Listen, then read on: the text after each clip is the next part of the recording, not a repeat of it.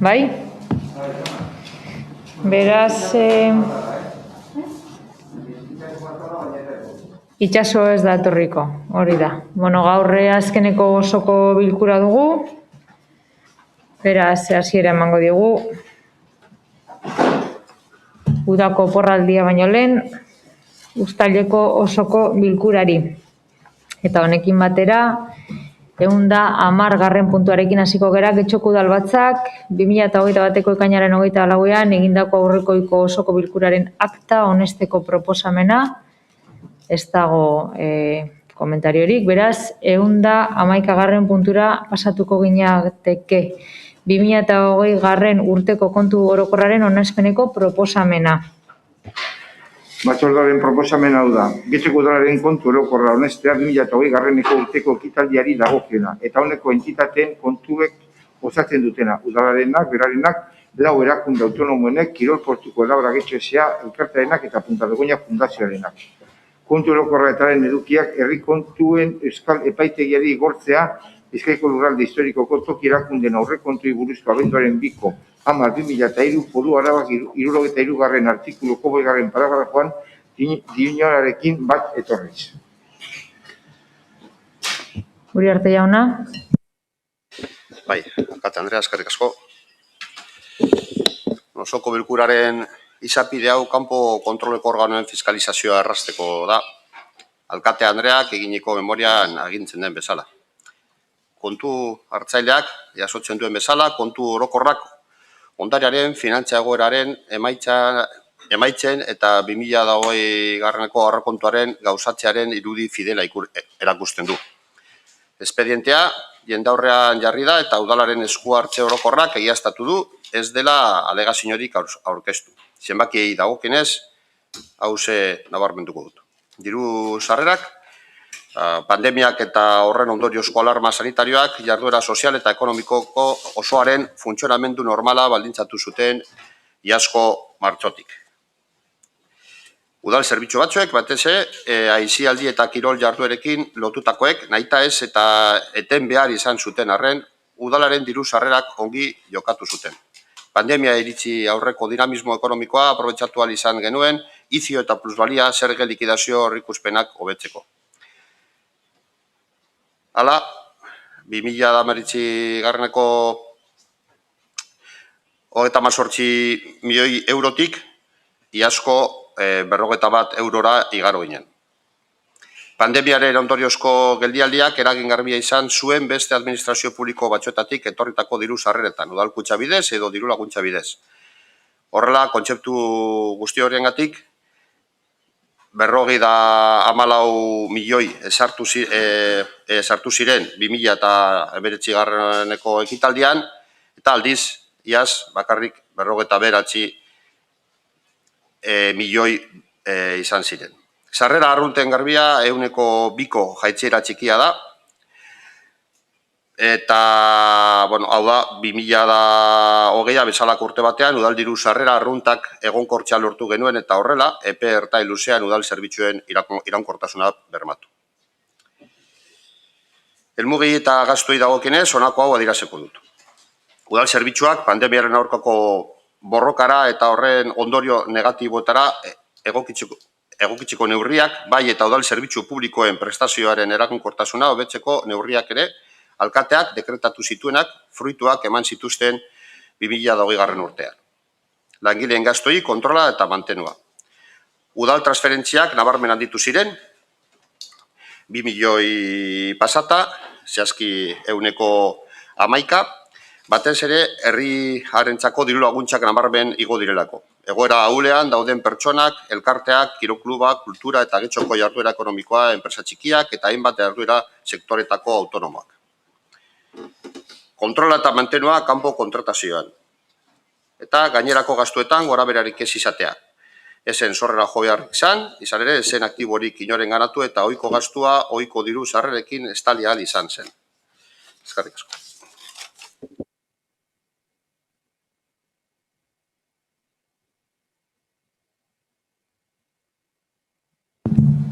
Hitza hartu nahi du? Ez? Beraz, bozketara pasatuko ginateke. Proposamenaren aldeko bozkak, PSE Euskadiko Ezkerra eta EAJ PNV-koak ditugu. Kontrakoak, ez daude, abstentzioak, Partido Popularra, EH Bildu eta Elkarrekin Podemosekoak dira. Eta honekin batera, 112. puntura pasatuko ginateke. Getxo Kirolak tokiko erakundeari Getxo Herri Kirol taldearen alde diru laguntza izenduna emateko beharrezkoa den kreditu gehigarria onartzeko proposamena. Batzordearen proposamena da, onestea gehigarrizko kreditua emateko espedientea 2021ko 17 zenbatekoa 45.000 euro duela. Zuzenduta Getxo Kirola erakunde autonomoari eta diruzaintzako gerakinen gastu orokorretarako gerakinetik ateratzen da dirua. Gero, zuzenduta kirola sustatzea, bultzatzea eta bultzatzerako. Uriarte jauna. Andrea, eskerrik asko. Proposatzen dugu 45.000 euroko diru laguntza ematea Getxo Herri Kirol taldeari munduko sokatira txapelketa antolatzeko gure hasierako konpromisoa den bezala. Udal aurrekontuaren izapidetzaren barruan ezartzea erabaki zen, pandemiaren eragina zela eta une hartan ura ospatzeko zegoen ziurgabetasun maila handia zela eta. Baina, gerakina reservatu zen gure konpromisoari erantzun ahal izateko gaur egun gertatu den bezala ekitenaren moduan. Norbaitek hitza hartu nahi du? Ez? Beraz, proposamena bozkatzera pasatuko ginateke. Proposamenaren aldeko bozkak. Partido Populara, EH Bildu, PSE Euskadiko Ezkerra, Elkarrekin Podemos eta EAJ. Aizuk ez dezu, abstentzi. Orduan berriro. Partido Popularra, EH Bildu, PSE Euskadiko Ezkerra eta Eusko Alderdi Jeltzalekoak. Kontrakoak ez daudez eta abstentzioa Elkarrekin Podemos. Eta honekin batera, 113. puntura pasatuko ginateke. Udalerriko pertsona nagusien 3 entitateen aldeko dirulaguntza izendunak emateko kreditu transferentzia onesteko proposamena. Batzordearen proposamen hau da, onestea kreditu transferentziazko emateko espedientea 2021ko 11 zenbaki duena, guztira 41.500 eurokoa, zuzenduta 3 elkartei, Ajan elkarteai, Ibar Nagusien Etxea elkarteei eta Urte Alaiak elkarteai. Eta dirua irabaziko sederik gabeko erakunden partidatik ateratzen da. Uriarte jauna. Andrea, eskerrik asko. Ajane Ipar Nagusien Etxea eta Urte Alaiak adinekoen elkartentzako laguntza izenduna. Getxo Lagunkoia proiektuaren esparruan adinekoen zahartze aktiboa eta bizikalitatea hobetzea bultzatzen da. Gizartean parte hartuz eta Getxo Lagunkoia estrategia natiboki laguntzen duten erakundei lagunduz. Horregatik eta elkarraren ondoren honako zenbateko hauek ematea proposatzen da. Ajane elkartea 9.000 euro, Ibar Nagusien Etxea elkartea 24.500 euro eta Urte Alaiak elkartea 8.000 euro. Norbaitek hitza, bai, Dami Bandera, zeurea da txanda. Bai, eskerrik asko, alkate andrea, egun on denoi. Bueno, de forma breve, queremos... Labur, esan nahi dugu alde bozkatuko dugula. Alde bozkatuko dugu adinekoen elkarteek hori merezi dutelako. Nabarmendu behar dugu bere lana eta elkartegintza bizirik mantentzeko ahalmena. Adinekoen artean zehazki oso gaizki pasadutenak pandemian zehar. Horregatik hain zuzen ere, uste dugu ez dela nahikoa zahartze aktiboa aipatzea eta dirua ematea. Horrez gain, inplikatu behar ditugu jarduerak antolatzeko haientzat eta proiektu handiak antolatzeko, adibidez Romon, belaunaldi arteko zentro bat egin nahi da, eta horiek inplikatu behar dira. Ez du esartarako balio horrelako diru laguntzak emateak baldin, eta gero ez badira kontuan hartzen eta baztertzen badira. Eta ez da bere iritzia kontuan hartzen auzoen arlo horretako proiektuak garatzeko. Oso garrantzitsua da bizikalitatea ematea, eta diru laguntzak ematetik harago joan behar gara, eta hori eskatzen jarraituko dugu, mila esker. Beste norbaitek, Gijarrubi Anderea, zeure da txanda. Bai, egun on guztioi. Bueno, puntu honetan EH Bildutik goraipatu nahiko genuke, 3 eragile hauek urte osoan zehar egiten duten lana. Askotan udalak berak dituen gabeziak eta hutsuneak betez. Benetan harro egoteko modukoa dela agetzen daukagun herrigintza eta elkarteen zarea. Hala ere, udalari gogoratu behar diogu denon diruarekin, diru laguntzak ematearekin ez dela nahikoa. Pertsona nagusien arloan lan egiten duten entitateek ere azpiegitura duinak behar dituzte euren lana aurrera ateratzeko. Eta gaur-gaurkoz hori ez da gertatzen askotan. Ondo dago diru laguntzak ematea, baina uste dugu ez dela nahikoa. Elkarte hauek behar duten lehenengo gauza begirunea eta errespetua da. Ibar nagusien etzaren kasuan euren hitza eta erabakia errespetatzea, inposaketa eta interes espekulatiboak albo batera utzi eta nagusien etzea ereisteko plana bertan bera ustea esaterako. Askotan egiten dugu berba sartze aktiboaz, pertsona nagusien autogestioaz, komunitatea sortzeaz, bada hori guztia badaukagu jada Romon. Pertsona nagusiak antolatuta, ingurua dinamizatzen, euren jarduera propioak antolatzen, saretzen, auzoari bizitza emanez, eta uste dugu makroeraikin faraonikoak, zuen makroeraikin faraoniko horrek ezin izango duela inoiz ere hori guztia ordezkatu. Eskerrik asko. Eskerrik asko, beste norbaitek, ez, beraz... Bai, barkatu, ez zaitut ikusi... Bai, egunon, eskerrik asko. Lasai, eskerrik asko. Nada, muy brevemente. Oso laburki, eskerrik asko alde bozkatzeagatik. Lankidetzan jarraituko dugu diru laguntza hauek ematen adinekoen elkarteen eguneroko lana mantentzeko egoera honetan ere bai, pandemia egoeran ere bai. Hori bizitzen ari gara denok, gizarte honetan, eta diru laguntza horien zenbatekoek erantzuten diete bere proiektuei, haiek proposatutako proiektuei, guri aurkeztu dizkigute proiektuak eta horiek egin ahalko dituzte. Batez ere, arlotik egiten duguna hori da, haiek diseinatutako autokudeaketako esparrua errespetatzen dugu bere planak egin ditzaten eta bere proiektuak egin ditzaten zentzu guztietan Getxoko udalerrian. Mila esker. Eskerrik asko. Muchísimas gracias. Eta bozketara pasatuko ginateke, beraz, proposamenaren aldeko bozkak, Partido Popularra, EH, hau batez. Hau batez, hontan bai. Honekin, 114. puntura pasatuko ginateke, Correos y Telegrafos S.A. SME estatuko sozietateari fakturak ordaintzeko erabaki proposamena. Batzordaren proposamena du da. Lehenengoa, prozesu ekonomiagatik, prozedurarekin jarraitzea eta espedientean prestazioen balorazioari buruz dagoen informazioen arabera, zerbitzu emaileen daldeko kalte ordaina finkatzea, udalaren bidegabeko aberaztea saihestuz aurkeztutako eta osatutako fakturekin bat datozen zenbatekoan hor jartzen dira zehaztasunekin. Guztira 75.711,39 euro. Bigarrena aipatuko faktura konestea eta horien ondoriozko bete beharra behimentzea, sedatzea eta etortzea Sociedad Estatal Correos y Telegrafos estatuko sozietateari 75.711,39 eurokoa jartzen dan partidan atxikitateko kreditu egokiaren kargura eta indarren dagoen udal aurrekontuaren kargura. Uriarte jauna. Eskerrik asko, Katja Andrea. Posta zerbitzuaren 3 faktura ekarri ditugu onartzeko, zehazki apirilekoak, maiatza eta ekaina. Lehenago ere ohartu zen kontratu horren egoeraz, Bizkaiko Foru Aldundiaren erosketa zentralak egindako posta zerbitzuaren esparru akordioari atxikita gaude, etaren mende gaude kontratu hau esleitzeko. Ekainean 25. azkenik esparru akordio horren esleipena onartu zen Bizkaiko Foru Aldundiaren erabakiaren bidez. Gaur egun, Getxoko udalari dagokion geroko administrazio izapidea amaitzen ari da.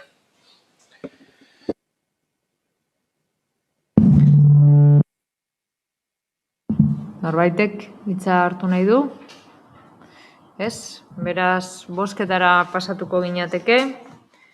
Proposamenaren aldeko bozkak, PSE Euskadiko Ezkerra eta EAJ PNV-koak ditugu. Kontrakoak, ez daude, abstentzioak, Partido Popularra, EH Bildu eta Elkarrekin Podemosekoak dira. Eta honekin batera, 115. puntura pasatuko ginateke lanpostuen zerrenda aldatzeko proposamena. Batzordearen proposamen hau da, lehenengo, udaltzainen plantillako 2 lanpostuen aritzeko baldintza hauek, agente lehenengearen kategoriari dagozkionak, aldatzea eta eguneratzea. 3.224 eta 124 lanpostuen zerrendan dagozanak. Hortze jartzen diren aldaketak. Bigarrena, aipatuko aldaketa lanpostuen zerrendako kodeetan txertatzea, eta hirugarrena, aurreko erabaki proposamen ageri den aldaketa Bizkaiko aldizkari ofizialean argitaratzea uztailaren 6.689 legearen Euskal Funtzio Publikoari buruzkoarena 16. artikuluan ezarritakoa betez. Uriarte jauna. Eskerrik asko, alkate andrea. Gaur egun herritarren segurtasuneko arloan, lanpostu zerrendan eguneratu gabe dauden lanpostu batzuk daude, egungo zereginak betetzen ari direlako eta egin behar dituzten txandetan lan egiten dutelako. Udaltzaingoaren erreglamendu berria eta udaltzaingoaren egitura berriaren osoko bilkuraren onarpenak direla eta. Zehazki, 3.234 lanpostu kodea, lehen baiako agentea, zerbitzua eman behar du, udaltzaingoaren antolaketa berriaren plangintza, kalitatea aztertu, planifikatu eta kuidatzeko taldearen unitatean. Eta gora berekin eta zereginekin zerikusia duten datuak kudeatzen eta lan txanden arteko koordinazioan, bai kalitatea kudeatzen plangintza ofizialen alboko gisa, edozein txanda eta egunetan prest egon behar du. Gaur egun, lanpostu honek betetzeko bete beharra du, gaueko jaieneguneko lanaldia. Eta bestalde, 2 lanpostuko da, agente lehena, lanpostu hau gutxik dago, eta beren baldintzak trukatu behar direla. Horregatik guztiagatik, hori da eskatzen dena. 3.234 postua, lanpostu kodearen eskuragarritasuna, 2.234 postua, eta aldiz, 124 postua, lanpostu kodearen gaukoak jaiegunak, 3.234 hartxarena.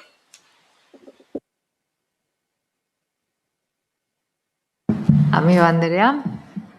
Bai, eskerrik asko, Andrea. Bueno, desde el cuerpo de policía conocen también. Udaltzaingoak ondo daki zeintzuk diren lanpostuen eskuragarritasun baldintzak eta bere funtzioak.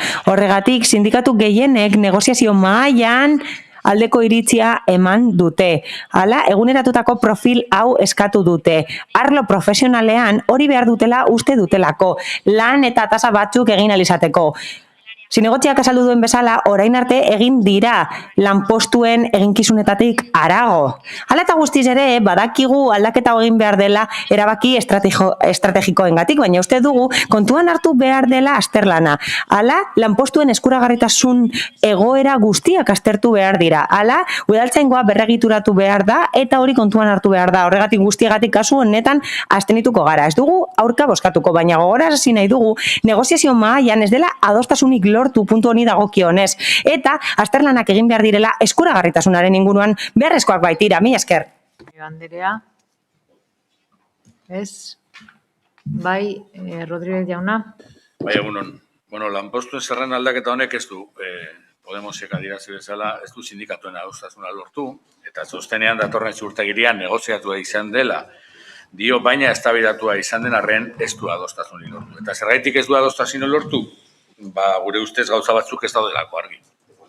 2 lanpostu aldatu nahi dira. Bat, bete gabe dago, eta horri asteburuetan eta gauez, edo jaiegunetan eta gauez lan egiteko osagarri ezartzen zaio, eta horrekin ez dugu inolako arazorik. Garbi ez duguna da beste lanpostua. Gu jaso dugun informazioen arabera, eta noski ez da udal gobernuak eman dizkigun informazioen arabera, aldaketa horrek ez dio erantzuten benetako beharrei, beste arrazoi batzuei baizik. Okupatuta dagoen lanpostu bati, asteburuetan eta gauez lan egiteko osagarriak kentzen zaio eta prestasuna jartzen zaio. Baina antza, eta sindikatu batzuk salatu dutenaren arabera, aldaketa hori ez dator bat errealitatearekin. Lanpostu horretan badago langile bat, eta antza, prestasuna ez da beharrezkoa, baina lanean dagoen pertsona kontuan hartu omen da. ez dugu aldaketa hau babestuko. Eskerrik asko, Rodríguez jauna. Ez? Bai, Eguren Anderea? Bai, egunon guztioi eta eskerrik asko alkate Andrea. En esta ocasión quiero... Oraingoan, berriro ere esan nahi dut aurretik esandakoa. Hala, zinegotzi arduradunak dagoeneko azaldu du, baina errepikatu nahi dut. Hala, herritarren segurtasunerako arduraduna naiz. Eta, gustatuko litzaidake bi gauza argitzea jarraian. Aldaketa honek besterik gabe hobetzen du antolakuntza. Arloaren segurtasuna hobetzen du, eta zehazki bi lanpostuen antolakuntza hobetzen du.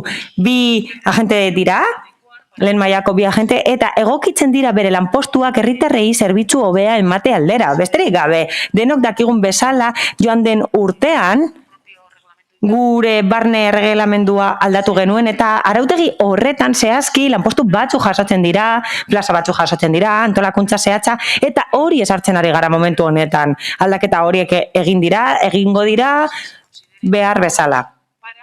Eta hori guztia egingo da, antolakuntza horrek esan bezala zerbitzu hobea eman alizateko herritarrei horretarako baitaude. Horretarako, esan bezala, egingo ditugu eta egin ditugu aldaketak. Antolakuntzan garrantzitsua dena kontuan hartuz, noski. Eskerrak eman nahi dizkiot, Elkarrekin Podemosi. Eskerrik asko abstenitzeagatik, abstenituko direlako eta horrela adostasun handiagoa lortuko dugulako. Horrez gain, adierazi nahi dut, ez dugula aldaketa bat egiten pertsona zehazki hor dagoelako lanpostu horretan, ez dugu horregatik egiten. Hala,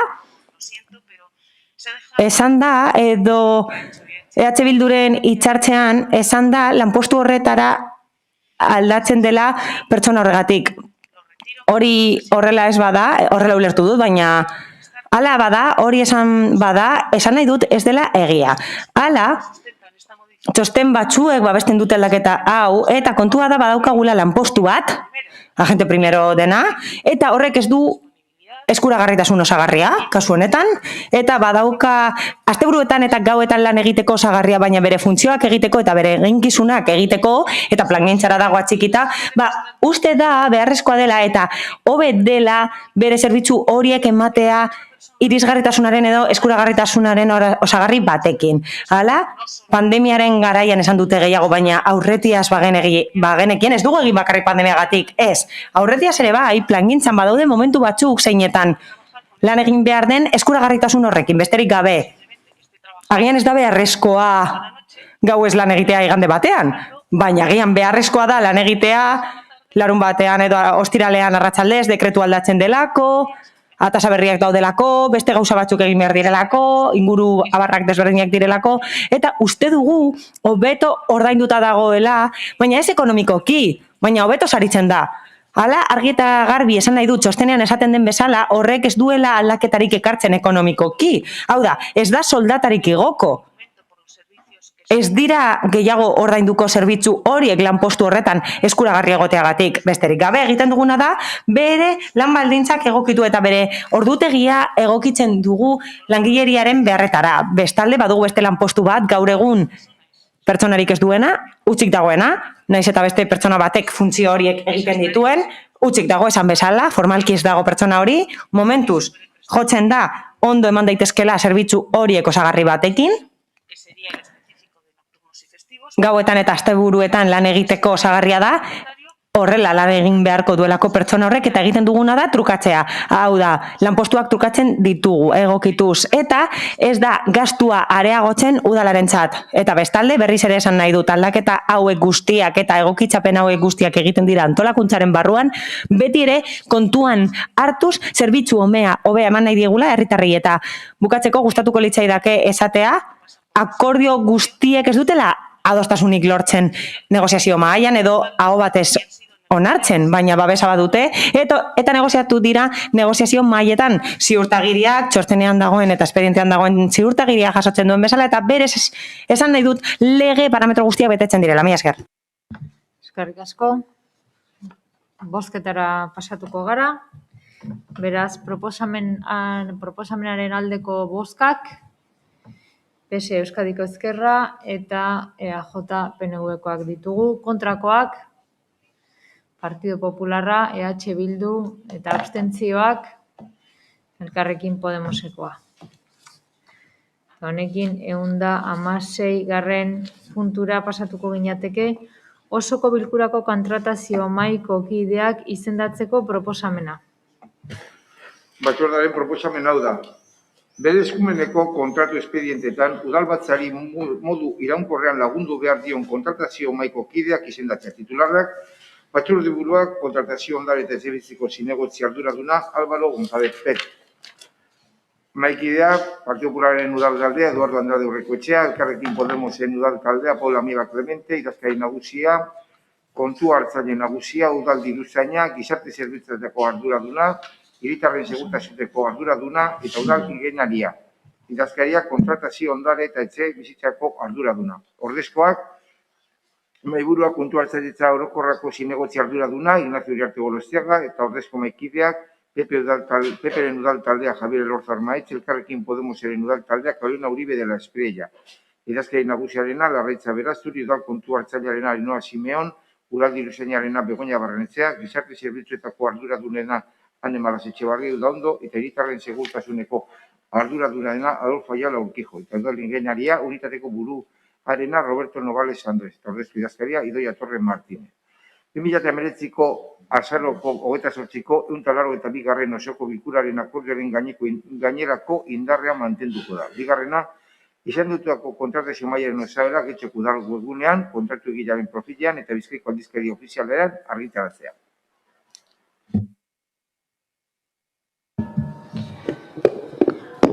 González jauna, zeurea da txanda. Sí, elevamos la propuesta.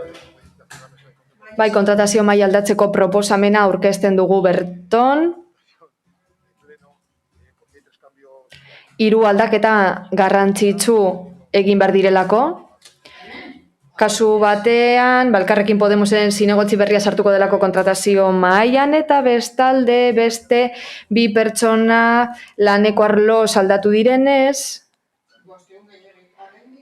ordezkaritza hau hasieran segun bezala mantendu behar da. Hori baino ez da, parte tekniko bat baino ez da. Norbaitek hitza hartu nahi du? Ez?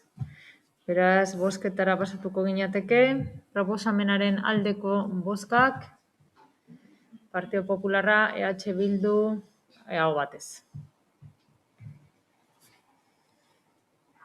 Eta honekin 117 garren puntura pasatuko ginateke, Puerto Deportivo Labra Getxo S.A. Sozietatearen Administrazio Kontseiluan udala ordezkatuko duen udalkidea izendatzeko proposamena. Batzordearen proposamena da, Puerto Deportivo Labra Getxo S.A. Sozietatearen atzedunen batzar nagusiari proposatzea Janire Ozio Zelada Andraren izendatzea udalen ordezkari sozietatearen Administrazio Kontseiluan. Con esta propuesta se pretende acomodar la representación de la... Proposamen honen bitartez, udalak, Sociedad Puerto Deportivo Labra Getxo, sozietatean duen ordezkaritza eguneratu nahi da. Bai, amiga Andrea.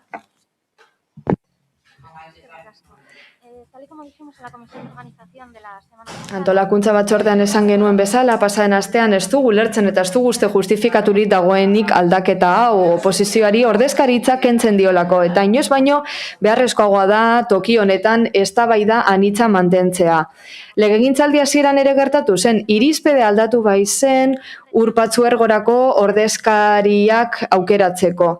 Hala, Alderdi Sozialistako kide bat sartu zen aurrekoak kenduta, kontutan izan da hien ordezkaritza udalean txikiagoa dela.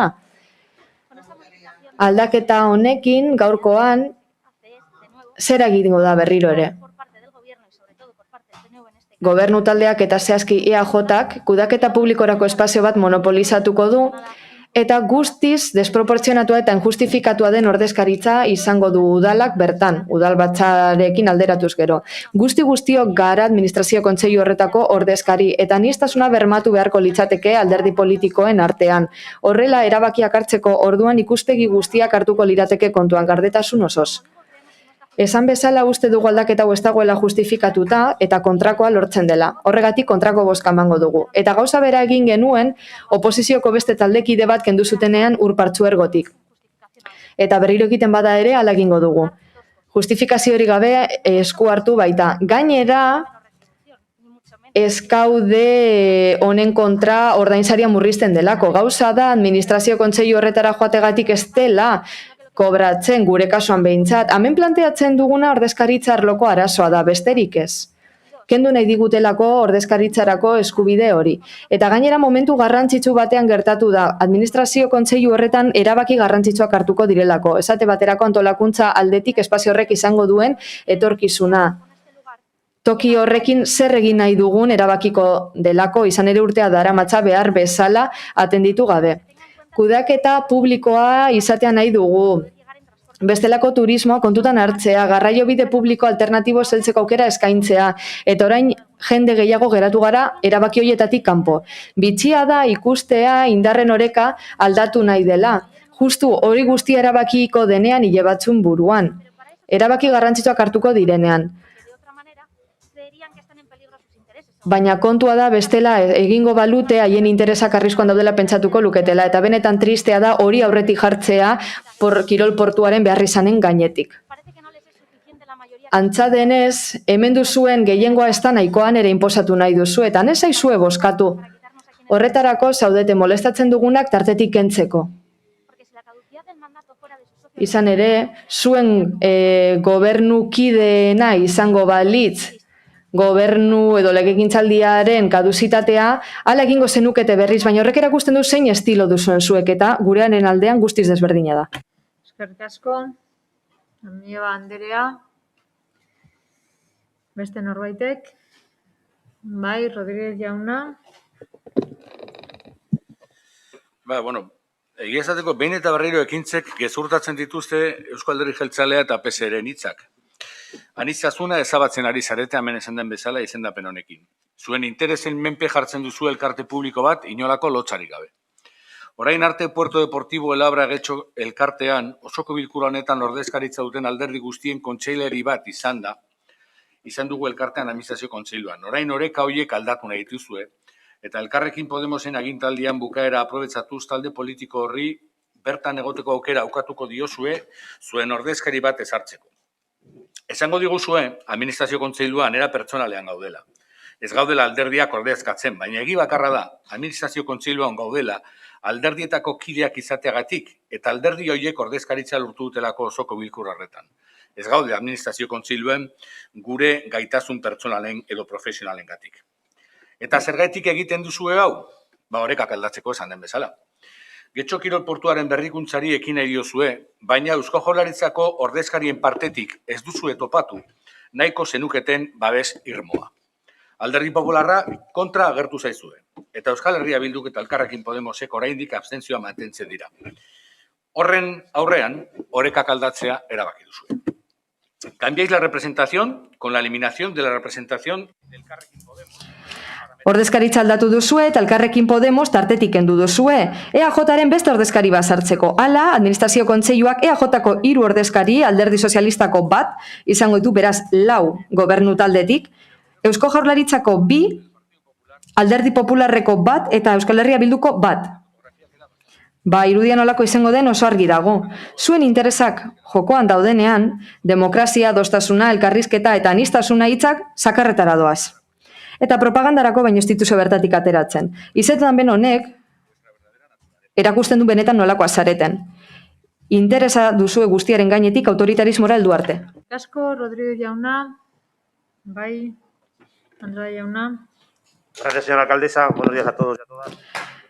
Eskerrik asko, alkate Andrea, egia da, Alderdi Sozialista eta Eusko Alderdi Jeltzaleak osoko bilkuran gehiagotan egin izan duten bezala jarduten dute, baina orain haratago doaz, benetan lotsagarria da, ikustea nola oposizioko alderdi politiko bateko ordezkariak kendu nahi dutela kirolportuko administrazio kontseilutik. Esan bezala, kirolportu honetan guztiok adostasunen aritu gara lanean, gehiengoekin aritu gara, eta arazorik gabe orain arte, alderdi politiko guztiak bertan egon gara, ordezkatuta, baina egia da momentu garrantzitsu bat hurbildu dugula, hau da, kirolportua kudeatzeko eredua aldatzeko momentua. Gobernu taldeak antza badu erabakitan nori esleituko dion, kudeak eta lana, enpresa edo pertsona bat da, kirol portua deklibera eraman duena, kirol instalazioak narriatuta utzi dituena, oso kudaketa txarra egin duena, eta Getxoko eremu horretan nahi duena egin izan duena.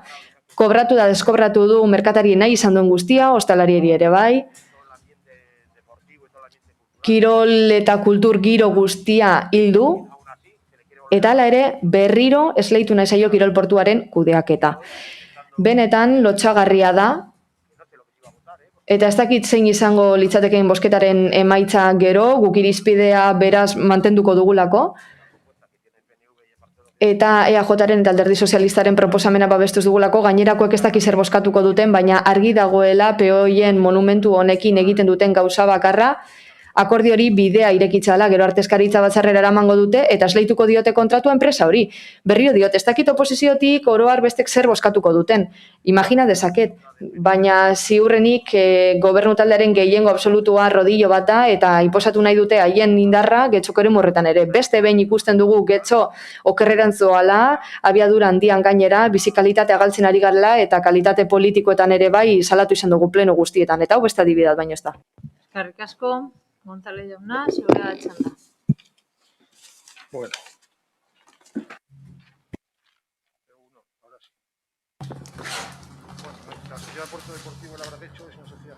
El Abra Getxo kirol portuaren sozietatea erakunde publikoa da, 176an, udala kudeatu eta 125 Eusko Jaurlaritziak kirol portuko agintaritza 2040 arte eman die bertarako eskumena. Estatutuetan ezarritako kontutan hartuta, administrazio kontseilu zer hartuta, udala da akzionista nagusia, baina 7 postu daude esleitu gabe, 7. Hoien artetik 5 udalari dagozkio, 2 Jaurlaritzari. Orain arte administrazio kontseiluaren ordezkaritza osatzeko 2015ko osoko bilkuraren osaera hartze zen kontutan. Aurreko legegintzalditik talde bakoitzeko egiten zen, hau ez da inongo fororen batean adostu, ez dago estatutuetan, baina zentzuz jardunez gero egokiena da. Izendapen hoiek iraungiko direnez, osoko bilkurak gaur egun duen osaera aplikatu behar zaio izendapen berriak egiteko. Horti dator proposamena. Guztio dakizue, eta EH Bildutik esan dute, administrazio kontseilura doanak bere kabuz egiten du, baina osoko bilkuran duen ordezkaritzare kontutan hartzen da. Akziodunen batzarra osoko bilkurak proposata onartzen da, eta gero osoko izendapen horiek onartza edo ez bakoitzaren esku dago.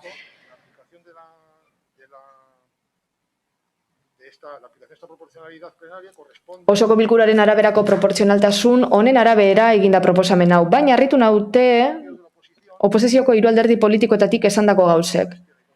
Izan ere, haiek beste erakunde publiko batzutan nola jarduten duten ikusi dut, eta Alderdi Popularren kasuan zate baterako gehiengoa du, imaginatu, Madrilen udal ordezkaritza gehien duen alderdia ez da Alderdi Popularra, baina gehiengoa dute erakunde publikoetan eta gero bestelako sozietateetan ere badute ordezkaritza. Bestalde, EH Bildu eta Elkarrekin Podemos gehiengoa duten tokietan, 4 sozietatearen kontseilu oso hartzen dute ordezkaritza aldetik, eta gehiago ordezkatuta dauden alderdi politikoek ordezkaritza gutxiago dute sozietate horietan, administrazio kontseiluetan. Beraz, benetan ezait bidezkoa iruditzen, esandakoa, protestatutakoa, aniztasun alde egindako adierazpenak, elkarrizketaren defentsa hori, gero ikusita zuek gehiengoa duzuenean, zuen komenintzien eta interesen arabera jarduten duzuela. Eta hemen gutxienez, balio proportzionala kontuan hartuta jarduten dugu. Horren bestez, uste dugu proposamen hau legitimoa dela eta besterik gabe. Eskerrik asko, beraz proposamenaren bozketara pasatuko ginateke. Bai?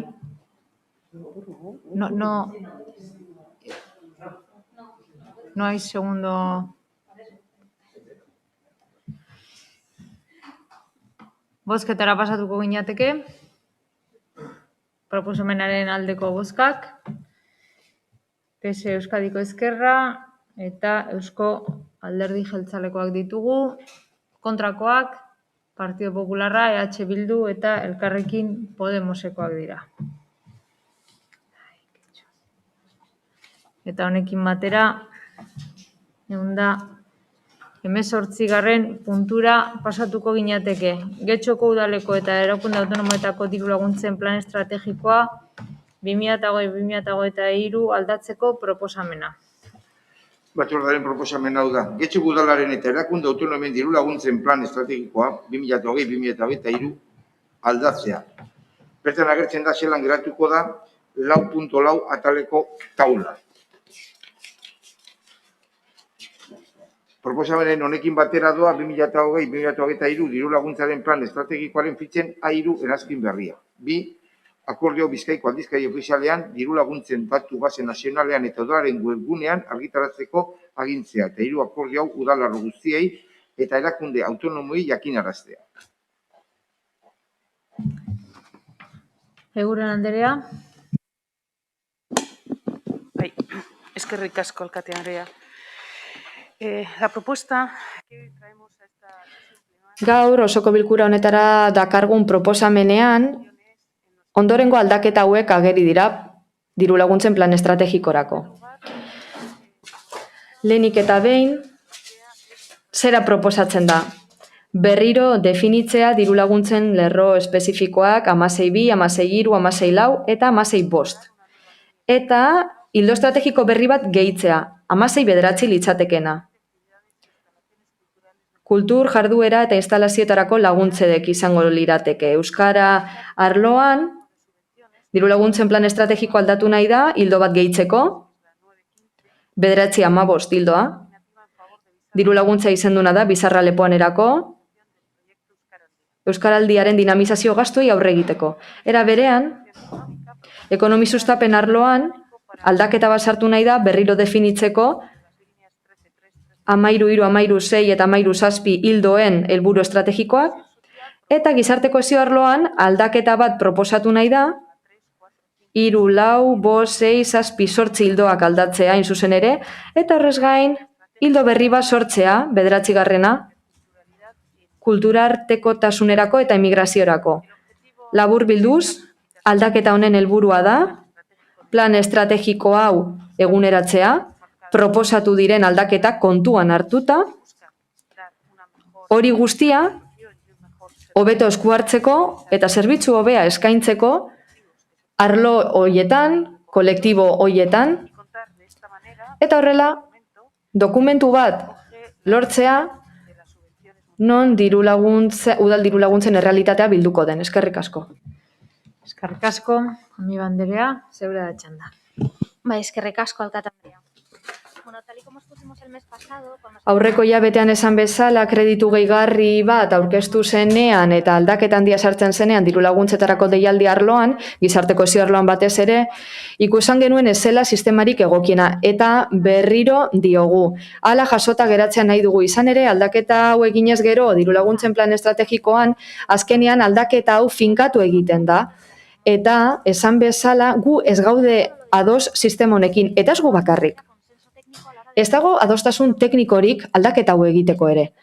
Hau da, badago langileria espezializatu arlo hauetan eta horiek argi ikusten dute deialdi honen ondorioz kolektiboak ikusezin bihurtuko direla, funts gutxiago izango dituztela eta aurretik jarriko direla kolektiborik handienak.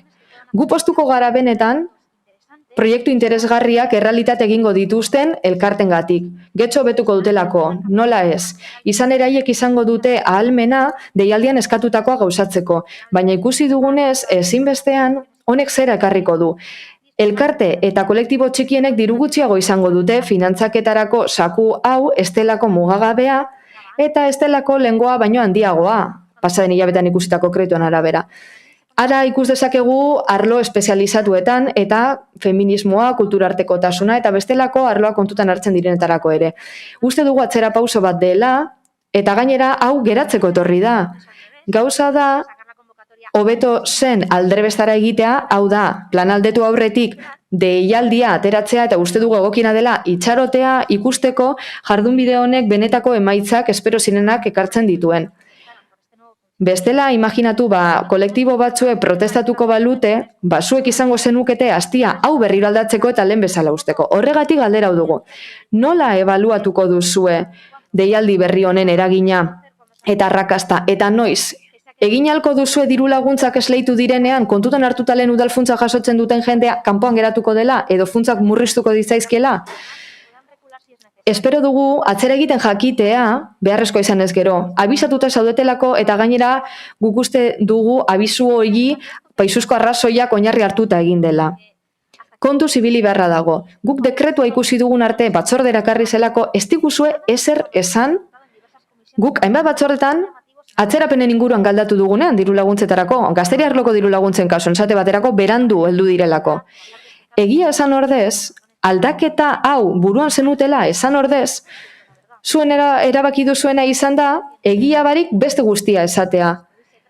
Eta gaur, plan estrategikoarako aldaketa hauek ekarri dituzue, baina zuen konbenientzien arabera eta gurekin kontsultatu gabe. Getxoekin ezen arloan esate baterako, bai, diru laguntza asko eman dira, eta hor uste zenuten bai negoziatu behar zela, baina kasu honetan uste dugu aldrebestara eta gaizki egin duzuela. Uste dugu, udalbatzaren akordioaren ondorioz, horrelakorik ezela berriro egingo, baina ikusi dugu bai, ohitura aurrera egiteko bidearen gaineti dagoela. Horregatik, aurkeztu diren gainerako eguneraketak edo aldaketak ulergarriak diren arren kontrako bozka emango diogu puntu honi. Díaz Andrea. Egunon denori. Bueno, mila esker alkatea. Eskerrik asko, alkate Andrea, egia esan, ez dakit Elkarrekin Podemosek nondik atera duen, ez dagoela adostasun teknikorik arlo honetan, proposamen teknikoa delako. Askotan esan du, baina nik ez dakit zergatik, behar bada, haiek azalduko digute. Bestalde, esan da, atzerapenak egon direla diru laguntzetan, baina bakarra gazteri arlokoa izan da, eta hemeroteka repasatu ikusiko duzulako hala dela. Ona dakarguna da, plan estrategiko hau aldatzeko proposamena, eta hartzaile taldeetan egituratu dugu.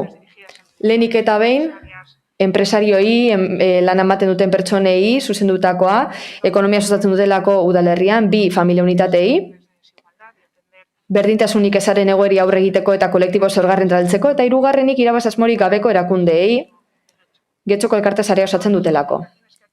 Hemen, proposatzen diren aldaketa guztiak, hartzaile talde bakoitzaren araberakoak dire.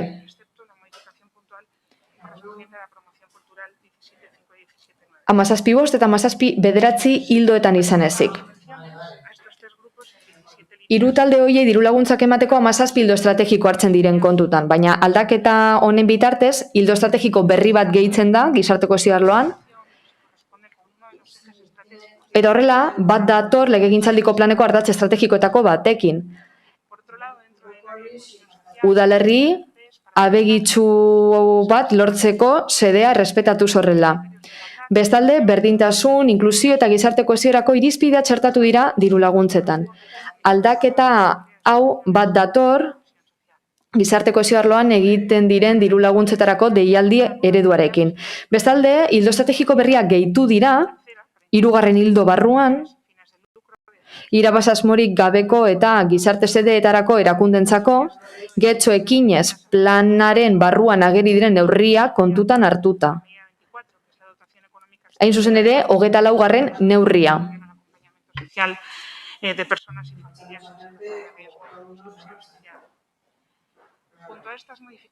Aldaketa hauekin batera, gizarte kohesiorako arloan, esan bezala, hildo espezifiko berri bat daukagu Euskal arloan, Euskaraldirako, eta beste inkorporazio batzuk ere daude, kultur sustapenerako, eta horrela, lortu nahi dena da, pandemiaren ondorio sortutako beharrizanei erantzutea.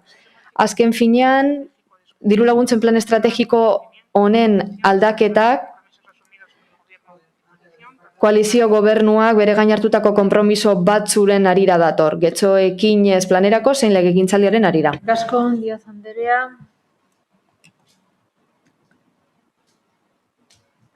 Itzar, bai, Bildosola jauna, zeurea da hitza. Bai. Bueno, jakin badakizue guk plangintza hau ez dugula babesten, batez ere moldaketan PNV eta PSek men egin ziotelako PP-ren exigintzei eta getxostar batzuen kalterako aritu zirelako. eta dakartzen zuen aldaketa hau ere ez dugu abestuko. Batetik, murrizketa batzu sendotzen dituelako, bestetik arlo batzuetan mesfidatik gaudelako, eta azkenik hori gauzatzeko erabili duzuen prozeduragatik. Diru laguntzen plan estrategikoa batzordean eztabaidatu horretik, aldaketa bultzatzen dituzten arlo guztiek batzordean azaltzeko aukera izan zuten eta ez zuten egin. Azaldu zuen kulturetxeko zuzendariak erakunde autonoma proposatzen zituen aldaketak? Ez, eta aukera izan zuen. Azaldu zuen sustapen ekonomikoko zinegotzi arduradunak proposatzen dituen 4 aldaketak? Ba ez, eta aukera izan zuen. Azaldu zuen euskara arloko zinegotziak proposatzen dituen aldaketak? Ez, eta aukera izan zuen. Azaldu zuen gizarte kohezioko zinegotziak proposatzen dituen aldaketak? Ez, eta aukera izan zuen. Salbuespena kasu hau izan daiteke, aldez aurretik iragarri baitzuen diru laguntzen banaketa prozeduran, desitxurak eta zena modernizazio gisa aurkeztuz eta murrizketa ukatuz. Baina aurtengo diru laguntzetan iaz baino 80.000 euro, bai 80.000 euro gutxiago badago. Hori murrizketa da hemen eta edonon. Oposizioarekiko errespetu falta eta kortesiazko gutxieneko arauak gobernu talde honen konstantea dira. Gizarte kohesioko arloari buruz zer esan. Badakizue esaten den bezala gezurrak buztana labur. Diru murrizketa bazaldu zuen ontzat, ondoren batzordeari kontatu zion, eta ez motu propioz, noski, oposizioak egindako galderak erantzuten kontatu zuten eta hala moduan. Gainera, diru laguntzen aldaketa hori esen egokitzen diru laguntzen plan estrategikoan jasotakora. Eta logikoena aurretik aldatze izango zen, baina ez. Lehenik autobomboa, hizkuntza manipulatuz eta gero izapidea beteko ditugu. Esan bezala, ez da egon aldaketa horien arrazoiak azaltzeko borondaterik. Gobernu taldeari dagokio osoko bilkuran onetsitako plan estrategiko batean egin nahi dituen aldaketak azaltzea. Eta horren zergatia azaltzea ere. Eta ez da hori gertatu. Getxoko kulturetxaren kasuan, diru laguntzen lerro bat birdefinitu da, eta horrek mesfidantza handia sortzen du. Batez ere jai batzordei dagokienez. Ezen duten getxoko jai eredua babestu nahi izan, herritarren ekimenean eta autoantolaketan oinarrituta zegoena. Eta orain, urratsak egiten ari zarete gure mesfidantza handitzeko. Beste hildo batzuetan proposatutako aldaketa batzuk oso onak iruditu dakizkiguke, baina berriro ere azalpena ez da eman. Ez da eman kulturetxeko artezkari batzordean hain zuzen. Sustapen ekonomikoko arloan 3 aldaketa proposatzen dituzue eta maila txiki batean ulergarriak izan daitezke, baina beste zalantza batzuk sortu ditzazke. Azaldu dituzue? Ba ez. Euskara arloko aldaketa garbiagoa da, baina azaldu gabe hiltzen da osoko bilkura honetara ere, bai. Gizarte kohesio arloan esan dugu. Ez dugu murrizketen egonkortze prozesua babestuko, are gutxiago erdi gezurrekin eta gainera arropuzkerekin eman direnean. Ni esker. Ni esker. Ez? Bai, Uriarte jauna. Eskerrik asko, Andrea. Lo que se trae a este punto es una modificación. Puntu honetara ekarri dena, aldaketa puntual bada, 3 arlotarako, diru laguntzen kasuan. 3 arlo hauen kasuan, bakoitzak ulertitzak emandako azalpenak, xehetasunak eman dira, baina gero egia da norberak esfortzua egin behar duela. Eta horregatik du dedikazioa dokumentazio guztia irakurtzeko. Eta loturak sortzeko, hor jasotako eta gero mandako azalpenen artean. Gainera, behar bezala izepidetu da, batzordetatik pasatu da, eta bertan galdetu izan denean, hala eginda, eta gero eztabaidatu ere eginda. Kontua da, ekonomi sustapen arloan, zein gizarte kohesioa, zein euskara eta kultura arloetan, kasu honetan 4 arlo ditugu, baina egia da, horietako 2 batera doazela. Aldaketa hauen kasuan, gehienak, ia guztiak, pandemiaren ondorio zuzena dira. Batzuk ezinbestekoak dira, getxokin ez bera gauzatu alizateko. Eta guztio dakizuen bezala, eta ala zabaltzen da, 5 alderdi politikoen adostasunetik jaioa da. Azken finean, esaten dena gora bera, norberaren interesak gora bera, proposatuko aldaketak desakreditatzeko, arlo hoietan herritarrei arreta hobea emateko dira aldaketak.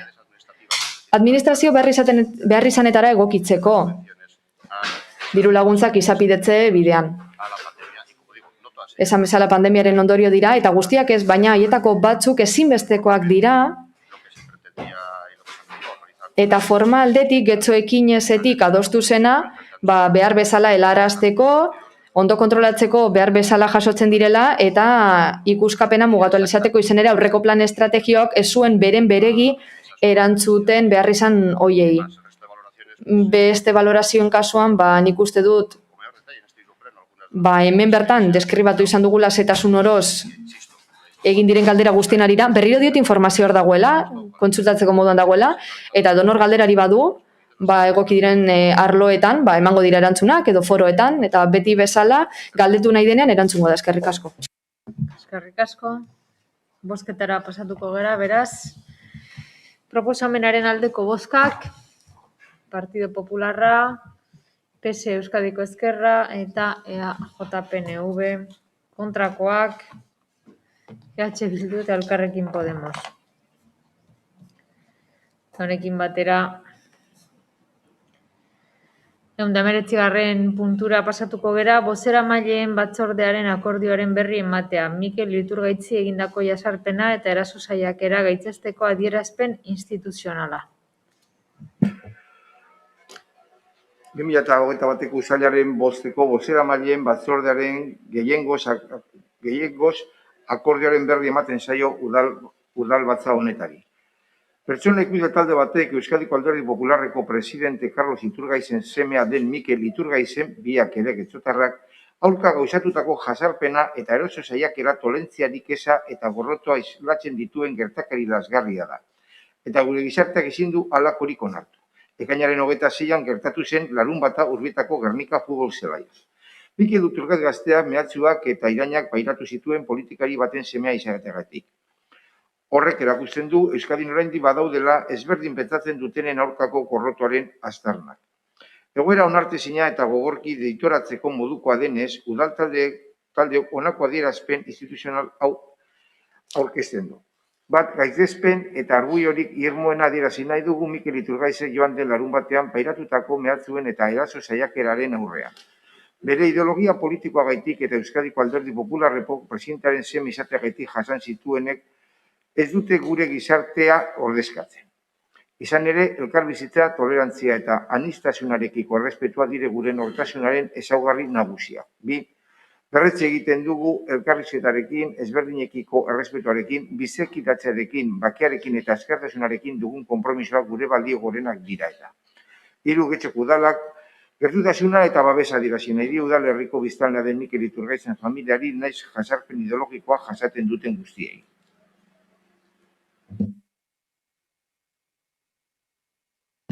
Norbaitek hitza hartu nahi du? Ez? Beraz, 120. puntura pasatuko... Parkatu Bildosola jauna. Zeurea da hitza. Bai, ez da gure asmoa eztabaidetan sartzea gainen inguruan, behin eta berriro esan dugu halako jokabideen kontra gaudela, eta gure ustez halako portaerek ez dutela lekurik Euskal Herri osoan. Bozeramaile batzordera, hau guztia jasotzen zuen adierazpen proposamen bat eraman genuen, baina zoritxarrez ez genuen lortu erabateko adostasuna alderdi guztion artean. Gauza bera gertatu da margoketa fasisten kasuan edo ekainaren 28ko adierazpen instituzionalean, arrazoi ezberdinak direla medio. Tamalez, gure ustez askotan adierazpen hauek desbirtuatu egiten dira bestelako interes batzuen mesedetara erabilera politikoa eginez. Guk ez dugu horretan parte hartuko. Askotan esan dugun bezala. Akorderako borondatearekin jarraituko dugu proposamenak eginez orain arte bezala adostasuna lortzeko asmoz eta bestelako interesak eta erabilera politikoak alboratuz. Eskerrik asko. Eskerrik. Beste norbaitek? Ez? Beraz, 120. puntura pasatuko ginateke, bozeramaileen batzordearen akordioaren berri ematea Getxoko pintada fasisten aurkako adierazpen instituzionala. Alkatetza proposamena eginda 2021 bateko, uztailaren 21 bateko bozeramaileen batzordean gehiengoz hartutako akordioaren berri ematen da udal bat honetara. Getxoko pintada fasisten aurkako adierazpen instituzionala. Getxoko udalak joan den igandean udalerriko hainbat gunetan agertutako pintada fasisten aurrean honako adierazten du. Getxoko udalak irmoki salatzen ditu gure herrian agertutako pintada fasistak eta araba gaiztetzen du balio demokratikoen eta aniztasunaren aurkako edozein adierazpen mota. Fasismoak ez du lekurik gure udalerrian. Pintada hauetan, emakumeen, euskaltzaleen, abertzalen eta gazte mugimenduaren aurkako mezuak agertu dira. Udalak lanean jarraituko du getxo feminista eta anitza eraikitzeko bizikidetzaren aldeko apustu eginez eta adierazten du ez duela atzerapausorik emango ura hautsi nahi duen edozein ekintzaren aurrean. 25 urte igaro dira fasistak gure herrian altxatu zirenetik, horregatik Getxoko udalak gure herriaren memoria historikoa landuko du memoriaren, justiziaren eta erreparazioaren printzipioei jarraituz.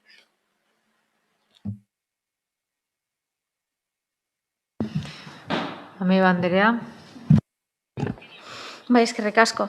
Bueno, a través de esta intervención queremos agradecer... Hitzartze honen bidez, eskerrak eman nahi ditugu boseramaien batzordean adostasuna lortu genuelako, naiz eta ez den erabatekoa izan. Hala, erasoak oso kontu larriak dira, bizikidetzaren eta demokraziaren aurka egiten dutelako, eta hori izan behar da gure asmoa eta helburua udal gisa. Eskertzen ditugu esfortzuak eta eztabaidatutako testuak, baina espero dugu urrengoetarako gai izatea begirada altuagoa izateko, errespetuan eta demokrazian pentsatzeko pertsonak erdigunean jartzeko eta adostasun handiagoak lortzeko.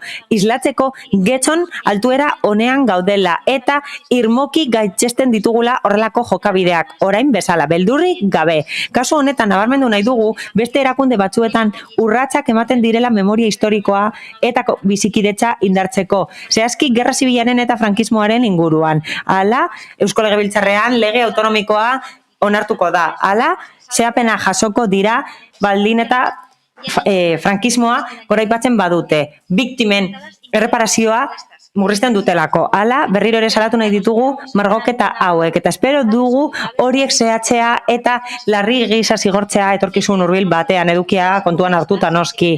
Ez dauka zentzurik ezerrez egitea baldin eta elkarrizketa benetakoa edo egiazkoa nahi badugu.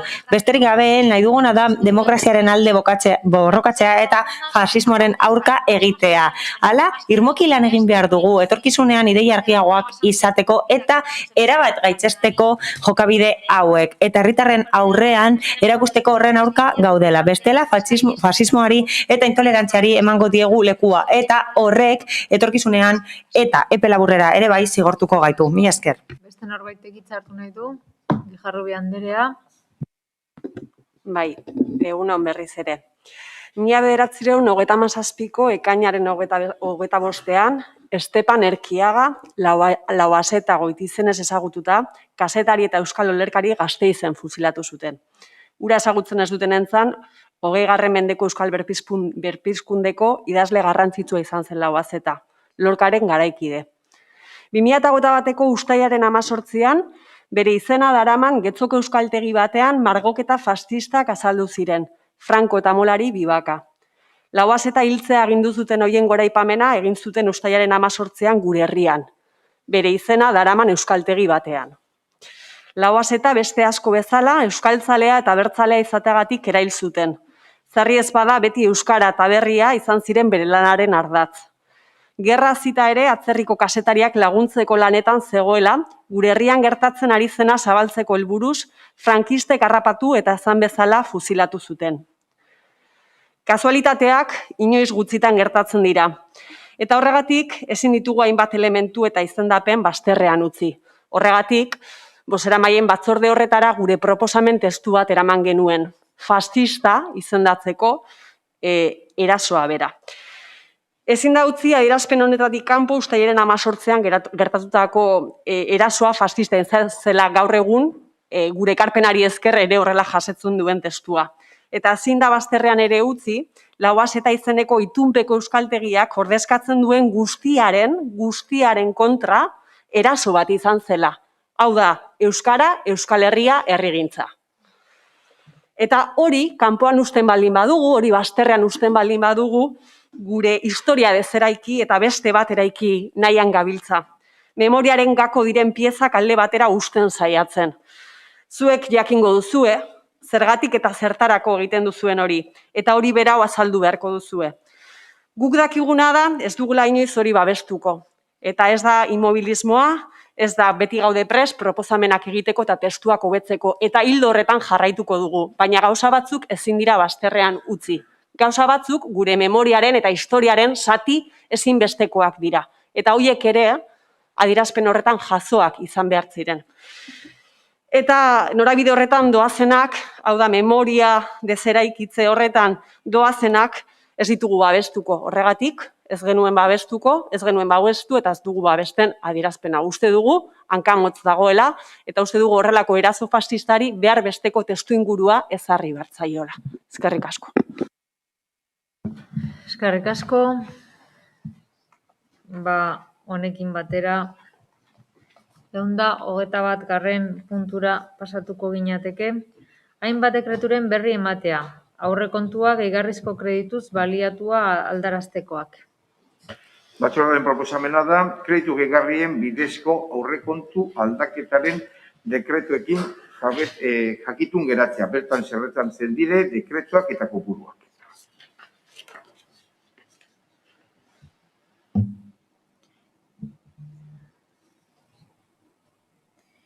Eunda 22. puntura pasatuko ginateke, hainbat dekreturen berri ematea transferentziak erabiliz aurrekontuak aldaraztekoak.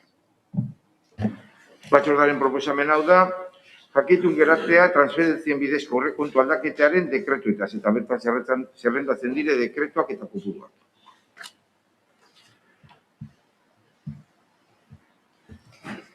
Inorrek ez badu hitza hartzen, 123. puntura pasatuko ginateke, kreditua erantzitzezko hainbat dekreturen berri ematea. Batzordearen proposamena da, erasketaren bidezko aurrekontu aldaketaren dekretuetaz jakitun geratzea, bertan zerrendatzen dira dekretuak eta kopuruak. Eta honekin 124. puntura pasatuko ginateke, kontu hartzailetzaren 25/2021 txostenaren berri ematea. Finantzia iraunkortasunari buruzkoa da txosten hori. Eta honekin dago lotua, aurrekontuaren aldaketak finantzatzeko asmoz, 2020ko udal aurrekontuaren likidazioarekin lortutako altxortegiko geldikina 2021ko aldian, lehenengo eta bigarren hiruhilekotan, gastu orokorretarako erabiltzea. Batzordearen proposamena hau da, udaleko kontu hartzailetzak finantza iraunkortasunari buruz egindako ekainaren 30-ko 25/2021 txostenaren edukiaren jakitun geratzea. Diruzaintzako geldikina erabiltzeari dagokionez 2021an, lehenengo eta bigarren hiruhilekoan, aurrekontuko aldaketa finantzatzeko. 2021 txosten hori Bizkaiko Foru Aldundian finantza tutoretzari dagokionez eskuduna den sailari igortzea. Osoko bilkuraren akta eta eskarri izan daitekeen gainerako dokumentazioarekin batera. Eta espalin badago hitzik, mozioen atalera pasatuko ginateke. Beraz, 125. puntua dugu, PP Alderdiko Udal taldeak aurkeztutako mozioa. Zeinek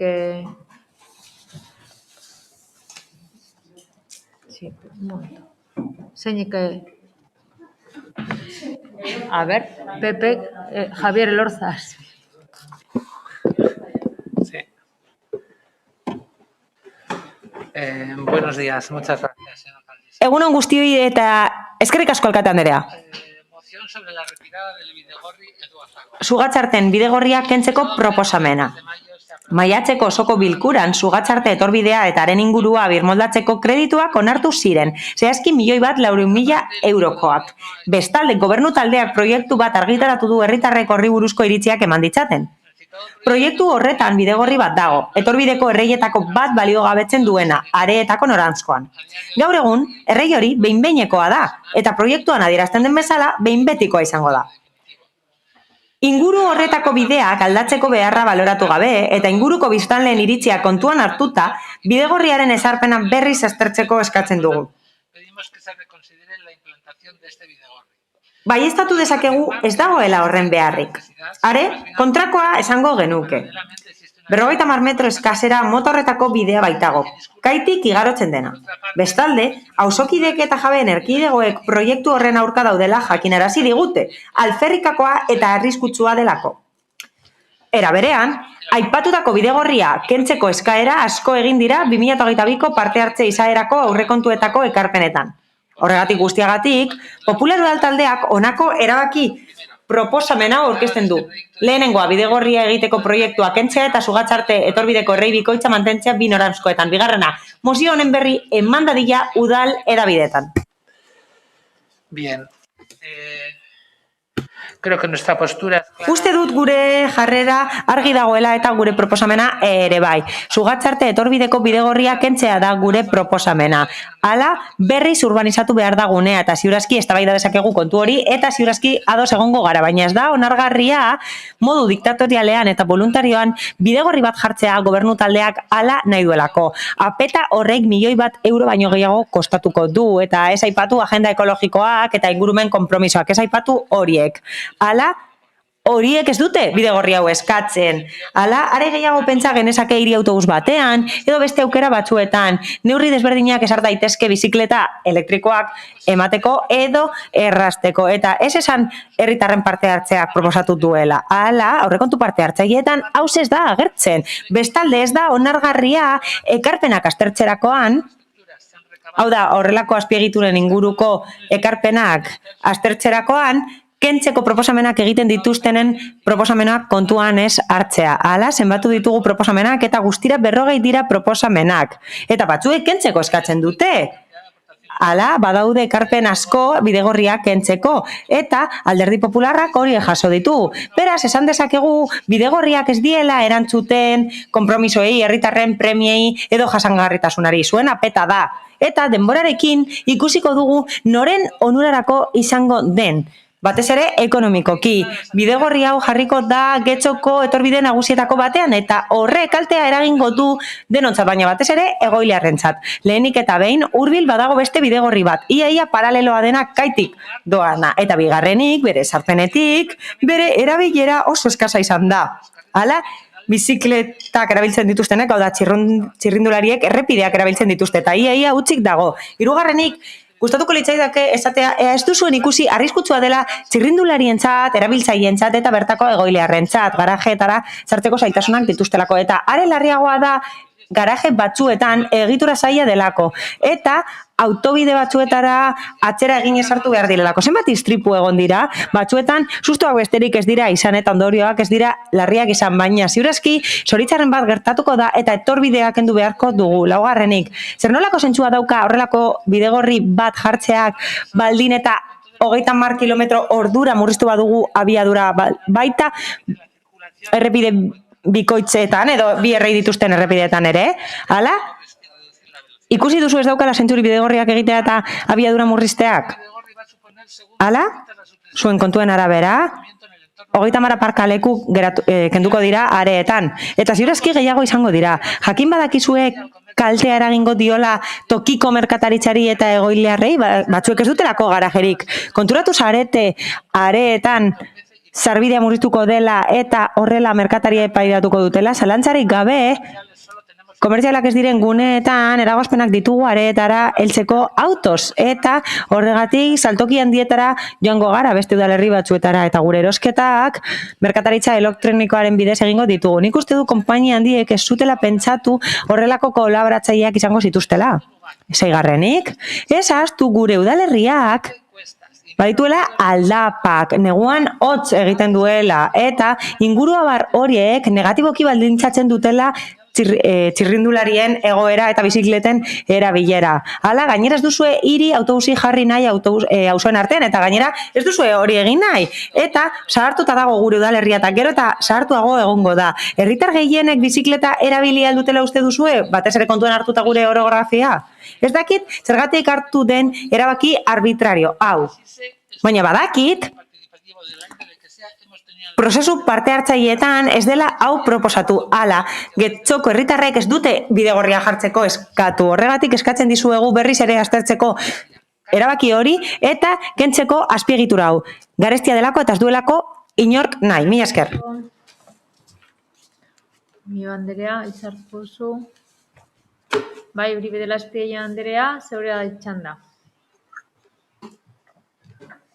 Asko. Bueno, todas y todos aquí presentes sabemos. Denok dakigu alderdi popularra ez dagoela bidegorriaren alde. Askotan esan du oso argi batzordeetan, edabideetan eta sare sozialetan. Beraz, ez da harrigarria horrelako moziorik aurkeztea. Espero dezakegu horrelakoak esatea. Eta gainera, gu ados gaude, hori ere aurreikus zitekeen. Hala? Haiek badakite zein den gure iritzia honen inguruan. Hala? Mozioa berari askoa da bidegorriaren inguruan, baina horrek argi uzten du bere kontzeptua eta gurea desberdina dela. Hala, etorkizuneko Getxo desberdina da guretzat eta haientzat. Hala, Getxoko Elkarrekin Podemosetik urrengo urteetarako argi daukagu berdeagoa den eta osasungarriagoa den Getxo bat nahi dugula. Kohesionatuago dagoen Getxo bat. Hala, autoari kendu nahi diogu espazioa eta herritarra jarri behar dira gizartearen ekintzan eta hirigintza plangintzan. Laburbildu, Getxo pentsatu behar da ongi komunerako eta gure ustez mozio hau aurka doa, horren guztiaren aurka doa eta gainera eztabaida bat sortzen dute hiri autobusaren eta bidegorriaren artean, naiz eta beste batzuok ados gauden bi gauzekin. Bestalde, Elkarrekin Getxotik uste dugu egokia dela bidegorri hau jartzea. Ados gaude kokapenarekin, uste dugu funtsezkoa dela modu jasangarrian konektatzeko areta eta algorta. Eta abiadura muga berriarekin trafikoa murrizteko eta zarata murrizteko. Hala eta guztiz ere ados gaude, seinaleak hobeto kokatu behar direla eta konoak kendu behar direla, baina orain diseinu berria egingo da eta birmoldaketa egiten denean hori aldatuko da. Beraz, espero dugu bidegorria segurua izatea, argiztatuta egotea, mugikortasuna erraztea eta kohesionatzea udalerria. Eta horretarako zainduko dugu dana ondo egiten dela. Hala, kontuan hartu gabe zeintzuk diren sugatzarteko proiektuaren abantaiak eta desabantaia bakoitzak bere iritzia izan dezakeelako, uste dugu funtsezkoa dela esatea, positiboa dela gune hau aldatzea. Denborare gune hau aldatuko da. Hala, bide azkarra izatetik igaroko da beste bide bat izatera. Hala, hirigintza plangintzak lotuta zeuden auto pribatuarekin, baina hori aldatuko da eta pasealeku bat izango da orain eta ongizatea, osasuna eta jasangarritasuna bermatuko dira. Horrela, pertsonak eta oinezkoak errespetatuz. Hala, gustatuko litzaidake argitzea mugikortasun zinegotziari esan diogun bezala, egokia izango litzatekeela neurketak egitea eta bertan egiten diren kontuak neurtzea, adibidez, abiadura muga, bidegorria, trafikoa murrizteko neurriak, hobe litzateke ebaluazio bat egitea. Horregatik gustatuko litzaiguke zarata neurgailuak instalatzea bertan, benetako datuak izateko eta horrela aukera izateko hobeto eta modu eraginkorragoan neurtzeko esartzen diren neurriak. Eta beste kontu bat, eztabaida dezakegu nolakoak diren aurre kontu parte hartzaileak eta eraginkorrak ote diren edo ez. Eztabaida dezakegu noski horren inguruan, baina kontua da noiz diren egokia prozesu horiek. Proiektua badagoenean, sugatzarteko etorbidearen kasuan bezala, hau da, diseinatuta zegoen eta emendakinak edo ekarpenak egin zitezkeen, edo agian hobe den aurretiaz egitea proiektua. Nik uste dut kontrako iritziak ditugula herritarren ekarpenen inguruan. Hala, guk uste dugu Elkarrekin Podemosen sugatzarte etorbidea integratu behar dela Getxoko hirigunean. Hau da, bide azkarra izatetik, pasealeku bat izatera pasa dadin. Ikusiko dugu zeintzuk diren birmoldaketa honen emaitzak. Hala, laburbilduz esan beharra daukat, aurka bozkatuko dugula. Eskerrik asko. Aio jauna. Eskerrik asko alkate Anderea eta egunon guztioi. Maiatzeko osoko bilkuran honen inguruan eztabaidatu genuen. Alderdi Popularrak mozio bat ekarri zuen eta eztabaidatu genuen.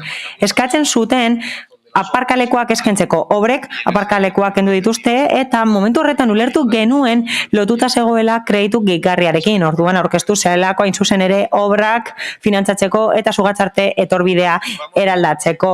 Aurreratu nahi dugu mozioaren aurka egingo dugula. Gure ikuspegia oso desberdina da PSN. Guk mugikortasun jasangarria sustatu nahi dugu eta bidegorri bat kentzeak ez du horretan lagunduko. Hala, orduan esan genuen bezala, proposamena hau da, hiri eraldaketako proposamen hau, gobernu taldearen legegintzaldi proposamenean jasotzen da eta pemusean ere bai, energia eraginkortasuna hobetzeko, mugikortasun jasangarria hobetzeko bidegorrien bidez, eta laburbilduz, espazio publikoaren kalitatea hobetzeko, gero eta garrantzitsuagoa dena, batez ere pandemia garai hauetan. Hala, proiektu honek oinezkoen guneak handitzen ditu, adibidez Andres Isasi musikaren inguruan, eta mesedetako elizaren inguruan, eta gainera, musika eskolaren irisgarritasuna hobetzen du. Gainera, kontuan hartu behar da, abiadura murrizten dela eta trafikoa murriztu nahi dela. Hala, Malaka eta etorbidean gertatu zen bezala, hiribilbea hobetuko da eta hiriguneak lotu nahi dira. Romo, Neguri, Algorta eta Areta kasu honetan. Eta bidegorri honekin eta bidegorrien proiektu handiarekin batera, Bilbo eta Getxo arteko bidegorrien proiektuaren bidegorriekin batera, uste dugu oso garrantzitsua izango dela txirrindularientzako bidegorrien sarean. Hala, ez gaude ados Alderdi Popularraren proposamenarekin. Hala, 30 kilometro orduko abiadura muga daukagu eta esaten dute txirrindulariek errepideak erabili behar dituztela. Gure ustez espazioak kendu behar dizkiegu autoei eta horiek irabazi behar dituzte txirrindulariek eta oinezkoek espazio seguruak izan daitezen. Adibidez, bidegorriak sortzen dira horretarako eta pizkanaka txirrindularien edo bizikleten erabilera sustatu nahi da eta autoaren erabilera murriztu nahi da garraio bide nagusi gisa. Beste batzuetan esan dugun bezala, paradigma aldaketa baten aurrean gaude mugikortasunari eta jasangarritasunari dagokienez. Eta erakunde publikoetatik erantzukizuna daukagu horrelako neurriak hartzeko. Azkenik esan nahi dugu denbora egongo dela herritarrek ebalua dezaten Sugatzarte etorbideko proiektua. Egia esan, momentuz eta prentsan argitaratu denez, aste honetan, okeres banago, ekarpenak egin dituzte herritarrek, eta batzuek esaten dute etorbideko beste erreiak kendu behar dela. Beraz ez gaude ados, ez dugu uste herritarrek ez dutela babesten proiektu hori Alderdi Popularrak esan bezala. Eta azaldutako guztiagatik mozioaren aurka bozkatuko dugu. Mila esker. Eta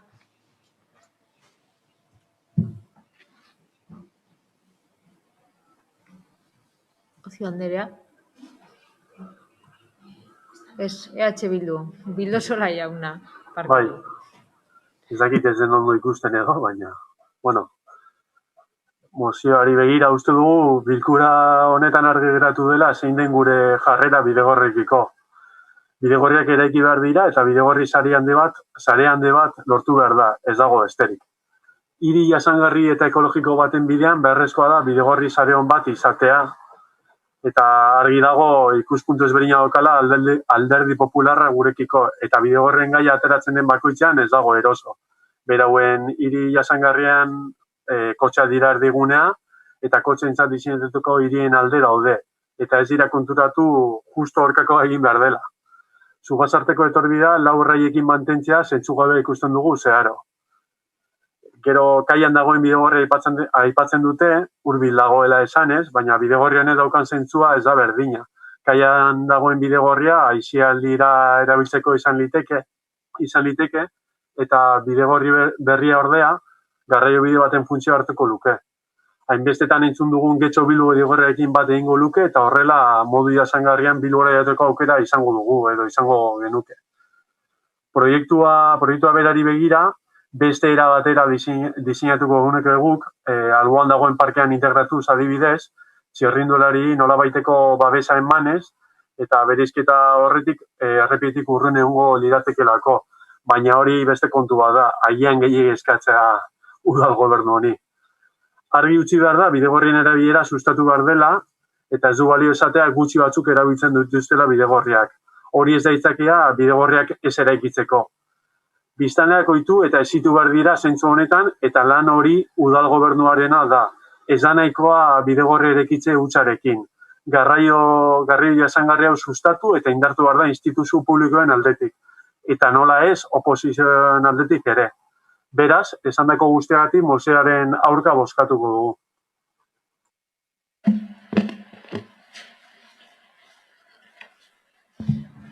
Eta orain bai, Ocio Anderea. Bai, egun on guztioi eta eskerrik asko alkate Anderea.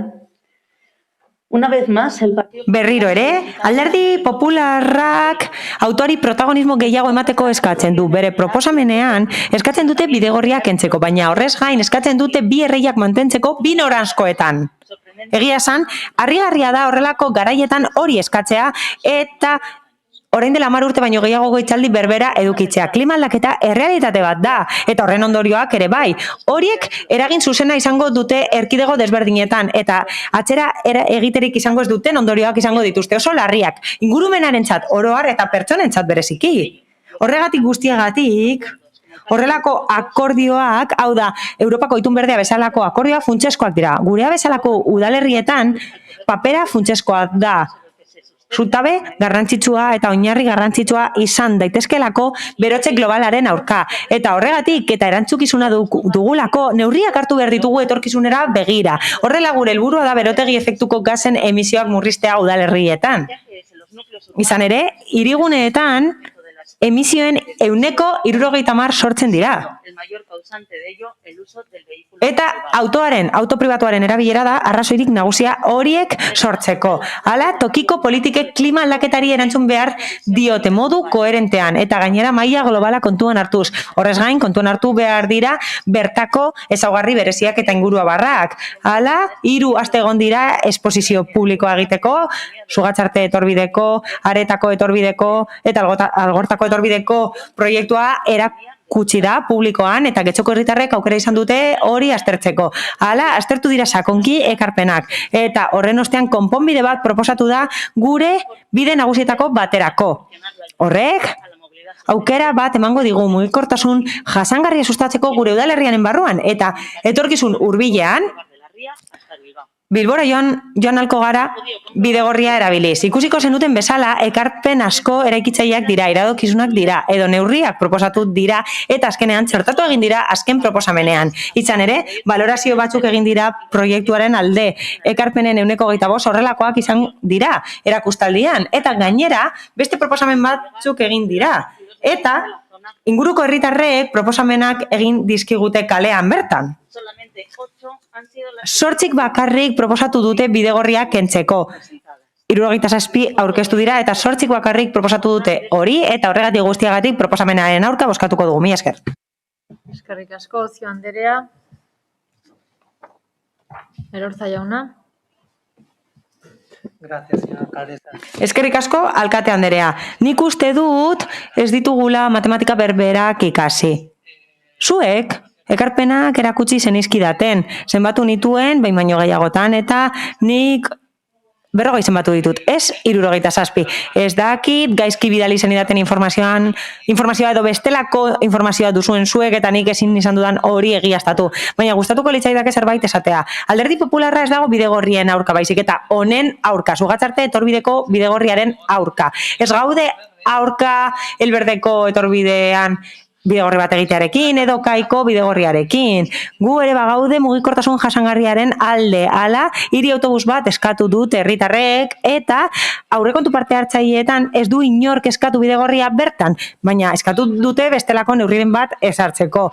Bai, politika egin dezakegu mugikortasun jasangarriaren inguruan, baina horrek ez du eskatzen bidegorria jartzeko bestelakoak eskaditzak eta bestelako neurria, bai noski, baina nik uste dut ez dela beharrezkoa eta bere bizikoa mugikortasun jasangarria bermatzeko Sugatzarteko etorbidean errei bat kentzea eta beste bat erabiltzea bakarrik txirrindularientzat. Eta guztioi gogoraraziko dizuet bestela oso luzea izango delako. Gauza asko egon dira. Hemen ordezten ditugu gure bozkatzen digutenak eta Getxoko herritarrak anitzak dira eta erakusten dute egunero.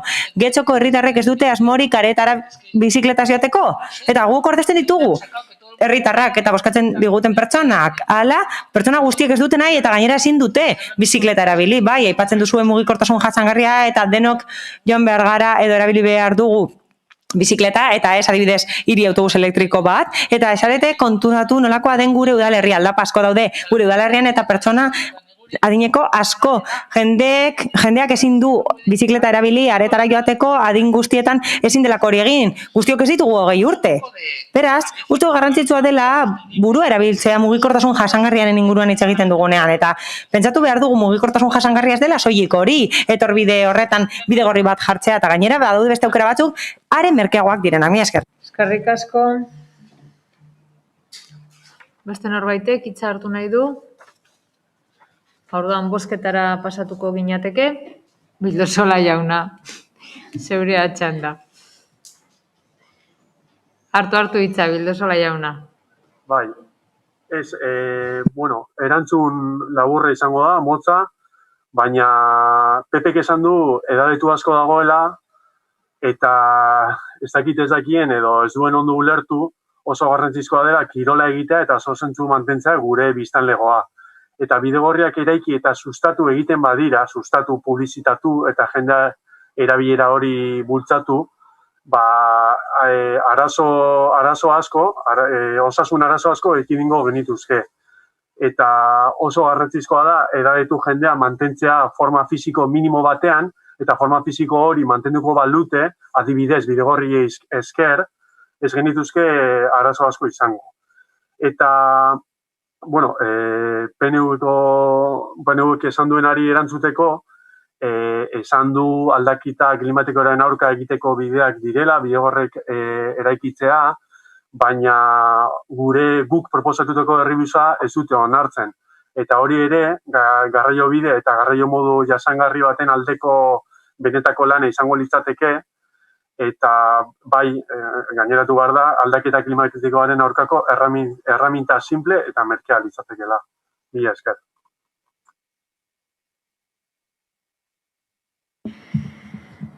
Bozketara pasatuko gara orduan. Mozioaren aldeko bozkak, Partido Popularra. Itxita daukan mikrofona. Aldekoak Partido Popularra, kontrakoak, EH Bildu, PS Euskadiko Ezkerra, Eusko Alderdi Jeltzalea eta Elkarrekin Podemos. Eta honekin batera 126. puntura pasatuko ginateke. PP Alderdiko Udaltaldeak aurkeztutako mozioa. Bai, irakurringo duzu mozioa.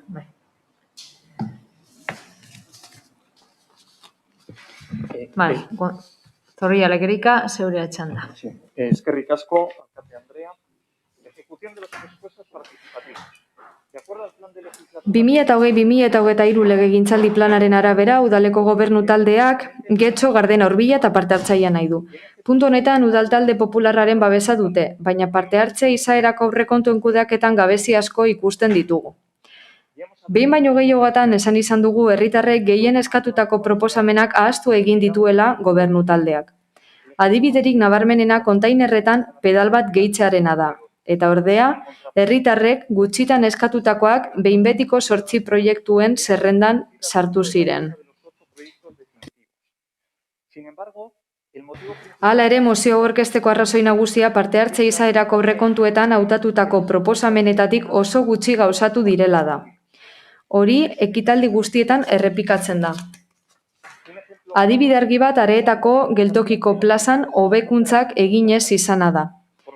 Proposamen hori 2018ko eta 2020ko parte hartze izaerako aurrekontuetan hautatu zen. Eta adibide gehiago eman ditzakegu. Horregatik, udalerri hobetzeko eta herritarren eskaerak errespetatzeko hautatutako proiektuak ahalik eta lasterren egin behar dira. Azaldutako guztiagatik Popular Udaltaldeak honako hau aurkezten du. Erabaki proposamena lehenengoa Getxoko udalak herritarrekin dituen konpromisoak betetzea eta parte hartze izaerako aurrekontuetako eskaerak behingoz egitea. Bigarrena, mozioen berri eman dadila udal komunikabideetan.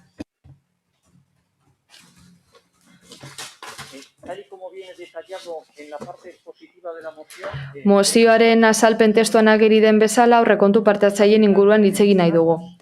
Ez da horiek aipatzen ditugun lehen aldia, eta nik neuk ere hainbat aldiz azaldu izan dut gobernu taldeak mespretsatu egiten dituela herritarrek gehien eskatzen dituzten gauzak.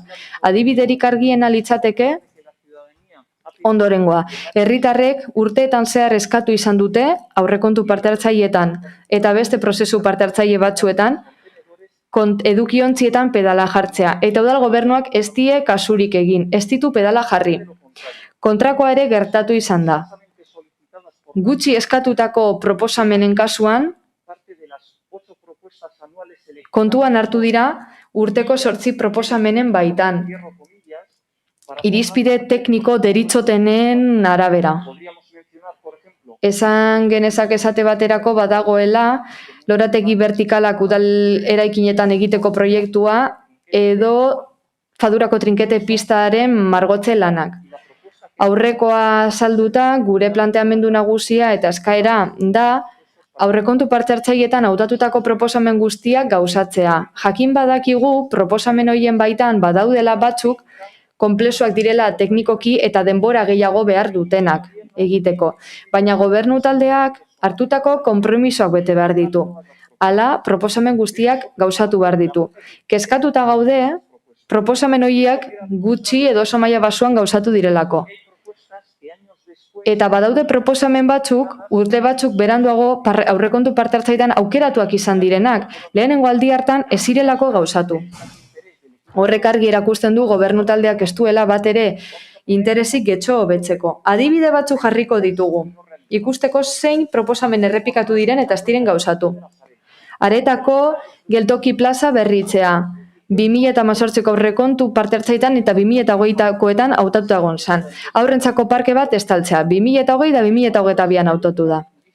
Turismo arloko seinaleak hobetzea. 2017an, 2019an eta 2020an hautatu da.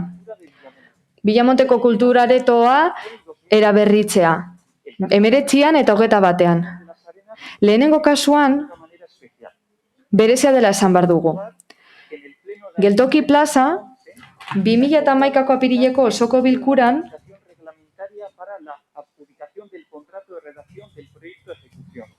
egikaritze proiektua idazteko, prozesua hasteko oniritzia eman zen eta lizitaziorako bidea irizitzaion. Baina 11 urte baino gehiago pasatu dira eta goera berean gaude. Eta Eusko Alderdi Jeltzaleak udal hauteskundetan adierazitakoaren arabera, irakur dezakegu herritar guztien gozamenerako eraberritzea Areetako geltoki plaza bertan, espazio horretan pertsona protagonista izateko. Baina legegintzaldi planean, 2021koan berriro irakur dezakegu Areetako plaza hori eraberritu nahi dutela, eta zer da beraz ikusi dugun gauza berri bakarra? Bakunodromoa. 3 egunetarako erabili zena. Hori bai, geltoki plazak den adibidearekin ikus dezakegu zer nolako desidiaz jarduten duen gobernu taldeak. Eta hau ez da berria. Herritarrek eta alderdi popularrak ez ditugu ohielako karpa gehiago nahi, urtean 1000 euro kostatzen zaizkigu. Eta plaza behingoz eraberritzeko eskatu nahi dizugu. Izan ere, Areetako geltoki plazan, pertsonak protagonista izan ordez, protagonista karpa dira. Era berean, adibide gehiago jarri ditzakegu, edabidetan saldu diren proposamenenak, eta gozatu ez direnak, esate baterako, Portuzarreko esplanada eraberritzea, kirol instalazioa jarriz, kontzertu txikiak egitea aire zabalean, lorategietan edo plazetan udan.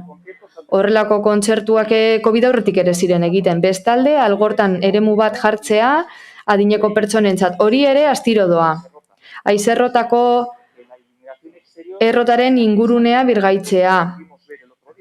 Eta kristal bat jarri da, pasagunen ikusi dugu, baina ez dugu uste gobernu taldearen ekimenez izan denik. Edo Bilamont eta San Nikolasko liburutegiak hobetzea. Inbertsio asko dira, gauzatu ez direnak. Horregatik, mozio honetan eskatzen duguna zera da.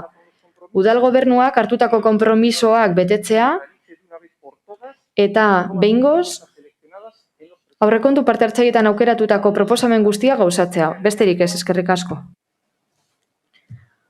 Bai, Amiba Anderea. Bai, eskerrik asko. Ez da eztabaida hau sortzen den lehenengo aldia. Batez ere, aurrekontu parte-hartzaileen ostean aukeratzen diren proposamenen inguruan. Zuek, aipatu duzue, herritarrek bozkatutako proposamenak egin behar direla logikoa deritzogu eta horren alde bozkatuko dugu, baina uste dugu haratago joan behar garela. Arazo larri bat dago prozedura, gardentasun eta irizpide aldetik, jentea proposatutako aukeratzeko orduan. Eta batez ere nola taldekatzen diren ikusten dugunean, ideia potente asko zerrendetatik desagertzen direlako, eta horregatik alde batetik ezinbestekoa da udalbatzako talde guztiekin gidalerroak definitzea, kontutan izan da gobernu batzarran onesten direla eta gainerako taldekin ez direla adosten, eta gero aipatutako guztia du ondorio.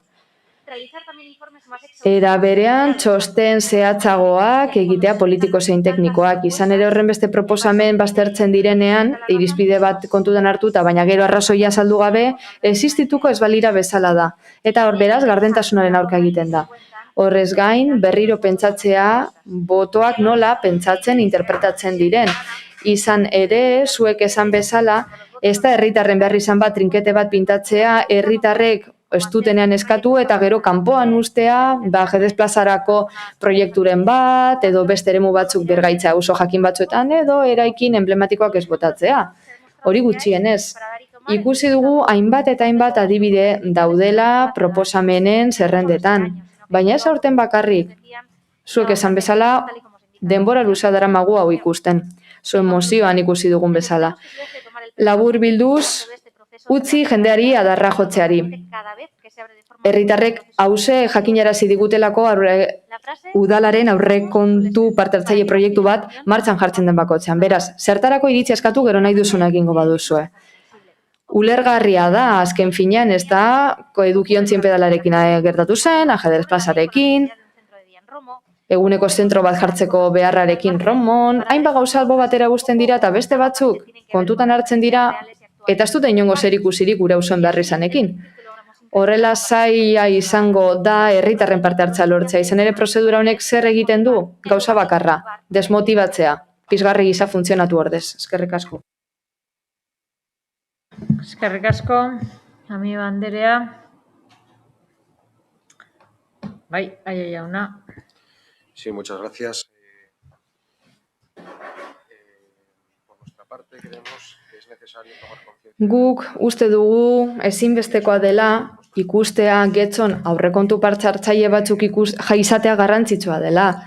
Aurrekontu hauek herritarrekin harremanetan egoteko tresna bat dira eta lagundu egiten dute herritarren parte hartzea sustatzen eta herritarrek udal aurrekontuetan dute egindako ekarpenek gardentasunari mesede egiten diote. Gainera, udal diru sarrerak areagotzen lagun dezakete, inbertsio eta gastuak birbanatzen, eta azken finean herri inklusiboagoa lortzen. Herritarrek parte har dezaketelako baldintza berberetan.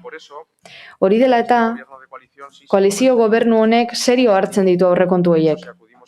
Hain zuzen ere, historikoari erreparatuz gero ikusiko dugu, behin betiko proposamen guztiak, 2017ko esate baterako, egin direla 18an ere bai. Igogailua jarri zen Aiboan, komun publikoa jarri ziren, obrak elorategi publikoetan Romo, Santana eta Mertzedetan. 2019an aldatu dira edukiontziak, hainbat obra egin dira parkeak handitzeko eta eremu berdea jartzeko, kontzientziazio kanpaina bat egin zen, txakurrenkaken inguruan, eta momentu honetan adineko pertsonentzako espazio bat egokitzen ari dira Algortan. 2021 urteen kasuan, egia da pandemiaren ondorea kartatzen zentratu garela eta presasko kontu lehentasun eman diegula, eta beraz aurrekontu egikaritza guztiz aldatu da. Hala 2020an hautatutako 4 proposamenen kasuan, Algortako metroa lurperatzeko obrak egin dira eta beste 3 proiektatuta edo egiteko konprometituta daude. Hoien artean legoke aretako plaza birgaitzeko proiektua aurrekontu parte hartzailetan agertzeaz gain, gure borondatea ere bada, udal gobernuko bi alderdiek egin nahi dugu, proposamen hori gobernu itunean, zein legegintzaldi planean ageri delako. 2021ko 7 proposamenen kasuan baten bat eginda, beste bi ere eginda daude, beraz ez dugu uste las necesidades urgentes causadas por la pandemiaren presasko ondoreak aprobetzatzea ondo dagoenik gero honen kontra egiteko, eta ez aurrekontu parte hartzaileen kontra egiteko bakarri baizik eta proiektu batzuen kontra. Gainera, gobernu taldea proiektu batzuk sustatzen ari da, eta uste dugu kritika honek ez duela zentzurik. Izan ere, aurrekontu parte hartzailea parte hartzeko tresna bat dira, eta gure ustez konstruktiboa, gardena da tresna hori, eta esan bezala guk oso serio hartzen ditugu aurrekontu parte hartzailea, beraz, kontrako bozka emango dugu. Eskerrik asko, Bilutik, Rodríguez jauna. Bai, egia esateko hasiera mozio ez genuen ulertzen, hobe esan da hasierako arrazonamenduak ulertzen ditugu, hau da, herritarrekiko begirunea eskatzen denean, eta herritarrek eginiko proposamenei begirunea eskatzen denean guztiz ados gaude, baina gero ez dugu ulertzen eskatzen dana, hau da, bete araztea aurrekontu parte hartzaileak. Guretzako aurrekontu parte hartzaileak iruzurrutza dira herri honetan, eta aurten inolako lotsarik gabe erabat manipulatuak dira. Aurten, herritarren 600 proposamen baino gehiago baztertu dituzte, eta 80 bat ontzat eman dituzte. Eta azken finean, aurrekontu parte hartzaileak, Eusko Alderdi Jeltzaleak eta PSek erabiltzen dituzte euren propaganda egiteko eta euren proposamen edo nahi batzuk aurrera ateatzeko. Pero en un punto tengo que estar de acuerdo con el Baina alderdi sozialistako ordezkariarekin kasuren batean ados nago, ondo dago aurrekontu parte hartzaileak izatea, baina ez ditugu paripea baino ez daukagu. Eta ikus dezakegu nahi baduzu, adibidez, herritarrek azken prozeduan gehien errepikatutako eskaerak 72 izan dira, dispertsio politikorako laguntzak mantentzeko, beste hainbat aurparketarako, estaltzeko hain zuzen ere, 32 aurparkak hobetzea, 34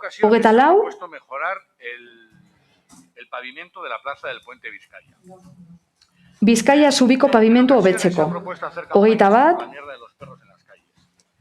txakurkaka kalean usteko kanpainak egiteko, Neguriko geltokia eraberritzeko, eta 13 komun gehiago jartzeko. Beraz, gobernu taldea zer egin du? Izugarrizko arrazonamenduak erabiliz eta esanez herritarrak errespetatzen dituela, eta esanez lehenengo irizpidea, bigarrena ez dituela betetzen, eta beren arauari kasurik egin gabe, bozkatu ditu, edo proposatu ditu, haien ustez gehien errepikatu diren proposamenak. Dira, arenen aurparke bat estaltzea, ez da existitu ere egiten aurparke hori, eta 5 aldiz proposatu da. Baina, aretan aurparke bat estaltzea, 6 aldiz proposatu da, baina hori ez da bozkatuko. Getxo kulturetxearen programazioa areagotzea, 5 aldiz proposatu da, baina, karo, horretarako proposamena batu da nahi dugun titula jarrita egin dute. Kostaldetik doazen bideak hobetzea, kausa bera. Feminismoaren aldeko ekintzeak proposatu dira, batek dakizea ekintza diren. Gabriel Ramos Uranga pasabide hobetzea, hori, plazetan wifi jartzea, baten. Trinkete pintatzea, baten. Eta, hoi dira zuzen ere, EAJak eta PSek bozkatu nahi dituzten proposamenak. Zakarretara bota dituzte 600 proposamen baino gehiago. Beraz, gero Alderdi Popularrak esaten duenean, nahi duela iruzurra betetzea, deskolokatuta geratzen gara. Izan ere, Alderdi Popularra jakin behar duena da, udalerri honetan aurrekontu parte hartzaileak izugalizko fartza diela. Eta borondate propagandistikoaren emaitza baino ez direla. Eusko Alderdi Jeltzalearen partetik beraz, Alderdi Sozialistaren ordezkariak esandako guztia ondo dago, egia da garrantzitsua direla parte hartza sustatzeko, udalerri begirunetxoagoa sortzeko, jasangarriagoak izateko, parte hartza sustatzeko, baina garrantzitsua izango da ondo egiten bada. Herritarre parte hartzeko tresna bat propaganda bihurtzen denean, egiten den gauza bakarra da, herritarren parte hartzea kaltetzea. Beraz, Alderdi Popularrak eskatzen duena da, proposamenak betetzea, aretako geltoki plazarena, baina hori guztia fartxa bada. 2015ko gobernu planean agertzen zen hori. 19koan, 15koan, 11koan, 2007koan, 2008koan, batek daki. Noiztik eskatu izan den, noiztik dagoen birgaitze lanetan plaza hori txapuza egin zenetik. Beraz, ez dakit, betetzeko eskatzea, ez dakit ingenuoa den, edo despistatu zareten, ez dakit.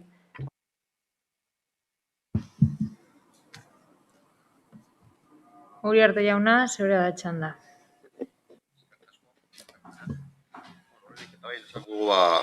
Gure botoa kontrako izango dena. Izango dela, mozio honetan aurkako botoa emango dugu. Aurrekontu parte hartzaileen emaitzak udal aurrekontu orokorrean sartzen direlako. Araudiak eskatzen duen bezala. Eta udal gobernuaren konpromisoa da. Mozioak 2018, 2019 eta 2020 urtei buruz hitz egiten du. Bueno, y como cada uno habla un poco de lo que considera oportuno. Eta bakoitzak komeni diona baino esaten ez duenez mozioarekin zerikusia ez badu ere, baina bueno, Bilduri labur-labur. Arenen aurparke bat estaltzea saritu da. Bai, hau ez da inun agertzen, aurrekontu parte hartzailearen kasuan, datorren urterako agertzen da aurparke bat estaltzea, 425.000 eurorekin, baina horrez da esaten Arenen izango denik, izan daiteke Areetan, edo beste tokiren batean, ez dakit. Baina gauzak azaltzen direnean, Bilduk ere fideltasun minimo bat izan beharko luke idatzita dagoenarekiko.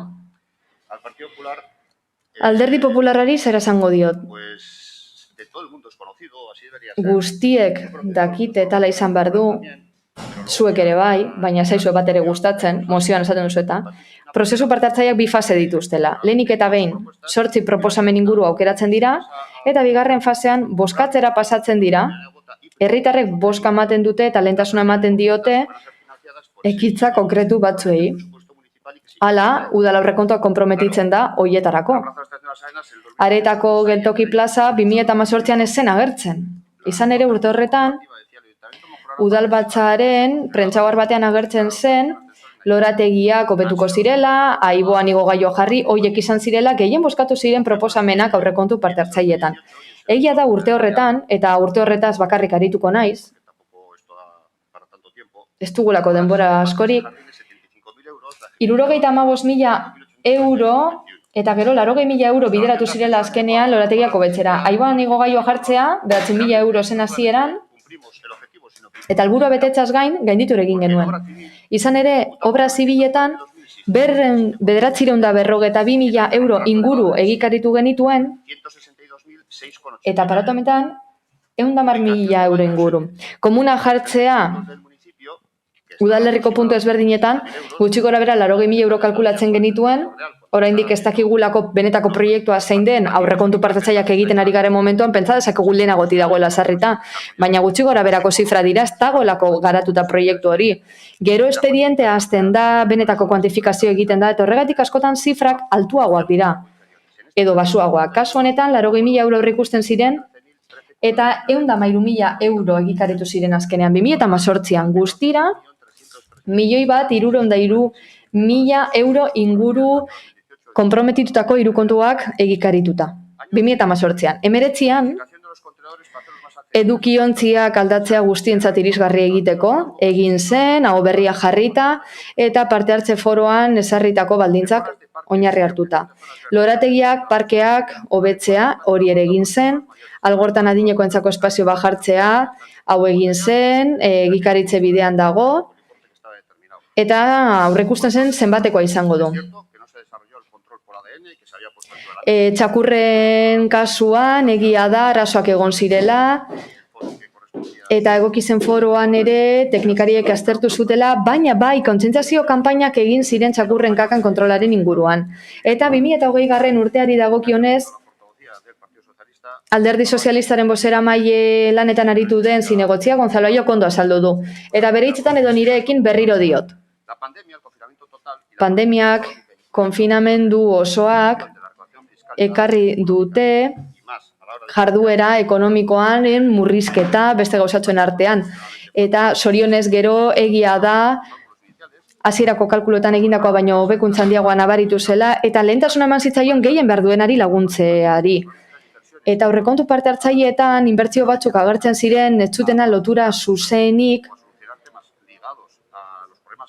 pandemiak ekarritako arazoai erantzutarekin eta esate baterako aurparkeak estaltzea eta aretako plazan esku hartzea ditugu adibide gisa. Kirol portuko esplanadaren kasora aipa dezakegu.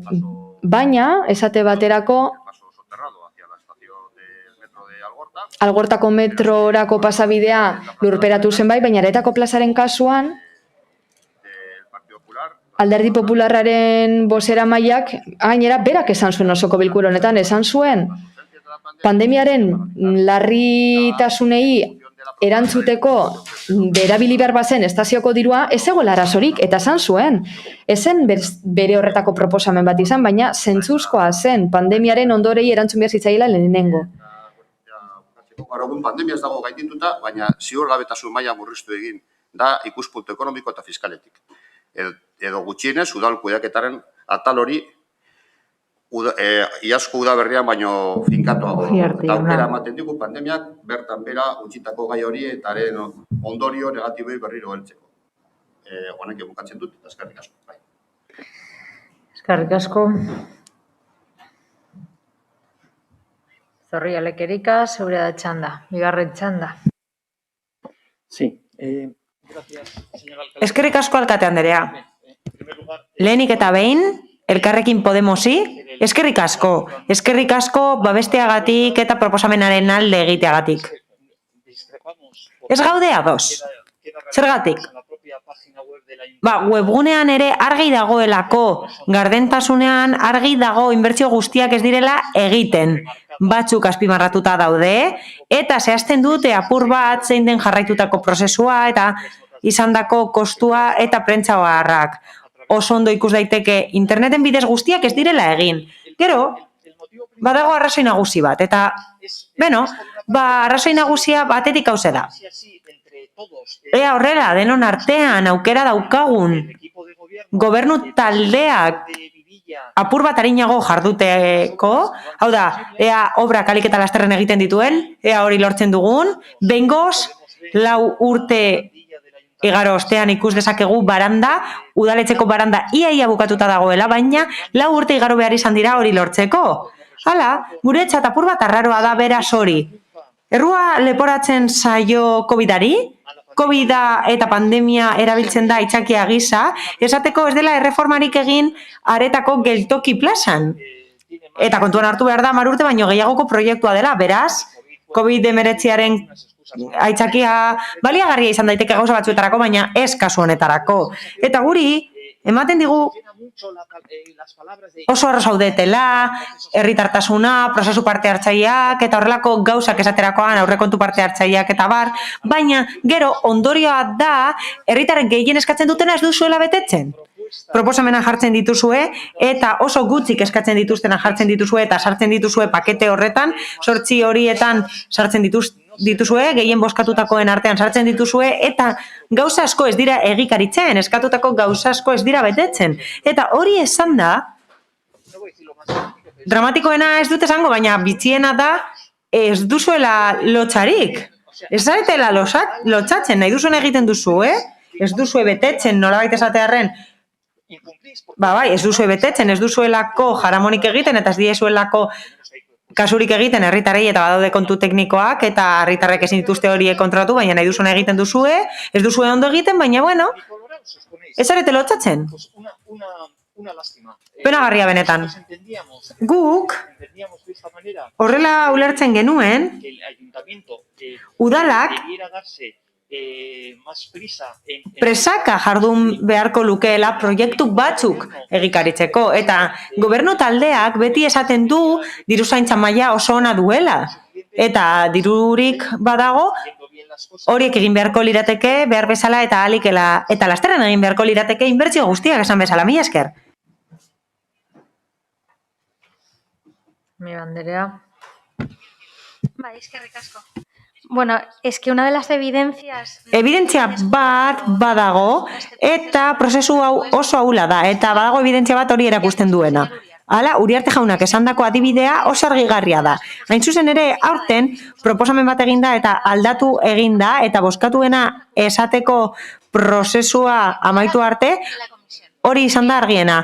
Batzordean jartzen zuen Areneko parkea zela eta gero desagertu zen, eta hori da parke bat estaltzeko proposamena. Hasieran esan ziguten, parke bat estaleko zutela, Arenekoa existitzen esena eta orain ez da. Orain ez dakigu zein estaleko duten. Eraikiko dutena ez dakigu noiz, baina beno, edo beste bat orain, pertsonek ez dakite zer bozkatuko duten edo zein izan daitekelako, ez dakigu zer gertatu den, ez dutela oraindik egingo, beste parke bat izango den, Arenekoa ez den beste parke bat eraikiko duten, ez dakigu zergatik den. Baina korporazioak ez badu zehaztapenik eta informaziorik honen inguruan, ez duzue uste ziurgabetasun handia dutela herritarrek, guk oso argi ikusten dugu. Hala, gobernutik esaten dute elkarrekintza eta elkarrizketa beharrezkoak direla herritarren eta udalaren artean, baina gogorarazi nahi dizuegu hitz egin eta entzun behar dela elkarrizketa batean, eta ematen dugu akatzen bat dagoela kasu honetan. Eta bai, parte hartzeko tresnak beharrezkoak dira, EH Bilduk dioen bezala, baina beharrezkoak dira ondo erabiltzen badira, eta kasu honetan ez duzu ondo erabiltzen. Bitxia da esatea aurka bozkatzen duzuela, Alderdi Popularraren aurka bozkatzen duzuela kasu honetan herritarren proposamenak badaudelako aurrekontuetan. Hala, hilaren eta nork aurkezten duen arabera, askotan esaten duzue abstenitzen zaretela, egiten ari zaretelako. Beraz, bitxia da eta raroa da nola justifikatzen dituzuen zuen bozkak. Eta egia esan harrigarria iruditu zaigu, nahiago duzue, soilik egikaritzapena aipatzea eta ez zergatik eskatzen den hau. Hau, oinarrituta dago aurrekontu parte hartzaileen prozesuan Alderdi Popularrak azaldu bezala. Agian mozioa ez dute behar bezala aurkeztu. Hala, ogasunetik erantzuten dute eta ez partaidetzatik, eta horregatik zerbait gaizki dago. Eta bai, esaten da, justifikatuta dagoela geldiarazi dela COVID-19 pandemiagatik, eta harrigarria da, esan bezala proiektuak 10 urte dituelako edo gehiago, eskaera honek 10 urte gehiago ditu, eta esan beharrean noiz eta nola egingo diren, erakusten duzue oso interes gutxi duzuela honetan, eta penagarria da benetan, mi esker. Eskerrik asko. Ez. Bai. No, dice el representante del PNV que... EAJaren bozeramaileak esaten du ez duela asko esan nahi gure inguruan, ez duelako zer esanik. Arenen zentratu da eta Elkarrekin Podemoseko ordezkariak azaldu du dagoeneko. Gonbidatzen zaitut zure lankideekin hitz egitera edo aktak irakurtzera. Esaten diguzu egia esateko, ezta? Ba, horretarako gustatuko litzaidake esatea irisgarritasuna eskatu dela edukiontzietan eta hori bete dela, baina ez duzue esan, 5 proposamenek eskatu zutela irisgarritasuna bermatzeko edukiontzietan. Eta beste 70ek pedala eskatzen zuten. Eta hori aipatu gabe utzi duzu. Ez duzu aipatu horrez gain norbaitek ludoteka bat eskatzen duenean algortan, interpretatzen duzuela Biamonteko kulturetxean egin behar direla erreformak batzuetan, RKE eskatzen denean pentsatzen duzuen Biamontekoan egin behar direla erreformak. Hala, badaude 20 proposamen baino gehiago, eskatzen dutenak nagusien etxea ez eraisteko eta zuek interpretatzen duzue gida bat egin behar dela. Adineko pertsonen bakardadearen aurkako gida bat egin behar dela. Hala, irakurtzeko ahalmenak horrelako disfuntzioak dituenean, zaila da erantzun alizatea edo zerbait esan alizatea eta egia esan, 600 proposamen baino gehiago ez dira kontuan hartu aurten eta arrazoia izan da ez du lehenengo irizpidea betetzen, baina aurrekontu parte hartzaile hauek abian jarri zirenean, eta prozesu hau jaio zen akordio bat sinatu zenean aurrekontuen inguruan 2016an eta bide batez 400.000 euro gastatu nahi ziren orduan eta EH Bilduri esker milioi bat baino gehiago bideratuko dira eta zeuden 3 proposamen EAJarenak eta horiek behartu gintuzten alde batera geratzera. Irizpide bat hau zen, ezin ziren kontuan hartu edo ziren kontuan hartuko obrak, azpiegitura obrak, eta lehenengo urtean generatxo sartu zuten prozesuan eta ez zuten hori bete. Bigarren irizpide hau zen, herritarren proposamenak bat etorri behar ziren gobernu taldearekin. Eta hirugarrena hau zen, herritarren proposamenak bat etorri behar ziren Euskal Herria Bilduk PSEk eta EAJ sinatutako akordioarekin. Eta hori horrela denez, baztertu ginen. Orain ez dira agertzen irizpideak eta proposamenak onartzen dira. Hau ez betetzea zergatik, norbaitek esaten duelako oso pertsona adimentsua da eta ez da betetzen, eta errespetua herritarrekiko eskasa da edo zero da esan genezake. Aurten bozkatu da proposamen bat, eta hemen esan den bezala, oso ondo dago, pelota gustatzen zaigun ontzat, eta trinketea margotzeko eskatu da behin bakarrik. Estel osoan, bakarra da proposamen hori, bakar batek eskatzen du trinketea margotzeko? Bakarra? Baina boskatuenetarikoa da, bai, noski. Egiten duzuena hori bada, hau da, 600 baino gehiago kentzen badituzue, 80 hartzen badituzue, taldekatzen badituzue izenburu batean eta beste 7 badaude, bai, boskatuenak dira, besteak kendu dituzuelako, besterik gabe. Beraz, erantzun nahi nuenez, hau zedan nire erantzuna, baina zehaztu ditzaket gehiago proposamenak eta arrazoiak. Hala, kontatu dizkizut aurtengo proposamenak eta kendu diren guztiak. Kendu diren proposamen guztiak aurten. Irizpide horiekin. Ez du lehenengo edo bigarren edo hirugarren irizpidea betetzen. Horrelako aitzakiak erabili dira proposamenak ez onartzeko. Mila esker.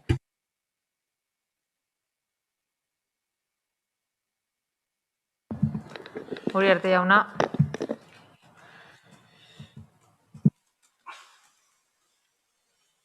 Simplemente, bueno. Besterik gabe, erantzutearren. Bai, badago akordio bat, aurrekontu parte hartzaileak egiteko, sinatu zen 2016an eta orduko aurrekontuekin lotu zen, baina gero 2007an, 2018an, 2019an, 20an eta 2021an aurrekontuak egon dira.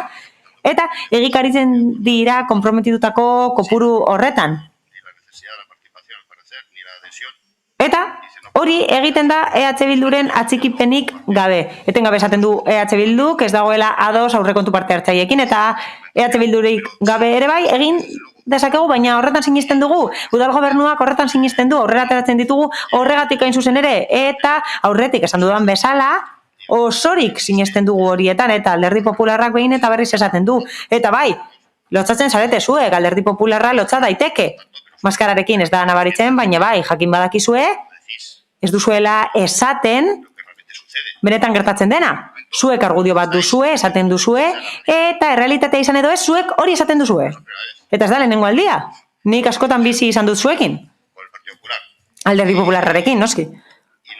Eta ez naiz berriro sartuko zifretan, baina lehen aipatu ditut 2018 osorik, 2019 osorik bete zen, 2020an azaldu dugu zergatik ez den bete osorik, pandemia urtea, lehentasunak adierazi ziren publikoki, eta geldiarazi zen, eten zen, hau da inbertsio batzuk eten ziren geldiarazi ziren, bestelako ekintza batzuk egin alizateko beharrezkoagoak zirelako, eta momentu horretan ez zen akordiorik egon, baina ados geunden, ezta? Ados geunden eta azalarazi ziren, Alderdi Popularrak esan zuen beharra zela, eta horrela egikaritu zuen gobernu taldeak, udal gobernuak logikoa zelako momentu horretan besterik gabe. Eta alden neurrian, berraktibatuko dugu, noski, agertoki ekonomikoa orain, ziurragoa da, ziurtasun handiagoa da, momentu honetan, eta horregatik ziurazki egongo dira abagunea berriro ere sustatzeko. Ez dira ez zerrezean geratzen, horiek dira herritarren lehentasunak eta gure konpromisoa irmoa da, korporazio osoaren konpromisoa irmoa da, baina gero norberak nahi duen esaten du, bere jokabideak azalarazten ditu, eta erosoen dagoen tokian geratzen da, baina gero herritarrek behar dutena hori da, egikaritzen dela ikustea, 2017an egin zen, 2018an egin zen, 2019an egin zen, 2020an egoera berezia izan zen, eta lehen azaldu dut, eta 2021an egikaritzen ari da. Eta lehen esan bezala 2022an egingo da, urtero, mila esker. Eskerrik asko. Bozketara pasatuko gara, beraz, mozioaren aldeko bozkak, Partido Popularra, EH Bildu, ez, eta Podemos, Partido Popularra eta Podemos. Bai, barkatu. Kontrakoak, PSE Euskadiko Ezkerra eta EAJ PNV. Eta abstentzioak EH Bildu. Eta honekin batera, 127. puntura pasatuko gineateke, PP Alderdiko udaltaldeak aurkeztutako mozioa, merkatu brokantei buruzkoa. Bai, Elorza jauna, zeurea da txanda. Eskerrik asko, alkate Andrea. Brokante izaerako azoka herrikoiak esartzea. Irakurtzera noa. Udal kudeatzaile gisa dagokigun arduretako bat gure bizilagunei aisialdia eskaintzea da. Horrek, sasoikotasuna gaindidezan saiatu behar da, eta biztanleriaren hainbat sektore biltzeko gai izan dadila, aldi berean iraunkortasuna bermatuz. Horrez gain, desiragarria litzateke nolabaiteko dinamizazio ekonomikoa ekartzea. Hildo horretan oso ideia ona, iruditzen zaigu azoka txikiak aldizka eta leku finkoetan jartzea. Azoka txiki horiek gehienetan, bigarren eskuko produktuen salerosketa arduratzen dira eta merkaturatzen diren produktuen kategoriaren arabera sailkatuta egoten dira eta aldizka asteburuetan egiten dira. Brokante izendatutako azoka herrikoiak antzinako gauzez arduratzen dira eta beste batzuk berriz gehiago arduratzen dira ganbaretan eta trastelekuetan metatutako produktuez. Azkenik, bi mota horiekin batera, bigarren eskuko materialekin lan egiten duten azoka txikiak ere badaude, arropa, etxeko hostilamendua, liburuak, diskoak, jostailuak eta bar. Bilbon, arrakasta izaten ari den jarduera da eta Frantzia hegoalde inguruko udalerrietan osoiko jarduera da. Tradizio luzea duena eta oso emaitza onak dituena zentzu guztietan. Gobernu taldea jarduera hori diseinatu desan proposatu nahi dugu. Modu egokiena bilatuz eta data jakin batzuetan eta sarrera libreko lekuetan egin ahal izatea. Hala nola, plaza publikoetan edo udaleko beste edozein espazio ireki edo itxitan. Horregatik guztiagatik, Popular Udal taldeak honako erabaki proposamen hau aurkezten du. Lehenengoa, azoka publikoen sorrera aztertu eta baloratzea antzinako gauzenak, bildumenak edota bigarren eskukoak. Bai plazetan, bide publikoetan edota udal instalazioetan ere aldizka tokirik egokienean erakusketariak arkitektu izateko beharrezko baliabidea jarriz eta ondo funtzionatzeko arauak ezarriz. Bigarrena, mozio honen berri eman dadila udal komunikabideetan.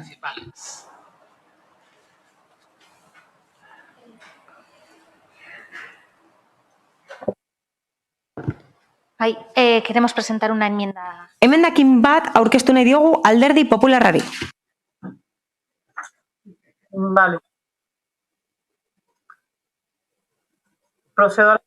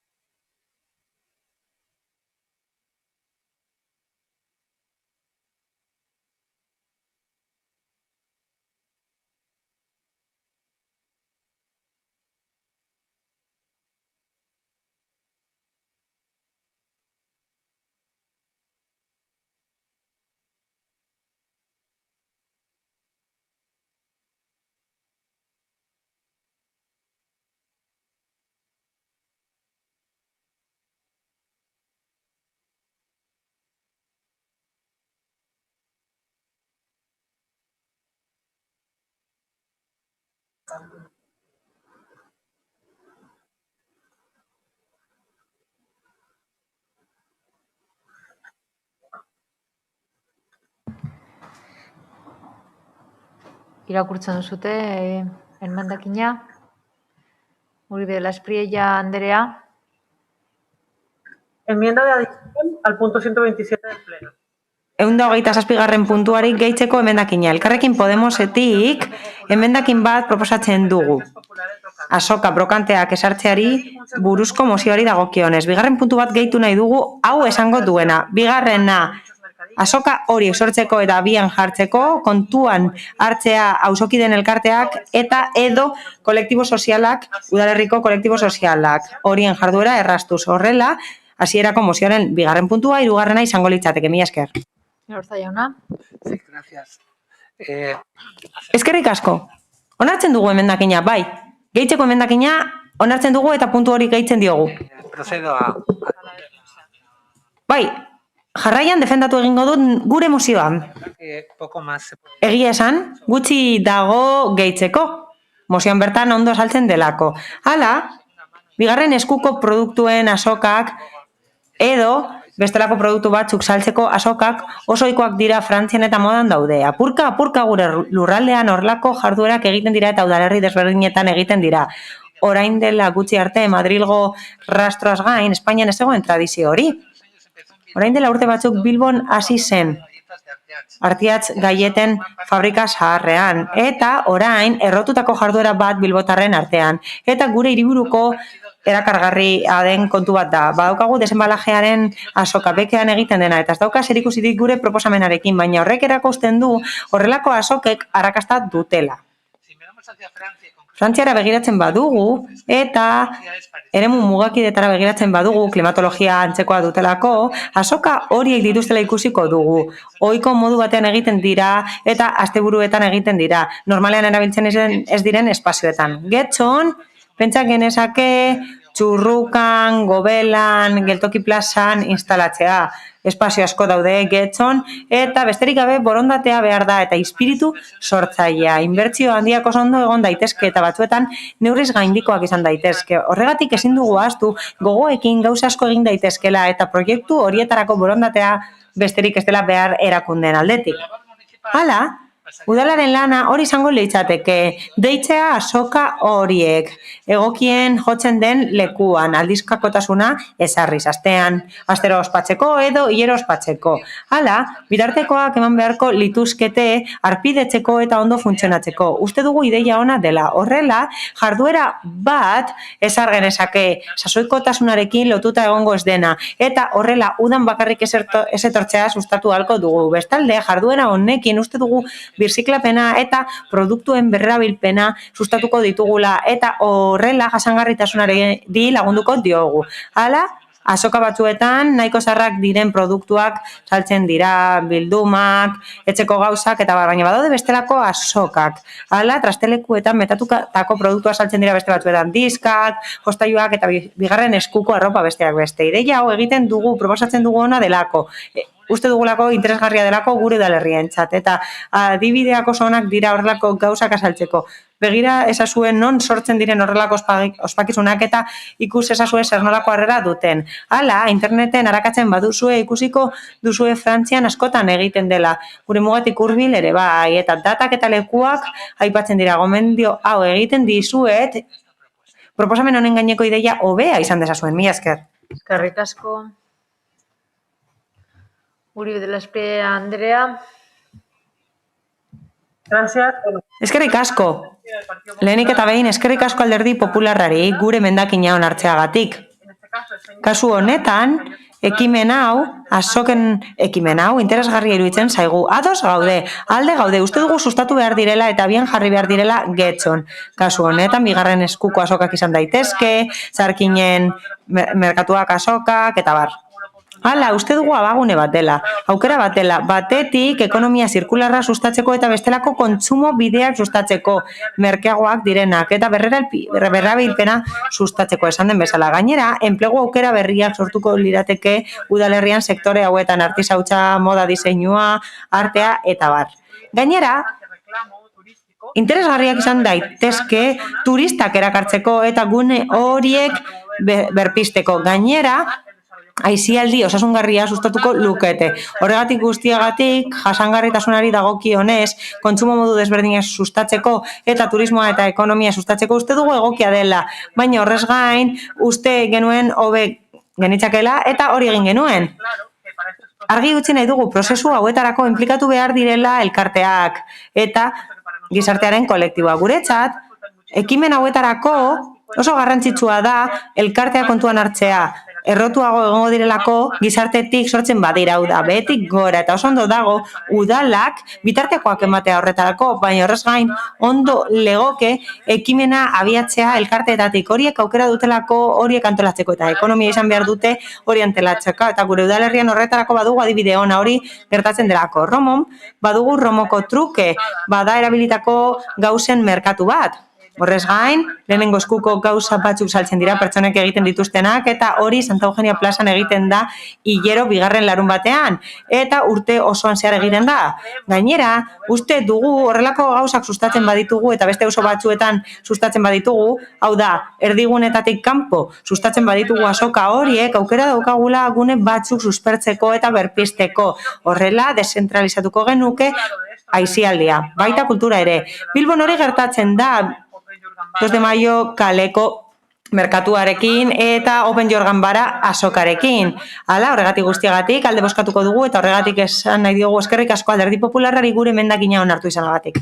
Eskerrik asko Uribe da Espriella, Díaz Anderea, zeurea txanda. Bueno, la verdad es que nos parece... Egia esan, interesgarria da Alderdi Popularraren proposamena. Horrelako ekimenak beti dira interesgarriak ekonomia zirkularra bultzatzen badute eta uste dugu emendakinak hobetzen duela proposamena. Hala eta guztiz ere horrelako azokak ezartzea ez da tasa erraza. Horretarako esfortzu handia behar da horiek sustatzeko eta hori egin behar du administrazioak.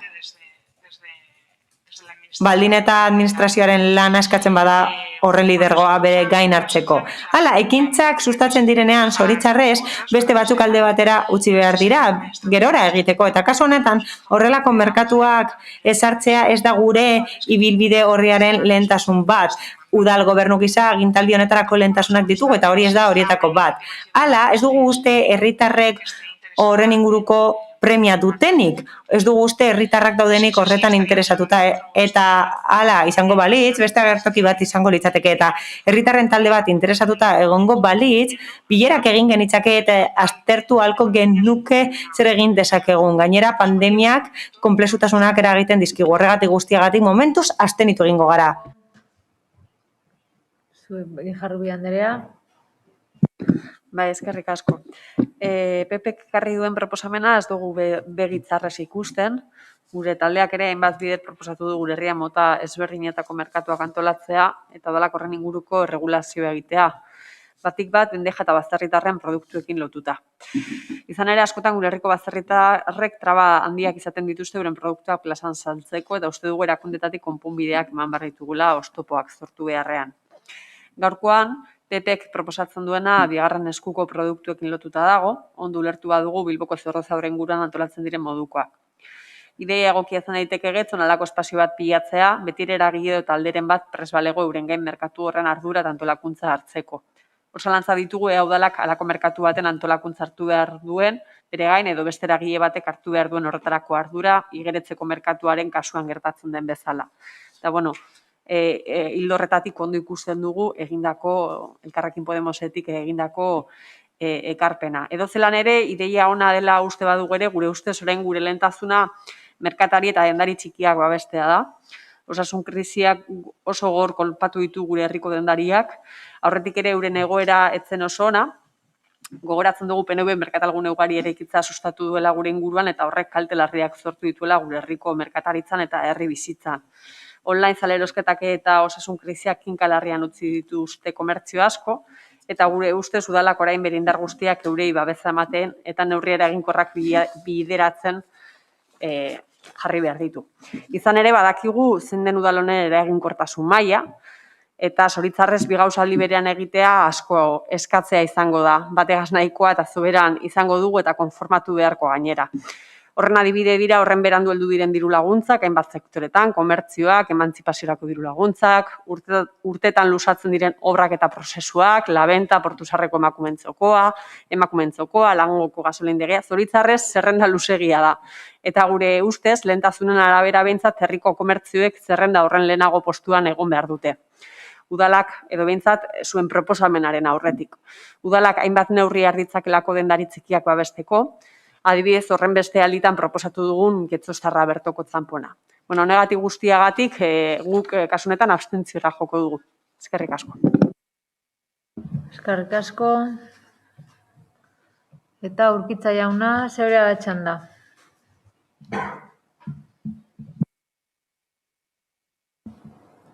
Urkitza jauna, ez aizu entzuten.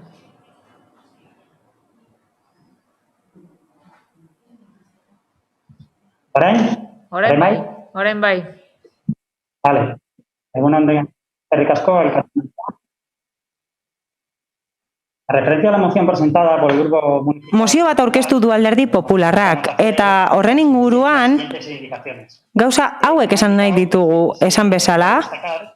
Nabarmendu behar da, badaudela azokak, batzuk aipatu dira, Bilbon adibidez, 2 de Maio kaleko merkatua adibidez, bertan, hileroko lehenengo asteburuetan biniloak eta beste produktu batzuk saltzen dira, eta Open Your Ganbara aipatu da, Elkarrekin Podemosek aipatu du, lehen Zorrotzaurreko Artiatz fabrikan ospatzen zen, eta orain papelera egiten da auzo berean, azoka estalia da, eta igandeetan egiten da, eta badaukagu swap espazioa, bada igandeetan ospatzen den beste merkatu bat, helburutzat duena Zorrotzaurre berpistea. Hala, Arteria Arteak elkarteak antolatzen du, hau da, antolatzaile zehatza dauka, eta badaukagu Gabonetako azoka, Bilbon ospatzen dena, eta plaza berriko azoka, hala, txamponak, mineralak eta liburuak saltzen dira bertan, 50 urteko tradizioa dauka horrek, plazan bertan ospatzen da, eta denok dakigun bezala, urte bete baino gehiagoz, bere leku aldatu behar izan du, eta osasun neurria betetzeko beste leku batera joan behar izan da. Hala eta guztiz ere, ematen du, 16 postu ez direla bete eta 10 besterik ez direla eskaintzen. Horrek, erakusten du proiekzio handiko merkatu badituztela zailtasunak momentuz, eta arazoak dituztela postuak betetzeko eta publikoa erakartzeko pandemia aurretik bezala. Hala, Getxolanetik ez da antzeman horrelako eskaririk dagoenik udalerrian, eta ematen du udalerrian ez dagoela horrelako tradiziorik. Hala, jarduera ekonomikoari erreparatuz ez daukat oso argi mozioan zer esan nahi den. Hala, proposamen honetan, osoko bilkurari proposatzen zaiona ez dut oso ondo ulertu. Ez dakit profesionalak izango liratekeen edo partikularrak izango liratekeen trukatuko dituzketenak produktuak. Hala, nabarmendu behar da, lehenengo kasuan jarduera ekonomikoa aztertu beharko genukela, eta gainerako kasuetan pertsona kontzentratuko lirateke eta pertsonalki trukatuko lituzkete produktuak inorako antolakuntza arauturik gabe. Beraz, ez daukat argi zein den Alderdi Popularrak proposatutako eredua. Hala, jakina den bezala, eta PSek esan duen bezala, momentu honetan gobernu taldetik murgilduta gaude lehentasunezko jardueretan, Bilduk esan duen bezala. Hala, legegintzaldi planari ekiten diogu, etengabe, eta gure helburua da suspertzea jarduera ekonomikoa udalerrian. Adibidez, badaude 6 jarduera hildo, elkarteak, enpresak, ostalariak eta bestelako sektoreak babesteko, iaia 300.000 eurorekin, eta badaukagu getxo bono ere bai. 1,7 milioi euro baino gehiago gastatuko dira ostalaritzan, merkataritzan eta zerbitzuen enpresetan. Eta hori garatzen ari da, arrakasta handiz, eta herritarren erantzuna paregabea izan da. Eta getxo bono guztiak erosi egin dira. Eta 5 astetan guztiak erosi dira. Hala, gure konpromisoa irmoa da gobernu taldetik bestelako ekintzak eta lehentasunezko ekintzak garatzeko konprometituta daudelako dagoeneko. Birziklapena aipatu da. Bigarren bizitza bat ematea produktuei hori aipatu da. Eta horri dagokionez, ekainetik, udaletik, zerbitzu bat abian jarri da altzaria jasotzeko etxez etxe eta berriro ere erabilera bat emateko. Emaus elkarteak, gizarte bazterkeria arriskuan dauden pertsonak kontratatzen ditu, etxe doa saltzariak hartzeko, eta horiek berrerabil daitezke. Beste pertsona batzuek berrerabil ditzakete eta salmentan jartzen dira bigarren eskuko dendetan, Bizkaikoetan, alegia. Horregatik guztiagatik, zalantza asko ditugu alderdi desberdinei dagokienez proposamen horri buruz. Adibidez, ez dakigu eskari handirik dagoen eta zein den profesionalizazio maila. Ez dakigu benetan ekimen pribatuak antolatuko duen, beste azoka batzuetan gertatzen den bezala, eta oso garrantzitsua da gure osasun egoera ere bai, eta oso garrantzitsua da kontuan hartzea zeintzuk diren momentu honetan udal gobernuaren lehentasunak. Hala eta guztiz ere, gure bozka abstentzioa izango da. Mila esker. Eskerrik asko, Urkitza jauna, Elorza jauna, bigarren txanda. Bueno, voy a ser un poco breve. Bai, azkar egiten saiatuko naiz lehenik eta behin eskerrik asko ekarpenengatik, eskerrik asko abstentzioi esker mozio honek aurrera egingo duelako. Zera gogoratu nahi diet Alderdi Sozialistako eta Eusko Alderdi Jeltzaleko kidei. Uler dezakezu ez zalantzak izatea, baina ez hitz egin eskaeraz. Izan ere, lehen ere, aipatu dugu, nik ez dut bidegorriaren eskaerarik ikusi, eta zue gaine lotzarik gabezaten duzu bidegorria jarriko duzuela, beraz, eskaeraz ari zarete, baina gero zuek nahi duzuena egiten duzue, eta ez herritarrek eskatutakoa. nik ere ez dut eskaera hori ikusi, baina askotan bai merkadilloak eta egiteko eskatu didate, baina, bueno, utz ezagun hortxe. Eta antolaerari dagokionez nik nire esperientziatik hitz egingo dizuet. Inguruko herrietako merkadillotara joan izan naiz, eta zera ikusi dut. Bertako langilea profesionalak izaten dira, asko, nafarrak eta gipuzkoarrak. Merkadilloa Frantzian badaude, Frantziara doa zaie produktuak saltzera, hemen ez direlako horrelakoak antolatzen. Eta nafartar eta gipuzkoar asko aurkitu ditut. Hemendik ordute erdi, 2 ordura dagoen udalerriesari naiz. Donibane Garazitik, askotara joan naiz ni iparralden. Eta bertan, 15 egunean behin edo ian behin honelakoak antolatzen dituzten. Normalean produktuak, erdi, zaharrak edo antzinakoak edo bigarren eskuak izaten dira. Hala ere, ez da bizilagunek haien borondatez bertan korteta dutena atera eta truke egiten dutela, ez da hori. Esan bezala, normalean profesionalak edo izaten dira. Honek ez du inongo zerikusirik emausek egiten duen altzari bilketarekin. Guztiz gauza desberdina dira. Eta horregatik nire mozioa amaieran esaten dut webgune baten sartzea, uda daukago aurretik, espero dugu eguraldiak laguntzea, eta zuek irteratxo bat egin ahal izatea horrelakoak zertan datzaten ikusteko, eta notak hartzeko. Udal ekimena izan behar da, bai. Merkatu osoaren antolakuntza ez da gure gain hartzeko zerbait, baina honen buruan egon behar dira, botere publikoak egon behar dira honelakoek jardueren buruan, eta gero ja modu pribatuan gauzatuko dira. Baina, baliabideak eskaintzen ez bat dira botere publikoen partetik, zaila izango da norbanakoek honelako jarduerak ekin ahal izatea. Askotan, bide publikoa okupatu behar delako, eta merkataritza jarduera bat delako, eta nolabait babesa izan behar dutelako botere publikoen partetik. Amaitzeko zera esan behar dizuet. Merkatu hauen sorrerak ez du txikiskako merkataritza kaltetuko, eta nik uste dut gaituta gaudela biak sustatzeko. Eta gainera, sinergiak ere sor ditzakegu, merkataritzari mesede egiteko, izan ere merkatu hauetara jendea badator gero, getxoko merkatari txikien dendetara edo joango dira. Beste norbaitek, guri dela espriella, bai, zeura da txanda. Muy brevemente, uno, para poner como en el mercadillo de Cerro. Labur, Romoko merkadilloa edo aipatu direnak Bilboko Swap, beste batzuk azpimarratzeko, esan beharra dago azkenean ekimen hauek badutela udalen babesa, baina herritarrek sortzen dituzte. Eta gero gainera garapen komunitario eta ekonomikoa suposatzen dute eremu batzuetarako. Guk zuzenketa proposatzera baki genuenean, pentsatu genuen, eremu jakin batzuetan egin behar direla merkatu hauek. Berez, merkataritza edo dendak ez dauden tokietan, edo kanpoaldean dauden eremuetan. Plazak ditugun tokietan merkatu hauek egin daitezke. Eta topagune bila daiteke bertako bizilagunentzat eta inguruko udalerritako bizilagunentzat. Ez du guzte, ekimen honek merkataritza kaltetuko duenik, ez du guzte gainera lehentasunen lehia bat suertatuko denik, gainera uste dugu ideia hau ez dela momentu honetan egiteko modukoa, osasun baldintzek albidetu behar dutelako.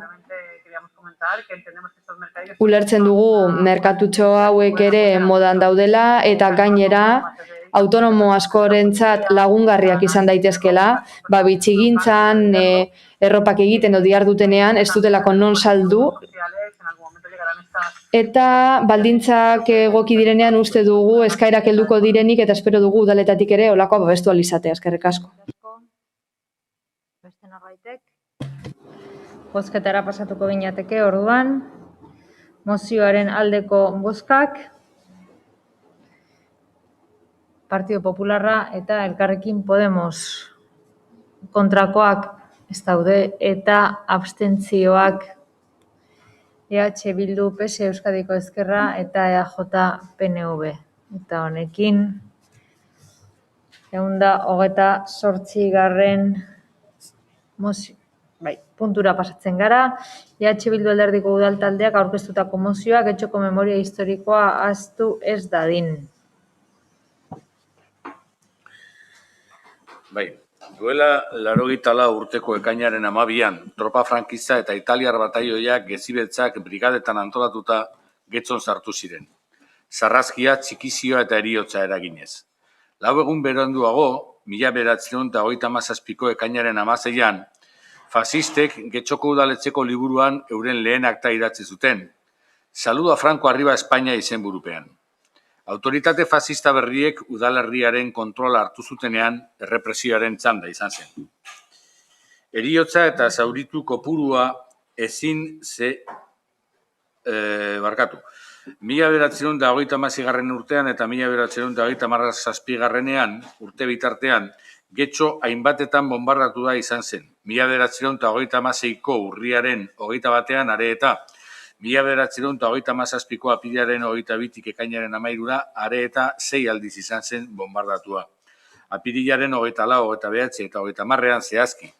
1927ko maiatzaren 13 eta 26an Algorta eta Neguri bombardatu zituzten. Heriotza eta zauritu kopurua ezin zehazki jakin. Momentu horretako iturriek datu ezberdinak adierazten baitituzte. Baina ezin zalantzan jarri, tropa frankistak gure herrira sartu eta momentu horretatik aurrera herritarren kontrako errepresioarekin hasi zirela. Errepresioa mota desberdinetakoa izan zen. Fusilamenduak, atxiloketak, kale izendegiak aldatzea, jazarpenak eta baita lan kaleratzeak ere. Gaur, azken honetan jarri nahi dugu arreta. 1937ko uztailaren 17an, udalbatzak erabaki zuen 42 udal langile kargugabetzea eta bajan ematea, eskubide orokenduz. Preso egoteagatik, edo hilik behar bada, aurkeztu ezin izan ziren langile publiko guztiak kargugabetu zituzten. Beste guztiak militarizatuta geratu ziren agindutako zerbitzuetan eta 48 ordu zituzten euren itzulera eskatzeko. Eskaera hauek FET Falange Espainola y de las Jonsen informengatik filtratu ziren, itzulera onartu edo ez erabakiz. Gaur Getxon, fasisten sarrera goratzen dugu eta markada luzez luzatu zen terrore erregimenea. Ez dugu ahaztu nahi fasismoaren menpe eroritako getxostar guztion memoria aldarrikatzen dugu. Askatasuna borrokatu zuten herrikide guztiena. Altzamendu frankistan, 36ko gerran eta diktadurako urte guztietan eraildako pertsona guztiak oroitu nahi ditugu. Euren lanpostuetan errepresaliatuak izan ziren langileak, beste herrialde batzuetara eraman ziren aurrak, umezurtz geratu ziren umeak, erbestera iez egin behar izan zutenak edota deportatuak izan ziren pertsonak gogoratu nahi ditugu. Baina gogoratu nahiko genuke ere, beste hainbat herrikideen historia, ikastolen sorreran egondakoena, auzo elkartetan biltzen zirenena, intsumitzuena, mugimendu ekologistan aritu zirenena, borroka feministako emakumeena. Oroimenik gabeko herria, etorkizunik gabeko herria delako. Historiak 84 urte atzera egitera behartzen gaitu, 1937ko data ilun hartara, fasista gure herriko kaleak odolez busti eta herritarrak zapaltzen hasi ziren garaira. Gure herriko memoria eta historia ahaztu ez dadin, zera eskatu nahi diogo osoko bilkurari. Bat, 1937an frankistek kargugabetutako langile publikoen omenez udaletxean plaka jartzea. 2. Getxoko memoria historikoa lantzeko ikerketa bekak martxan jartzea, urtean behin publikatutuko direnak.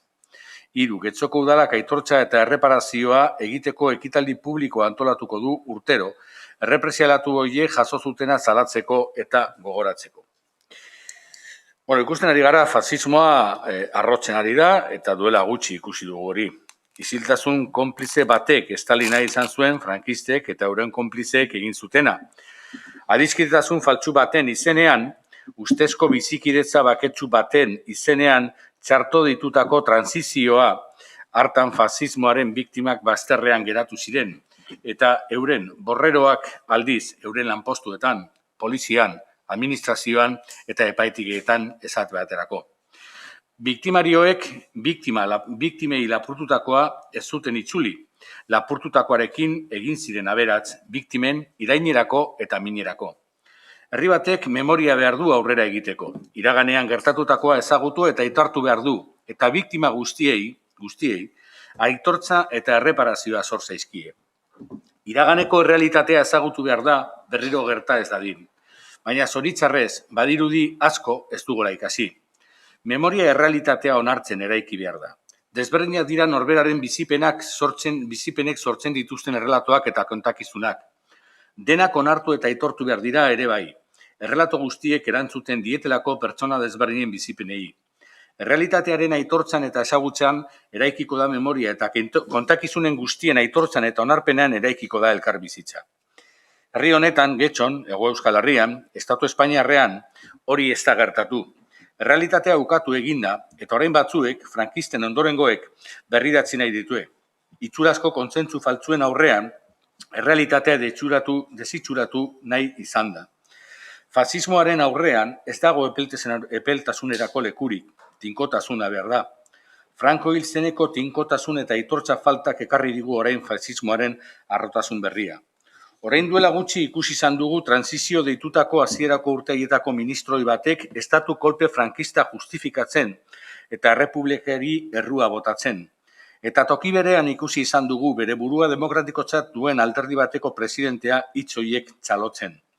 Eta alderdi hori ikusten dugu fasisten lastanen bila, adiskidetasun deitoragarrien bila. Hemen Getxon ere epeltasuna da nagusi. Esaten diguzue gerra zibileko biktima guztien oroimenean ekitaldia dugula, baina ez da horrela. Itxurazko adostasun faltsuaren alde, gerra zibileko eta aurreko gerra guztietako biktimen oroimenean egiten duzu ekitaldia. Ez da hori bidea gure ustez. Errealitate bakoitzari bere aitortza dagokio. Eta gerra zibileko edo eta hobeto esan da estatu kolpe frankistako biktima guztiek euren aitortza propioa merezi dute. Eta atsegin ez duenak berak jakingo du zergaitik. Errealitatea da fasista italiarrak Getxon indarrez hartu zirela. Errealitatea da frankistak Getxora etorri zirela. Eta egia da ere Getxon dagoeneko frankistak bazeudele, bertokoak, orain irauten dute horietariko nahikotxu. Eta errealitatea da, fasismoaren sarrerak udalangile askoren garbiketa ekarri zuela. Sortea izan zituztenak lanetik aderatu izan zituzten, beste batzuk aretzarrago atxilotu, torturatu eta erail izan zituzten. Todavía no sabemos lo que ocurrió, pero debemos saber más. Y por ese motivo proponemos la creación. Ez dakigu zer gertatu zen zehatz-mehatz, baina gehiago jakin behar dugu, egia jakin behar dugu, eta horregaitzik ikerketa beka bat sortzea nahi dugu, benetan gertatu zena ezagutzeko, eta urteetan zari isilpean mantendutakoa ezagutzeko, esan izan dugu, egitatek, errealitatek memoria sortzen dute. Eta bizipen pertsonaletatik abiatuz lortzen da aitortza hori. Horrela lortzen da bizikidetza hori, baina gertatutakoa ezin da berriro idatzi edo aldatu. Iraganetik ikasi behar dugu. Espainiako frankismoa lotuta dago Europako mugimendu fasistetara eta Bigarren Mundu Gerrara. Eta guztio dakigun bezala, Bretainia handian, bi postura horiek daude fasismoaren aurrean, eta ikusi dugu horrek zer emaitza dakartzan, baina antza denez ez dugu ezer ikasi. Muturreko eskuinaren aurrean, eskubide eta askatasun urraketen aurrean, tinko egin behar dugu aurre. Eta fasismoaren biktima horietako batzuk aitortza faltan dute oraindik, ez aia aitortu.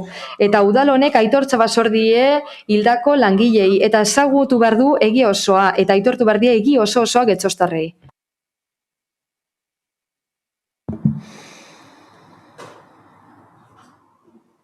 Ami banderea, zeure da txanda. Bai, eskerrik asko, Alkate Andrea. Bueno, nosotras tampoco queremos olvidar. Guk ere ez dugu ahaztu nahi. Ezin da iragana ahaztu errekontziliazioan oinarritutako etorkizuna izateko. Memoria aldarrikatzea ezinbestekoa izan behar da guztio batuko gaituen zerbait biktimak egon direlako gatazkesari garenean.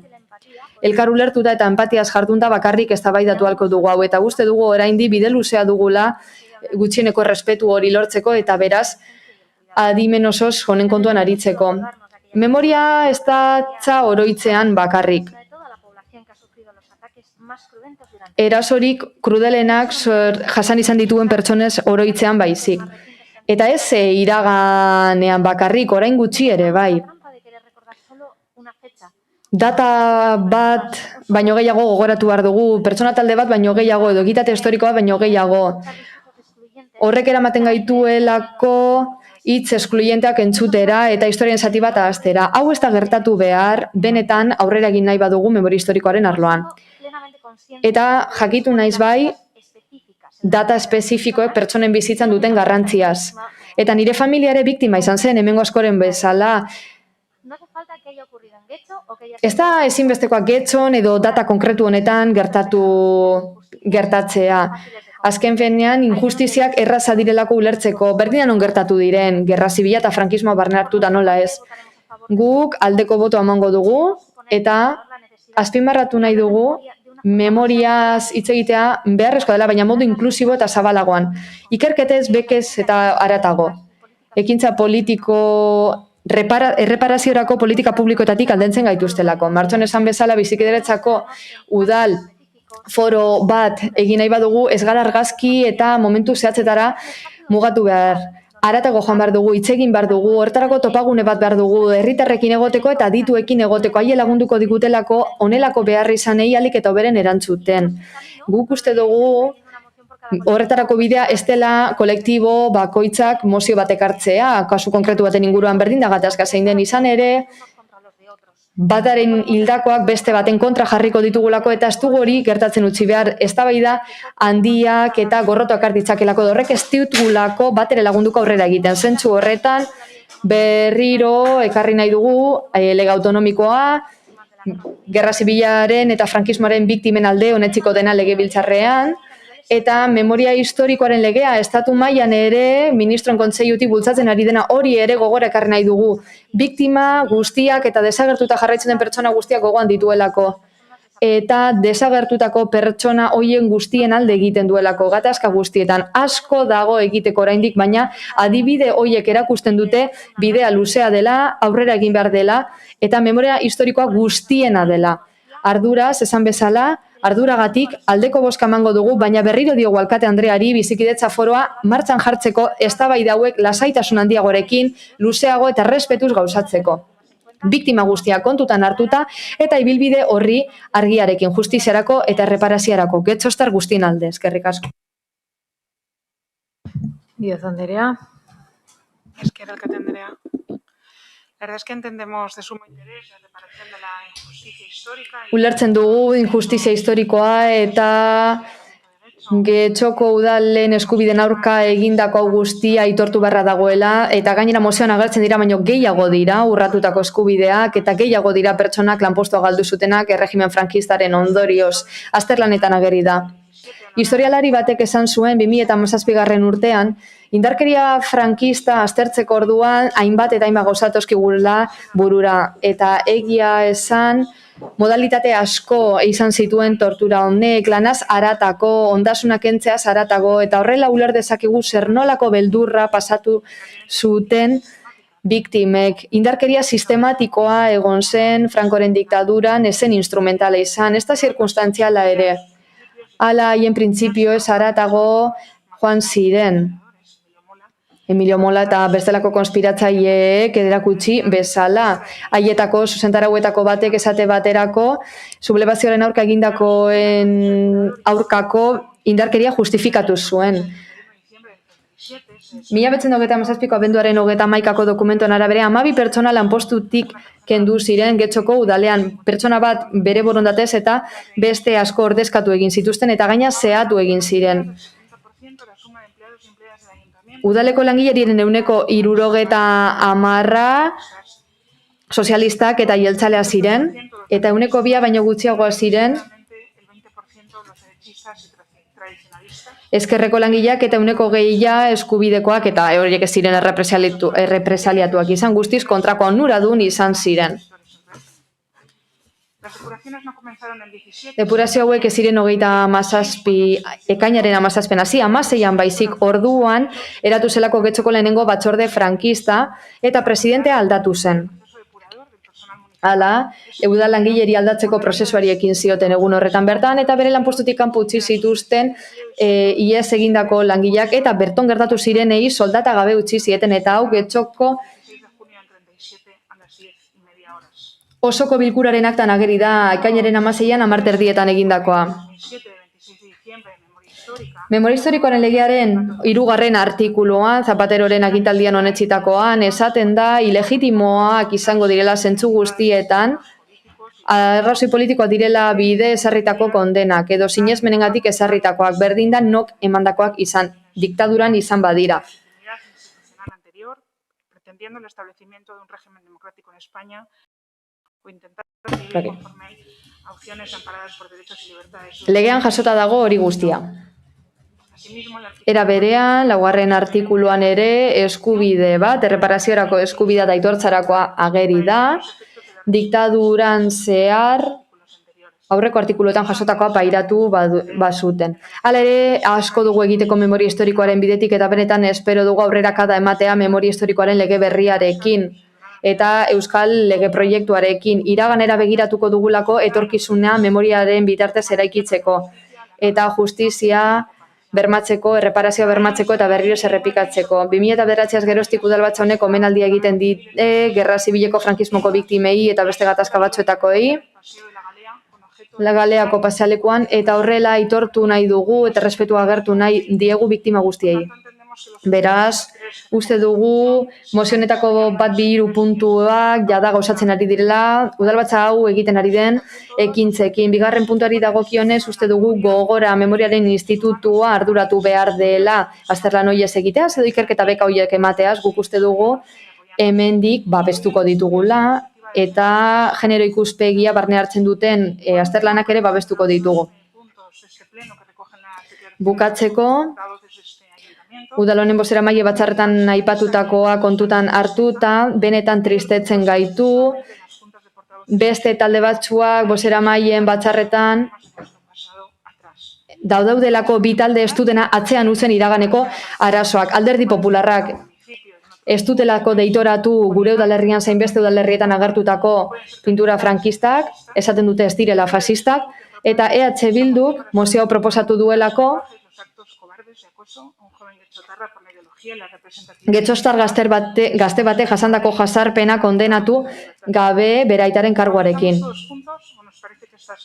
Edo guztio batera egiten dugu aurrera, edo bestela memoria historikoaren aldeko aldarrikapen hauek memoria selektiboaren aldarrikapena baino ez dira izango. EH Bilduren ordezkariak esan du memoria eraikitzeko errealitatea aitortu behar dela. Ados gaude. Horregatik, gu abstenitu egingo gara.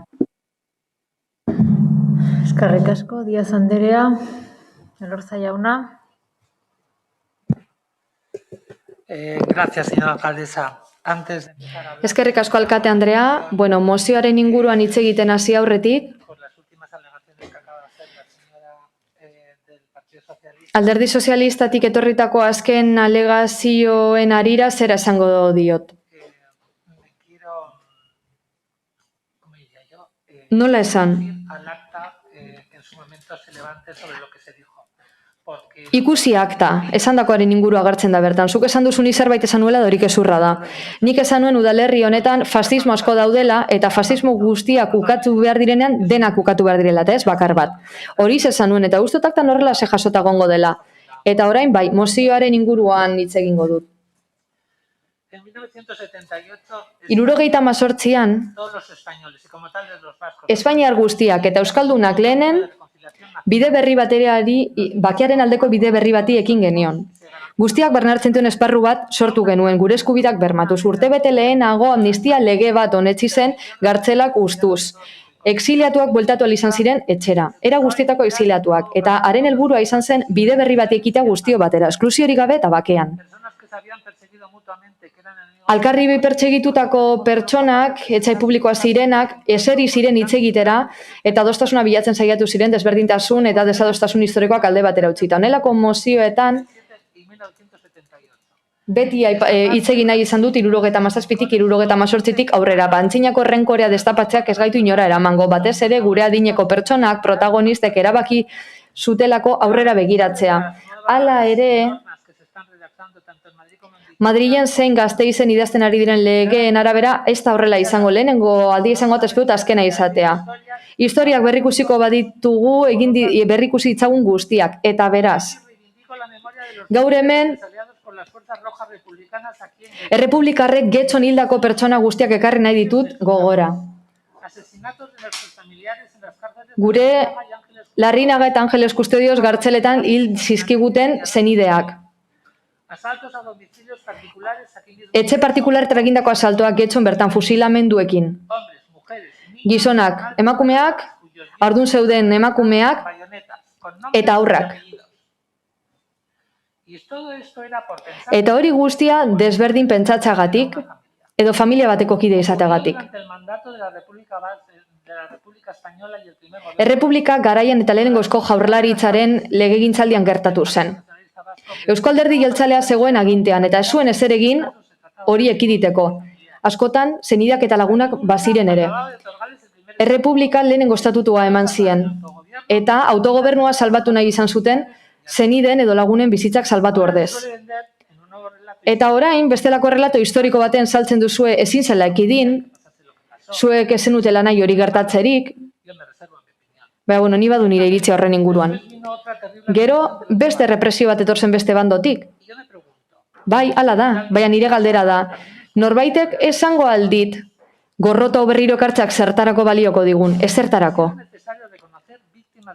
Aitortu behar bat ditugu gerra zibileko biktimak aitor ditzagun guztiak. Frankismoaren biktimak errekonozitu behar izanez gero, errepublikarenak ere aitortu behar ditugu. Legala izan arren, legitimitatea galdu zuen, talde terroristei nahi zutena egiten utzi zienean. Gerra zibilak eta aurretik zein ondoren egindako guztia borroka fratrizida izan da. Ezen egon galtzaierik edo irabazli guztio galdu genuen hobeto esan da. Eta hortik ikasi behar dugu ez errepikatzeko. Ez dirudi, EAJak eta bere sozioek aukeratutako bidau izango denik, guztiz kontrakoa baizik. Legebiltzarrean dagoen lege proiektuan isuna ezarri nahi zaio frankismoaren altezimendu orori eta etaren terrorismoaren altezimendua eta etarrena ez da zehatuko. Larrinagako gartzelak eta beste batzuk ez dira aipatu ere egiten. 2014an osoko bilkura honetara mozio bat ekarri genuen eta aitortza eskatzen genuen etagako biktimentzat. Garai hartan Batasunako bozeramaileak esan zigun horrek ez ziola mesederik egiten normalizazioari. EAJ kontrako bozka eman zuen, Alderdi Sozialistak kontra, baita ere. Baina orain zuek eskatuta zaudete gerra zibilarengatik eta ez duzu kontutan hartun eta kekarritako mina eta argitu gabe daude milaka eta milaka delituak. Demokrazia osoa hitz egiten duzue, baina pila bat krimen daude argitu gabe. 15 egun ere ez dira pasatu gure presidentaren semeari egindako irainak kondenatu genituenetik. Eta gainera alderdi popularreko kidea jasarriak izan ziren zure alderdiko kidengatik. Gasteizen hain zuzen ere. Mantra bat duzue bai, argitu behar direla diozue, krimen hauek eta arduradunak aurkitu behar direla, baina horrek ez du normalizaziora laguntzen ez da ere. Antza denez, bakea lortzeko hobena da justizia sostopatzea. Baina hori totalitarismoa da, baina fascismoa beraz hori da. Amaitzeko, zera gogoraziko dizuet. 2002an, azaroaren 20an, onetzi zen ebazpen bat gorteetan, eta hala diktaduratzat jotzen zuen Frankoren erregimena eta deitoratzen zen. Gainera, konprometitu zen laguntza ematen exiliatuei da beren zenidei, eta haien gorpuak berreskuratzari fosa komunak irekiz. Ebazen horretan bertan, estatu kolpetzat hartzen zen altxamendua. Ebazpen hau batez onartu zen Espainiako parlamentuan 2002an eta gobernuko presidentea zen gehiengo osoarekin Aznar jauna. Gogoratuko dizuet inork ez dezan zalantzan jarri alderdi popularrak gerra zibilaren eta frankismoaren inguruan duen iritzia. Eskerrik asko. Uriarte jauna, zeure da txanda.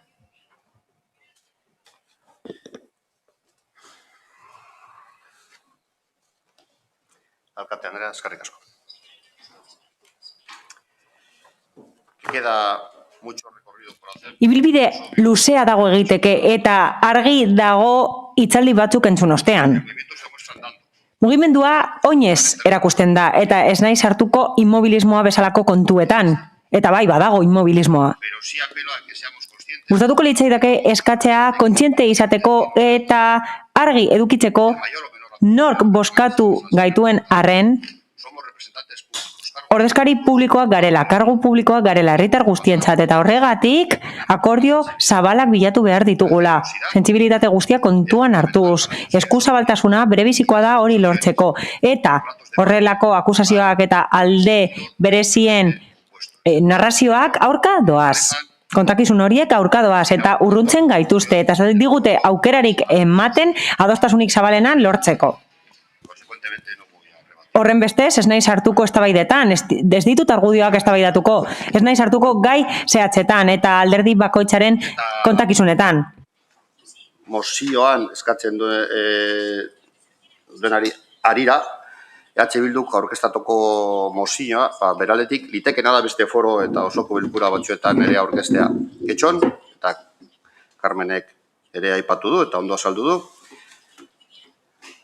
bat eta 3 puntuetan eskatutakoa betetzen da, baita modu zabalago eta zabalagoan ere, eta biktimen eta errepresaliatuen kopurua zabalagoa da. Hori guztia 2009 urtean egin zen eta gaur egun biziri dira. Bigarren puntuan, eskatutakoari dagokionez, Gogora Institutoak horri buruz ezartzen duen irizpidari lotzen gatzazkio. Eta jakina denez, Getxoko udalarekin lankidetzan ari da memoriaren, bizikidetzaren eta giza eskubideen institutu gisa. Jakina ez dugu mozio honen aurkako, ez dugu mozio honen aurka bozkatuko, eta estimatzen da eta baloratzen dugu EH Bilduk zeregin horrekin bat egitea. Ezinbestekoa da, noski EH Bilduk bide horretan jarraitzea, aurrera pausoak ematen jarraitzea. Guk ere, aurrera pausoak eman nahi ditugu.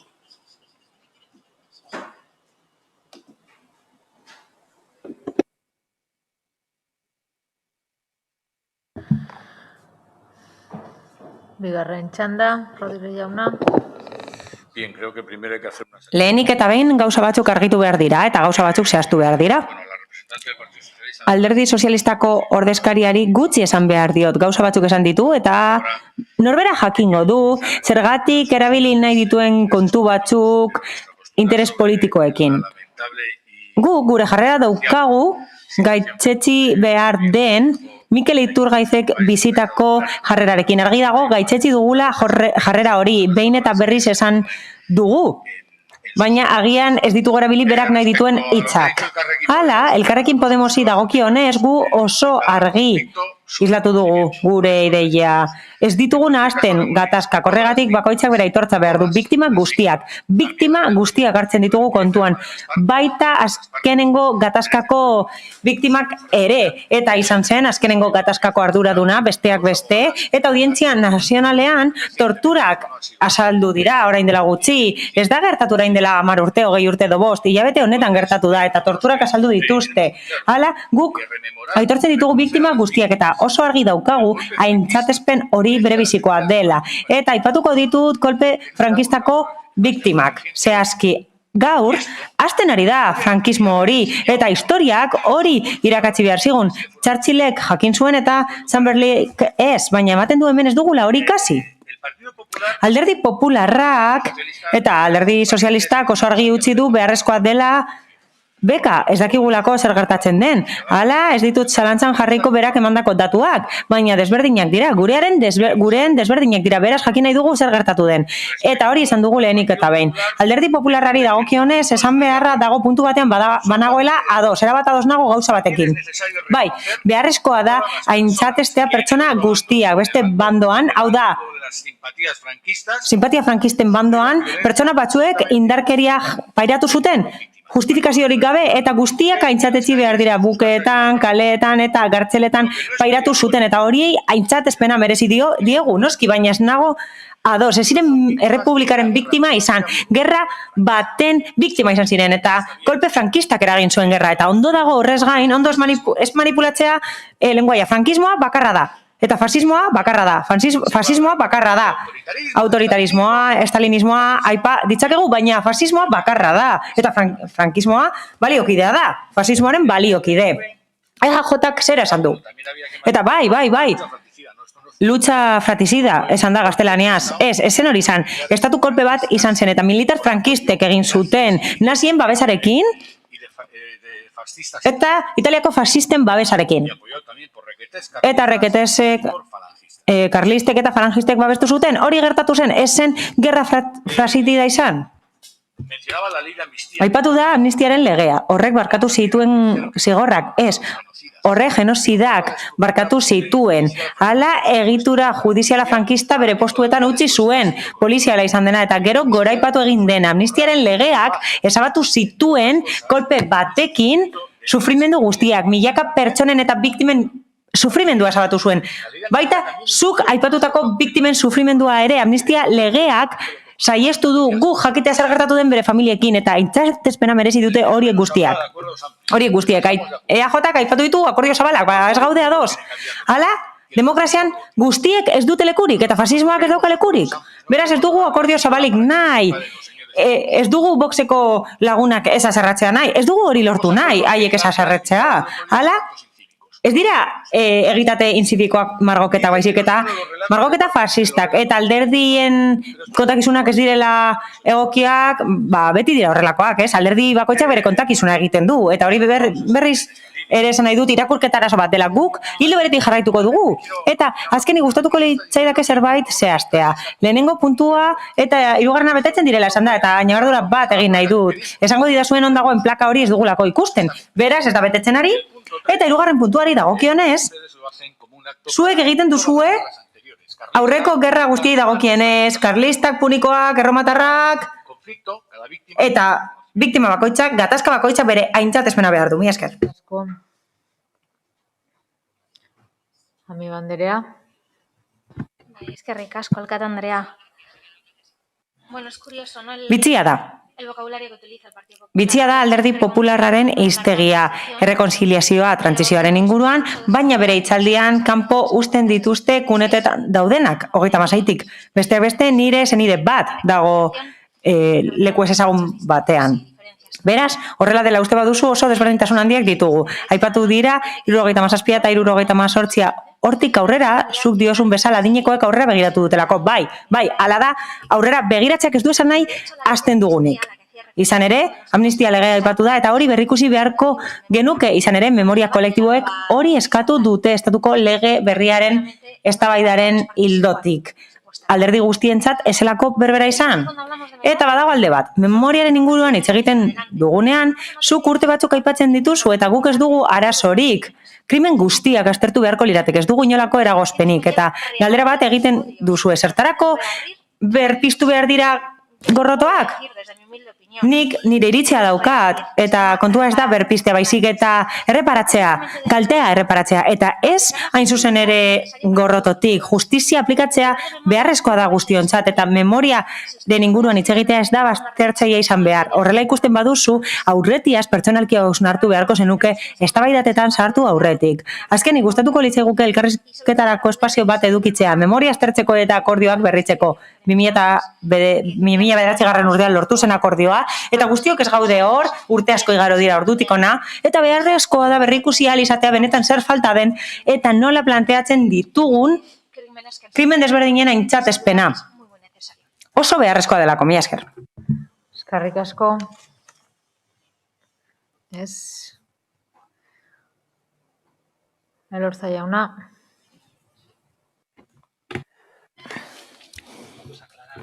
Argituko ditugu kontzeptuak. Eta eseren parte izan. Eta antolakuntza hiltzailea eta kriminala izan zen. Amnistiaren ostean jarraitu zuen hiltzen jarraitzea ezuelako onartu hautestontzietan esan zena. Besterik gabe hori izan zen eta. Errepublikan zehar eta uztailaren 18 baino lehen. Errepublika legala zegoen eta horrek aukera eman zien talde terroristei hiltzeko, erailtzeko. Errepublikaren bermearekin. Eta hori edozein gobernu legal deslegitimazatzen du. Hala, 78 baino lehen bi amnistia egon ziren eta guztionak izan ziren amnistia horiek. Eta renak, Frente Popularren komisarioenak, zeken kideenak eta bar luze bat guztiona izan zen amnistia hori. Eta aizu, Ami Bandereari hause esango nioke, denok ditugu familiak eta batzuk bi bandoetan ditugu familiak, baina nik erabaki nuen edo nire etxean, erabaki zen 77tik edo 78tik abiatzea asko sufritu zelako. Nik egunero egiten ditut hausnarketa pertsonalak. Ez soilik osoko bilkura dagoenean, mila esker. Eta azkenik barkatu. Berriro ere gogorarazi nahi dizut, 2002ko azaroaren 20a. Hala, ministroen kontseiluan Aznar jauna zen presidentea eta lortu zuen parlamentuan aho batekotasuna, besteak beste, errasteko lehen goratzea ondarrak. Fosa komunak irekitzeko eta estatu kolpea zela aitortzen zen eta hori bozkatu zuen Alderdi Popularrak Aznarrekin eta zuek lortu ez duzuena lortu zuen. Gehiengo absolutua ez ezik aho batekotasuna Espainiako parlamentuan. Hilobiak irekitzeko, kunetetan arakatzeko eta laguntzeko mundu guztiak bere senideak berreskuratzeko eta merezi duten sepultura eman ahal izateko eta nahi duten bezala hilobiratzeko. Mila esker. Eskerrik asko. Bozketara pasatuko gara, beraz. Mozioaren aldeko bozkak, EH Bildu eta Elkarrekin Podemos. Kontrakoak, Partido Popularra eta abstentzioak, PS Euskadiko Ezkerra eta EAJ PNV. Eta ondago eta 9. puntu. Bai?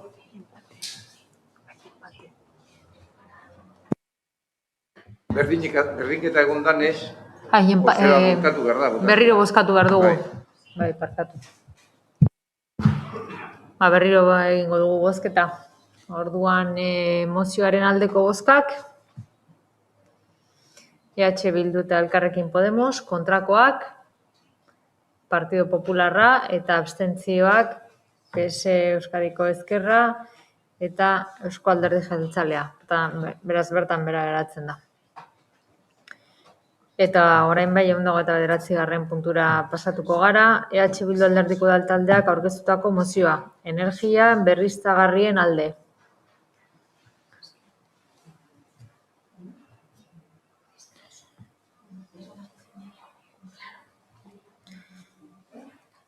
Zeinek aurkezten du? Bildosola jauna, zeurea da hitza. Eskerrik asko. Larrialdi klimatikoa datozen urte eta hamarkadetako agenda baldintzatzera etorri da. Gure ongizateentzako mehatxu nagusientzako baita, benetako zibilizazio erronka bat. Mundu mailako eta Euskal Herriko egoera eta joerak ez du baikortasunerako tarte handiegirik uzten, are gutxiago geldotasunerako. Azken urte luzeetan, komunitate zientifikoak aldaketa klimatikoaren bilakaeraren inguruko abizuak eta jakinarazpenak igorri ditu. Aldaketa klimatikoa berotegi efektuzko gasen isuri masibo baten ondorez gertatzen ari da. Eta isuri horien arrazoi nagusia, bakarra ez bada ere, gure metabolismo sozioekonomikoa mantentzeko erretzen ditugun baliabide fosilen erabileratan datza. Aldaketa klimatikoa, beraz, guk eragiten dugu nagusiki, eta dagoeneko ondorioak antzematen hasiak gara. Urtez urte argitaretuko txostenetan, egoerak askartzen ari dinaren zalantzak ditugu, zantzuak ditugu. Nazioarteko hainbat erakunde eta lantaldek argitaratzen dituzten txostenetan gero eta argiagoa esaten da klima eta energia politiketan eta ondorioz gure egunerokotasunean eraldaketa sakon bat, iraultza bat eman behar dela. Baldin eta egoerari aurre egin nahi badiogu eta aldaketa klimatikoaren efektu bortitzena pairatu nahi baditugu. Hori dela eta, getxo, herri jasangarriagoa bihurtzeko helburuarekin eta aldaketa klimatikoari aurre egiteko estrategikotzat jotzen dugun legealdi honetan trantsizio energetikoaren aldeko urratsak egitea. Kasu honetan, udalak energia berriztagarrien sorkuntza proiektuak aurrera eramango ditu. Horretarako bideragarriak diren espazio publikoetan, instalazio fotovoltaikoak edo eguzki energia tematikoaren jarriko ditu udal eraikinetan. Udal eraikinetan energia berriztagarria jartzeak bere zentzua du, baina, gainera, funtsezkoa da eredugarria delako. Ez da batere koherentea administrazio publikoak energia berriztagarria sustatzeko kanpainak egitea udalerriko biztanleen artean, eta era berean, beraiek ez egitea energia berriztagarrien aldeko apustu irmorik. Honegatik eta guztiagatik, honako akordio proposamena egiten diogu Getxoko osoko bilkurari. Bat, autokontsumo elektrikoko plan bat sortzea udal eraikin guztietan eguzki energia eta beste energia berriztagarriak erabiliz. 2. Plan honetan adierazitako instalazioak udal finantzaketarekin egitea. 3. Plana hasi sektoreko adituekin eta udal teknikarekin eta urtebeteko epean amaitu. 2022ko aurrekontuetan kontuan izateko proiektua eta 2023an gauzatu ahal izateko. Eta 4. Diru laguntzen partida bat sortzea udalerriko etxebizitza eta enpresetan energia berriztagarriak instalatzeko eta Getxoko udalak egin ditzaken hobari fiskala sustatzea, lege esparruaren barruan noski. Bueno, aipatzearren, esan beharrago, gobernu zentralak duela 3 aste onartu du autonomia erkidegoei laguntza zuzenean ematea mozioan aipatutako gaiari lotuta. Beraz, onartu berri den plan hori ikusita, ez dugu uste arazoak izango dituenik udal gobernuak eskatzen dugun plana martxan jartzeko. Duela gutxi ikusi baitugu Erromako nagusien etxea bota eta eraikin berri bat egiteko dirua eskatu duela inolako arazorik gabe. Hori bai, argi dago Erromako nagusien etxea botatzea ez zela, ez da beharrezkoa, ez da auzokideak nahi zutena.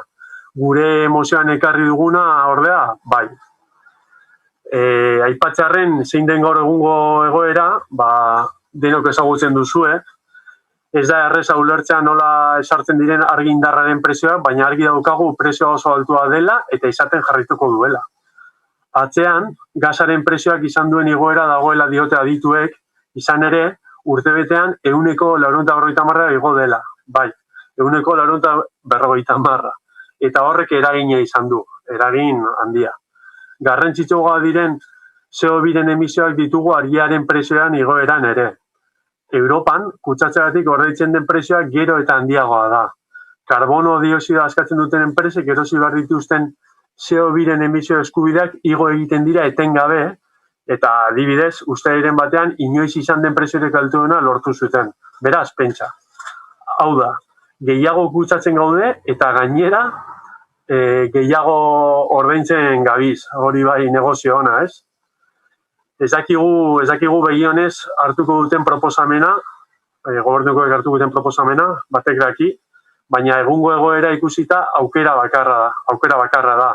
Edozein ikuspuntutik begiratuta, eta mozioan aipatzen dena martxan jartzea litzateke bidea. Bestela, beti bezala, atzetik ibiliko gainateke, eta gaizki eta berando. Mila esker. Eskerrik asko.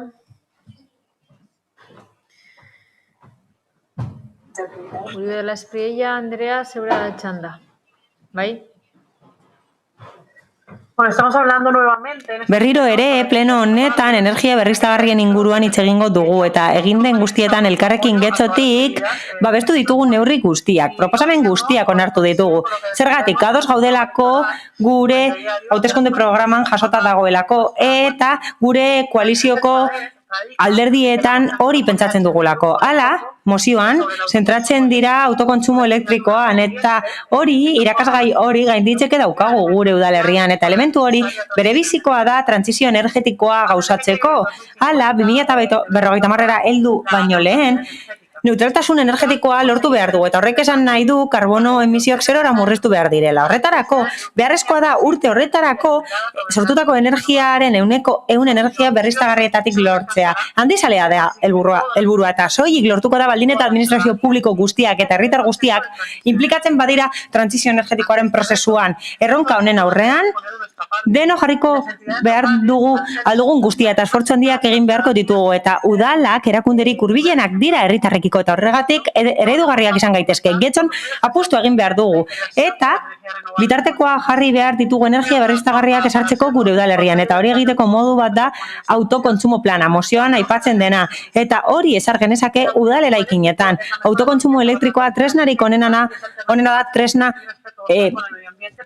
da energia trantsiziorako eta energia lortzeko modurik onena da eta gainera aurrezpenak lortuko genituzke argiaren fakturan eta CO2ko emisioak murriztea lortuko genuke. Legala da, bideragarria da teknikoki eta ekonomikoki garbia eta erantzulea da eta hori sustatu behar da energia eredua aldatzeko horrela udal eraikinak eta azpiegiturak autosufizienteak izango dira. Hala, autokontsumoa sustatuko da udal honetatik eta horrela eredugarriak izango dira jasangarritasunean, eraginkortasunean eta gainera pizgarri bat izango gara energia eredua aldatzeko.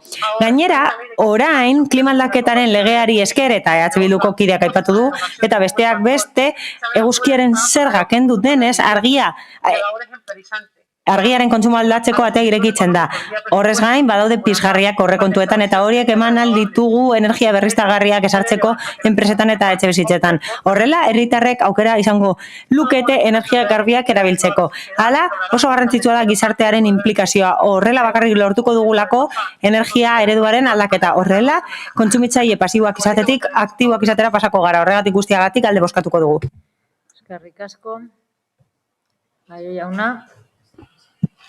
Sí, muchas gracias. Bueno, para grupos... Eskerrik asko, alderdi sozialistaren txat, esan dugun bezala askotan aurrera egitea jasangarritasunean garrantzitsua da. Eta energia berriztagarriak esartzean getxon oso garrantzitsua da guretzat. Zentzu horretan, Europako zuzentarauez gain, eta asko daude jasangarritasunarekin lotuta, gure kasuan badaukagu araudi esparrua. Hala, Euskal Autonomia Erkidegoko jasangarritasun legea dugu, eta 2008an hori garatzen duen dekretu argitaratu zen, eta legeak baditu 3 helburu, energia kontsumoa murriztea batetik, jasangarritasun energetikoa bultzatzea bestetik, eta azkenik, ingurumena babestea, energia berriztagarriak aprobetxatzeko instalazioen bidez. Arau, honen bidez, bete beharrak esartzen dira administrazio publikoentzat Euskal Autonomia Erkidegoan. Kontuan hartzen da, jasangarritasun energetikoa integratu behar dela politika publikoetan eta erakunde arteko lankidetza funtsezkoa dela. Eta energia kontsumoa murriztu nahi da, aprobetxamendu instalazioak esartzea aipatzen da, eta gainera baldintzak esartzen dira autokontsumoko ekipoetarako, eta zentzu honetan lege honek behartzen gaitu inventario bat egitera, eraikinen inventarioa, kontsumoen kontrola egin beharko dugu, eta auditoretza energetikoa ere bai hori egiten ari da dagoeneko, eta bere helburua da zuzen ere hori, plan bat egitea energiaren alorrean jarduteko, eta horren fokuak izango dira eraginkortasuna eta jasangarritasuna, kontsumoa murrizteko eta energia guk sortzeko. Hala, plan hori sortzeko, eta esan bezala nahita eskoa da, legeak behartzen gaituerako beharrezkoa da, instrukzioen gida bat argitaratzea eskuduna den agintaritzak. Oraindik ez da argitaratu, baina jarraitzen dugu auditoretza energetikoa egiten. Hala, badaude jarduketa batzuk lehentasunezkoak direnak agintaldi honetan, eta horiek jasotat daude Agenda 2030ko dokumentuan. Eta horrek gidatzen du gure udalerriko ekintza politikoa. Plano horretan badaude 5 jarduera ildo estrategiko, eta badaude ekintza desberdinak. Eta tokiko foroan landu dira, teknikoki landu dira proposamenak, eta udal arlo guztiek landu dituzte. Hau da, ingurumen jasangarritasunarekin lotutako guztiek landu dituzte. Lehenesten da plan bat egitea udal mailan klima aldaketari aurre egiteko. Hala, beste ekintza batzuen artean eraginkortasuna bultzatu eta betu nahi da, eta energia berriztagarriak bultzatu nahi dira, energia berdea kontratatuz, ibilgailu elektrikoak erosiz, elektrolinera jarriz, edo argiztapen publikoa betuz. Besteak beste. Hala, plan honek badauka 2020-2023 denbora horizontea eta koalizio gobernutik nola ez entratuko garatzen, horiek garatzen eta nola ez araudia betetzen. Jasangarritasunari buruzko legeria badagoelako Euskal Herria mailan, eta horrek ez du esan nahi aurrera pausorik emango ez dugunik neurri berriak txertatzeko. Horiek bat egin ditzaketelako klima aldaketaren aurkako borrokan, eta hori egin dezakegu bai gobernutik, bai udalaz gaindiko erakundeetatik, eta zentzu horretan aipatu nahi genuen abagune bat dela guretzat horrelako proiektuak egitea. Hala, Europako funtsak diren Next Generation horiekin finantzatutako proiektuak abagune bat dira. Eta espero dugu gure udalerriarentzat onuragarriak izan daitezen, badaude batzuk dagoeneko jasota, 2021-2026 susperraldi planean, eta aipatu beharko genuke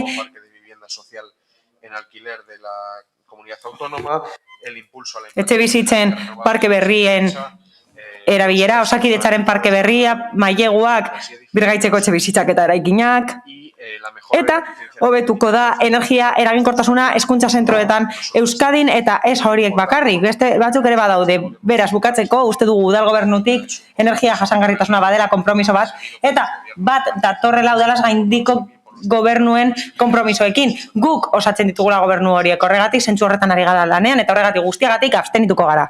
Eskerrik asko. Partido Popularretik, González del Valle, bai? Zeurea da txanda. Muchas gracias, señora alcaldesa. Eskerrik asko, alkate Andrea. Alderdi popularrak bai nazio mailan, bai udal mailan, alde egiten du, energia berriztagarrien alde egiten du, ezarpenaren alde, ikerketaren alde eta garapenaren alde, noski. Horregatik, hain zuzen ere, ez du arazori jarri, adibidez, aerosolgailuak jarri dira, haize errota jarri dira, eta hori gomendatzen zuten adituek energia eolikoa aprobetxatzeko. Hala, zuek ematen du ekologikoak zaretela, eta askotan aurka egon zareta itxakia desberdinekin, gazti migratorioa, kutsadura akustikoa, eta bisuala, eta bar. Horrez gain aukera bat galdu zen, boia bat jarri nahi zen, itsasoaren energia erabiltzeko. Hala, azkenean Santoñan jarri zen, hemendik 70 kilometrora. Hau da, baldintzak egokiak edo berberak dira Santoñan ere bai. Plataforma maremotriz bat jarri da Mutrikun adibidez. Are gehiago, Iberdrola enpresa bat da, eta euskalduna da osorik, eta plataforma bat jarri zuen Eskozian. Zailtasuna jartzen zituztelako hemen talde ekologistek bere proposamenak gauzatu ahal izateko. Hala, aukera galdu dira horrelako adibideek erakusten duten bezala. Aukera galdu dira onuragarriak zirenak bai ekologiari, bai ekonomiari dagokienez. Izan ere, horrelako energia iturriak sortzeak lanpostuak sortuko lituzke. Eskulara behar delako mantentzeko eta energia horren erabileran aurrera egiteko. Horregatik, hain zuzen ere, harrigarria da orain arte ez konturatzea ez dagoela tarterik baikortasunerako, are gutxiago geldotasunerako, baina posgarria da ikustea hemendik aurrera zuen taldeak babestuko dituelako energia berrien garapena. Hala, bai, noski, alde gaude, eta ondo iruditzen zaigu instalazioak aplikatzea eguzki energia erabiltzeko eta bestelako energia berriztagarriak erabiltzeko udalerakin, eta baina harrigarria da ikustea hori ez dela egin orain arte. Izan ere, arazoa ez da berria, baina bada larria. Ematen du, gobernu taldea konformatzen dela LED argiztapenarekin, edo lorezaintzako ibilgailuak berritzearekin. Hala, adibide gisa aipatzen da Romoko kulturetxean, non ez dagoen eguzki panelik, adibidez. Hala, esaten duzue geotermia erabiltzen duzuela, baina egia esan, egin duzuena izan da material isolatzaileak erabiltzea. Eta hori logikoa da, baina horrek ez dauka zerikusirik geotermiarekin. Hala, gauza bere egin zen musikebarrin, ez ziren kontuan hartu onurak, hau da, energia berriztagarrien erabilerak zituen onurak, ez ziren kontuan hartzen. Hala, ezin dut aipatu gabe utzi, osoko bilkura honetan asko aipatu dela, jasangarritasuna eta mugikortasun jasangarria, eta horrekin lotuta dago erregai fosilen erabilera, eta nire galdera hauxe da. Nortzuk itzuliko gara bizikletaz gure etxeetara, patinetez edo garraio bide publikoz? Nortzuk itzuliko gara horrela? Oso gutxik egingo dugu hori edo inorkez. Hala, gobernu taldeak eta korporazioa jarrera hori dauka energia berriztagarriekiko, eta horregatik farsa bat egiten ari gara. Oso garrantzitsua da pustu egitea energia berriztagarrien erabilera sustatzeko, eta udala da lehendabizikoa eredugarria izan behar dena. Hala, udalerakinetan baliabide energetiko berriak erabili beharko lituzke udalak eredugarria izateko. Egia da, badagoela aurrekontu partida bat, horrelako pizgarri fiskalak jasotzen dituena, eta hori zuek proposatzen duzue. Horri gehitzen badiogu oso berandu ibiltzen garela energia berrien erabilera sustatzerakoan, eta egoera honetan bizi garela, eta bai, zuek geldo jarduten duzue, eta horregatik abstenituko gara. Muchas gracias. Eskerrik asko. Gonzalo jauna, zeurea txanda. Egunon. Bueno, tanto la ciudadanía como las administraciones... Herritarrek zein herri administrazioek nire ustez modu okerrean edo zuzentasun politikoagatik zuzenean eta modu esageratuan lerrokatzen saiatzen gara eraginkortasun klimatikoa eta energia berriztagarriak, eta ez dugu erabilera murriztaz hitz egiten. Alderdi Popularrek haien txandan hausnarketa egin dute klima aldaketari aurre egitearen inguruan. Mugikortasunarekin dago gehiago lotuta konfortabilitatearekin baino. Hau da, eragina izan nahi badugu klima aldaketa eragiten ari direna gauzetan, behar bada zertarako zerekin eta zergatik hori erantzun beharko digu lehenik eta behin, eta zergatik den gure mugikortasun horren garestia eta ez den bat ere eraginkortasun aldetik. Sobre el medio ambiente de las restricciones a la movilidad que hemos tenido durante las fases más duras de la pandemia. Pandemiaren faserik gogorrenetan mugikortasuna mugatuta egon da eta aste batzuk izan baziren ero mesede egin zitzaion ingurumenari. Hala ere, erakunde publiko zein pribatuetatik energia eraginkortasuna bultzatu behar da. Getxoko udalak eta erakunde autonomoek nota oso ona dute, baina ni gobernu batzarreko presidente bezala zer esango dut eginda dago edo egiten ari gara.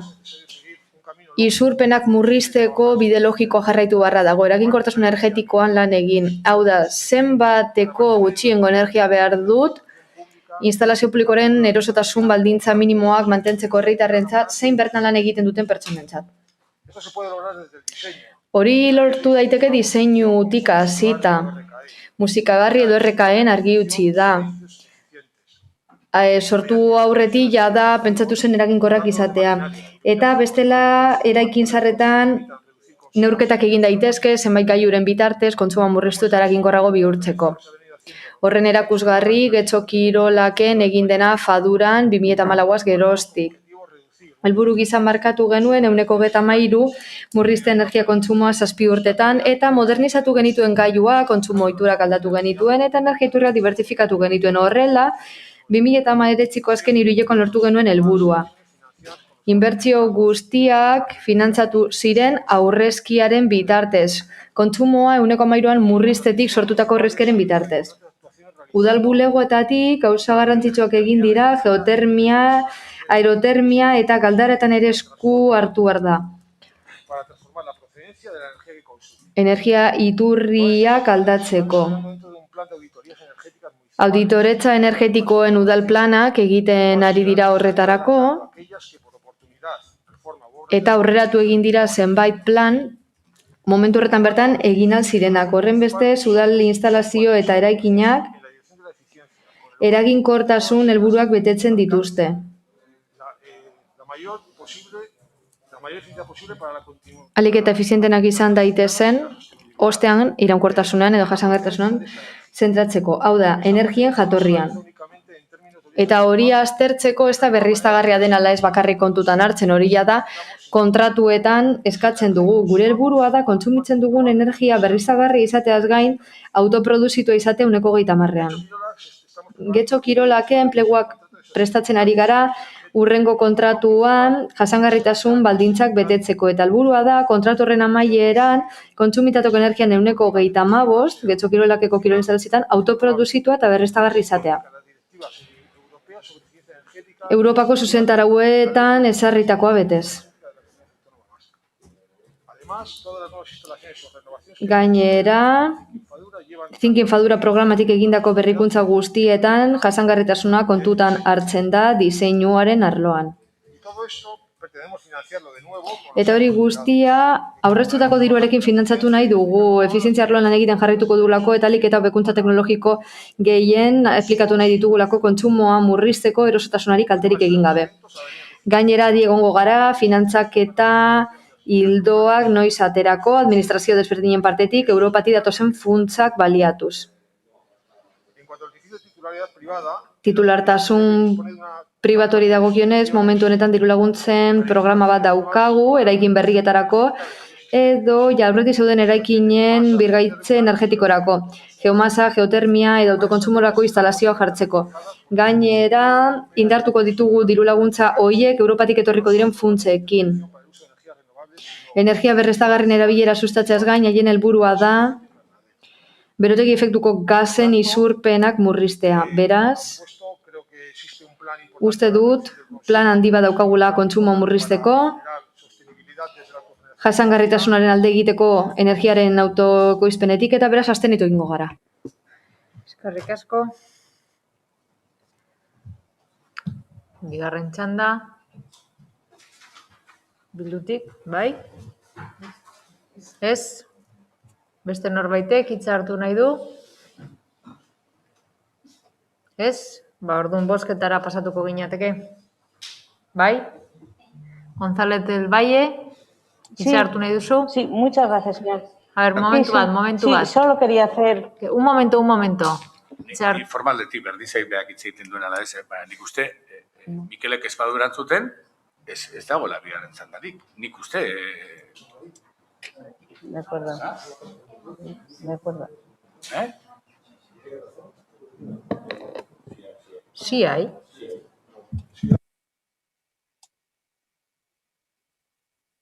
Si el proponente no responde, no.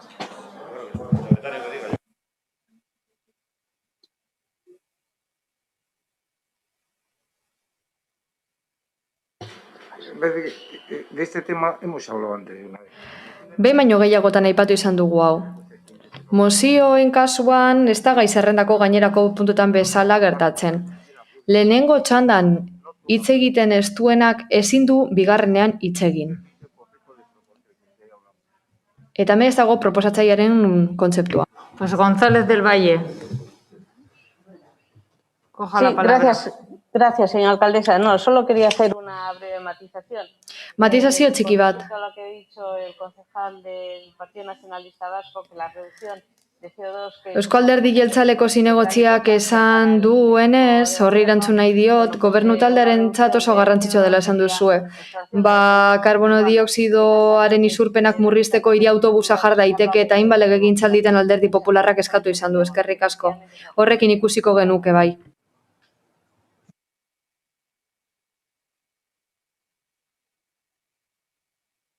Bozketara pasatuko gara orduan.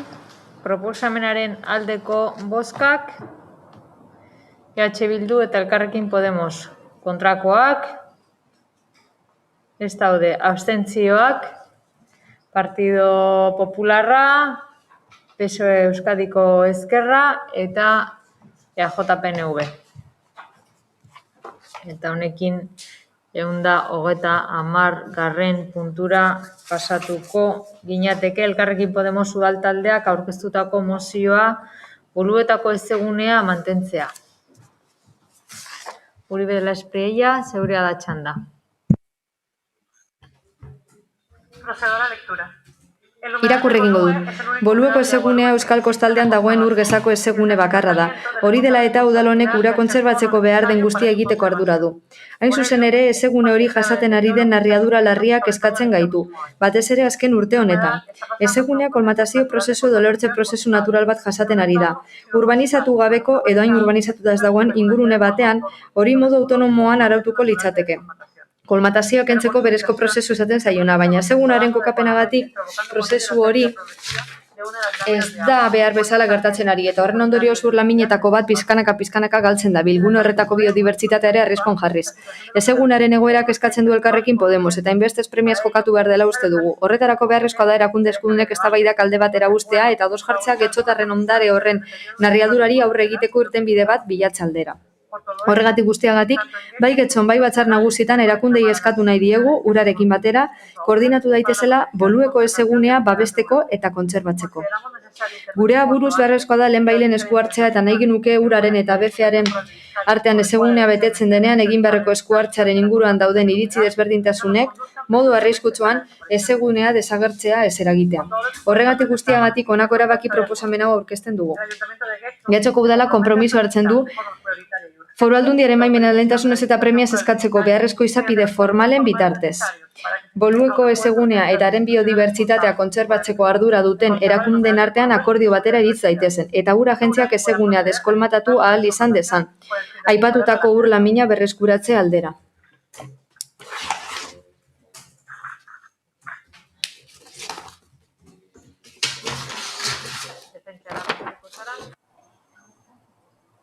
Enmendakina daukagu. Sí, tenemos una transaccional. Bai, zeharkako badaukagu.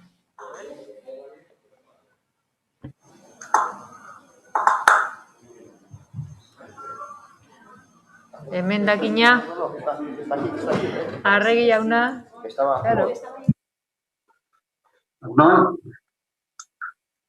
Katia Andrea, hoy. Bueno, teníamos una transaccional de sustitución a la propuesta de acuerdo. Erabaki proposamena ordezkatzeko zeharkako emendakin badaukagu. Despiste txikiak. ¿Qué paso a leer? Irakurri dezaket? Sí, mesedez, irakurri. Bai. una transaccional de sustitución de la propuesta de acuerdo que quedaría el Ayuntamiento de Getxoko udala konpromiso hartzen du, ura Getxoko udala lankidetza protokolotik eratorritako jarduketa planaren baitan, Bolueko eseguneko lehenengo baltza gaztetzeko eta berreskuratzen alegintzeko beharrezko kudeaketak proposatu eta egiteko. Urak egikaritu beharreko lehentasunezko jarduketa modura. Horrez gain, guzti honen berri emango zaio Bizkaiko Foru Aldundiari, bere eskumenen baitan beharrezko ekintzak egin ditzan prozedura hau aurrera eraman ahal izatea errazteko.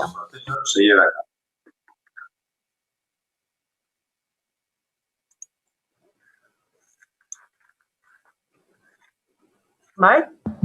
Bai. Desde Elkarrekin Getxo aceptamos la... Onartzen dugu emendakina. Ongi. Orduan, defentsara pasako zara?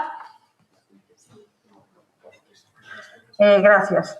Bueno, el humedal de Bolue es, como hemos dicho, el único de agua dulce. Esan bezala, Bolueko ezegunea urgezako bakarra da, Euskal Kostaldean, gure ondararen parte da, eta animalia espezietik gora daude, bertan gainera horietako batzuk babes berezia dute.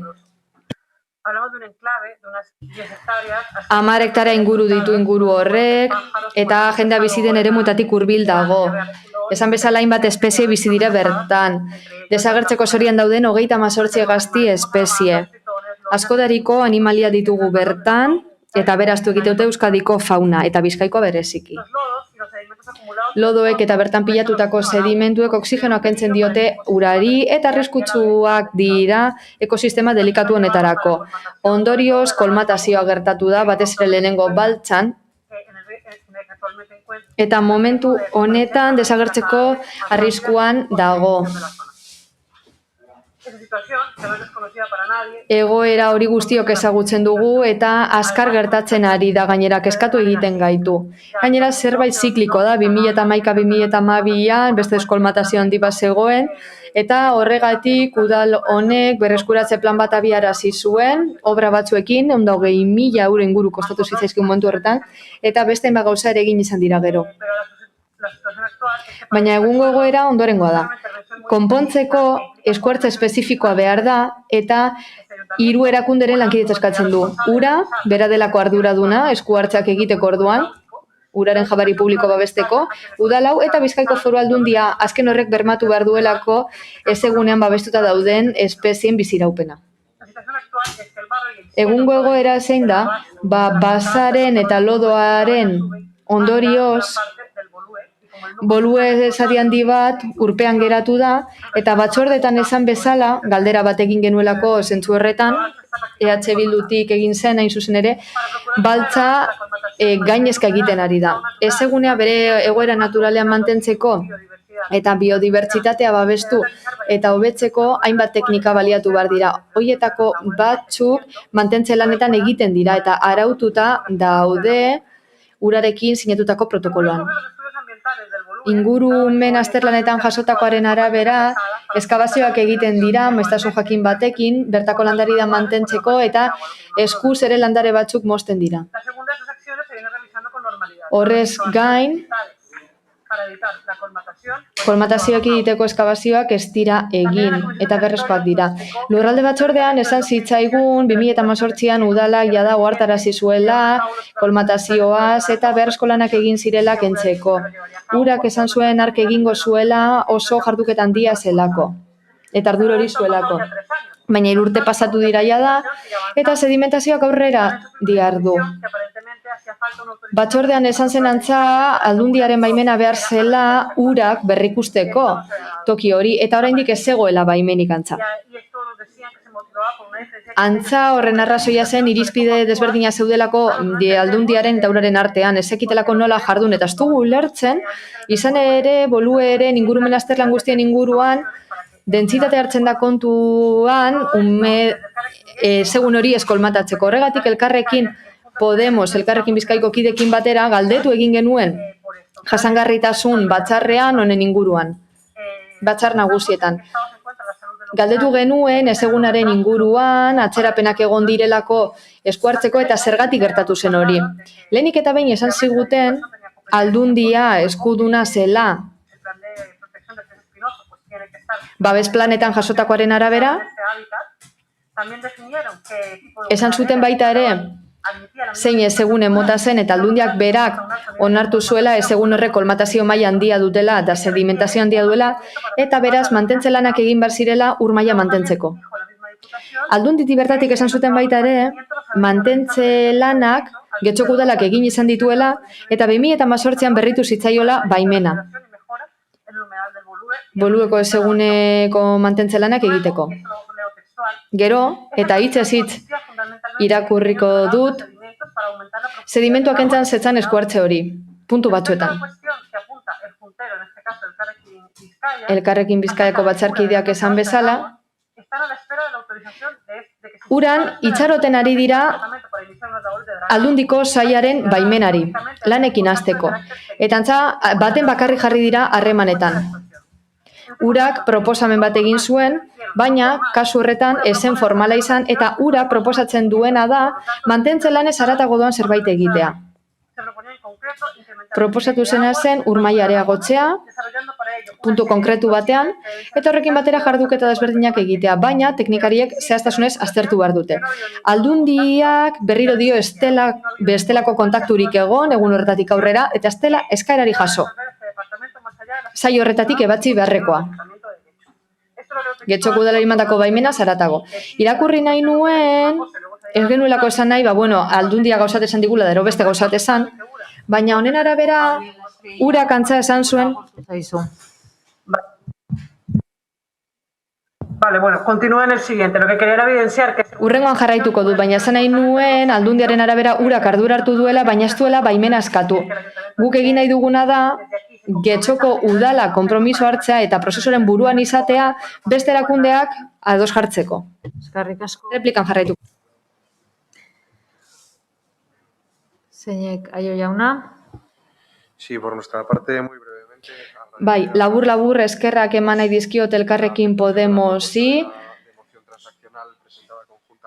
Zeharkakoa onartu dutelako, EAJP eta PSek batera aurkeztutakoa, eta zera esan nahi dut.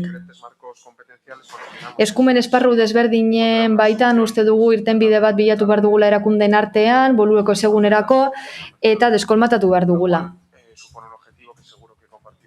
Zigur, udal talde guztiek dugula helburu hori. Badakigu udalak urteak daramatzala interesdun gisa, beharrezko kudeak eta lan guztiak egiten, eta ura eta foru aldundia akordio batera iristeko zain. Eta gure udal taldetik espero dugu, iraietik aurrera, behin betiko bultzada jasotzea kontu honek. Rodrigo jauna? Egia esatzeko aurreko batzorretara ekarri genuen bezala, eta gure Elkarrekin Podemosek apirian eskatutakoaren antzekoa dakar, hau da, Bolue segunearen egoerak eskatzeko baita. Argi esan behar dugu ere, Elkarrekin Podemosek egiten zuen eskaria luzegia iruditzen zaigu, bai bere idazkeran eta bai bere egikaritzean, eta ez genekin eskari horren bukaeran urmaela lehortuko zanala ez.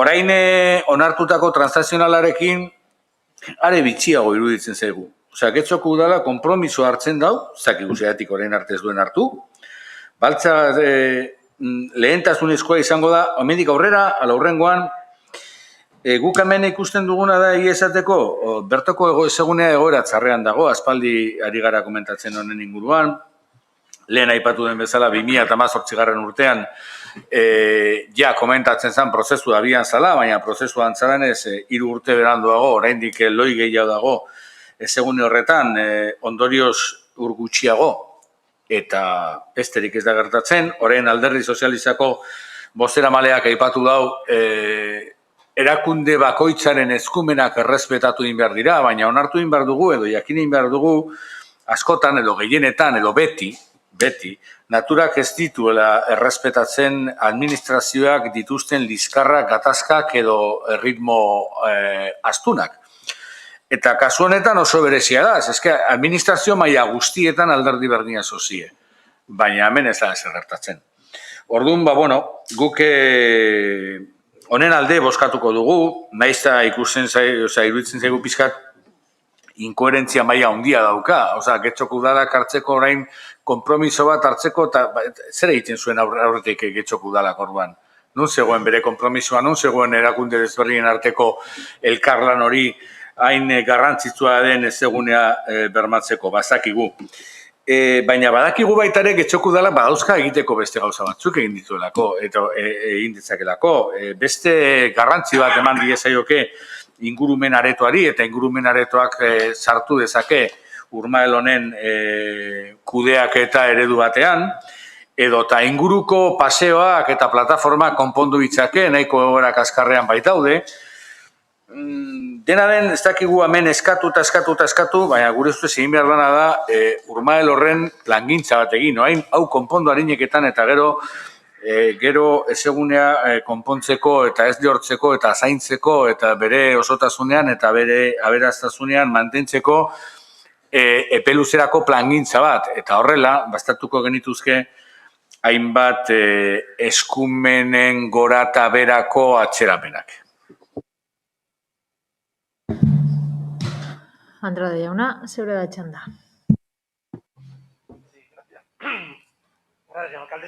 Eskerrik asko, alkate Andrea, nik egia esan ez dut ulertzen proposatzaileak nola onar dezakeen zeharkako emendakin hau.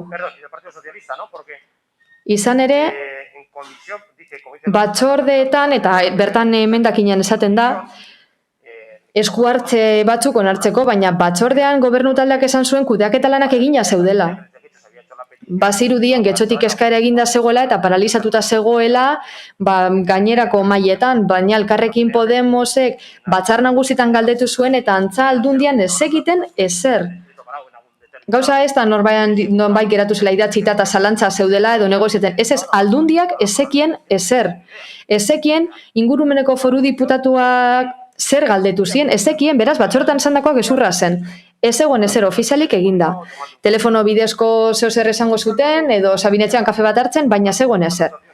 Beraz, honelako emendakin bat onartzea, non esaten den lehentasuneko jarduketako onartu behar direla, zerbait litzateke. Behar bada, hori zengo da, zeharkakoa onartzaren helburua, baina udalak egin behar duena da formalki eskatzea. Eta Batzar Nagusietan eta ikusiko dugu lortzen den, izan ere, Alderdi Sozialistak esaten badu ere, kontua ez da uraren eta Aldundiaren artekoa, gauza da udalak ez duela eskaera egin, oraindik ez dela interesatu kontu hau konpontzeko. Konpontzen dugunean, bigarren fase batean, ikusiko dugu ezegunarekin zer egin, hori da garrantzitsuena. Jendeari justifikatu behar diogu segaitik gastatzen ditugun baliabide ekonomikoak, ezegun horretan, eta ezegunea bera ere balioetan jarri behar dugu garrantzia eman. Garrantzia eman behar diogu, pasarelak eginda, oinezkoentzako, ezegunean zehar, desbrozatu inguru hori, izan ere zu bertatik oinez basoaz, ez da ezer ikusten. Esaten dizutatzen ezegune bat dagoela eta sinestu beharra dago, baina arrama batzu daude guztia estaltzen. Beraz, sinestu besterik ez dago, besterik ezin dagin. Baina badakigu hori esaten digutelako, gazti espezien aberastasuna dagoela, eta beraz, pizka bat paseatu Urdaibaira basoaz, gauza bera duela jakinda, bertan bersenterra daukazu, dorre bat daukazu, eta bertara joan zaitezke, animaliak ikus ditzakezu, txoriak ikusi, kamera batzuk dituzu bertan zuzenean ikusteko zer gertatzen ari den hegaztiekin, baina hemen ez da zer ikusten, ez dago dorrerik, ez dago ezer.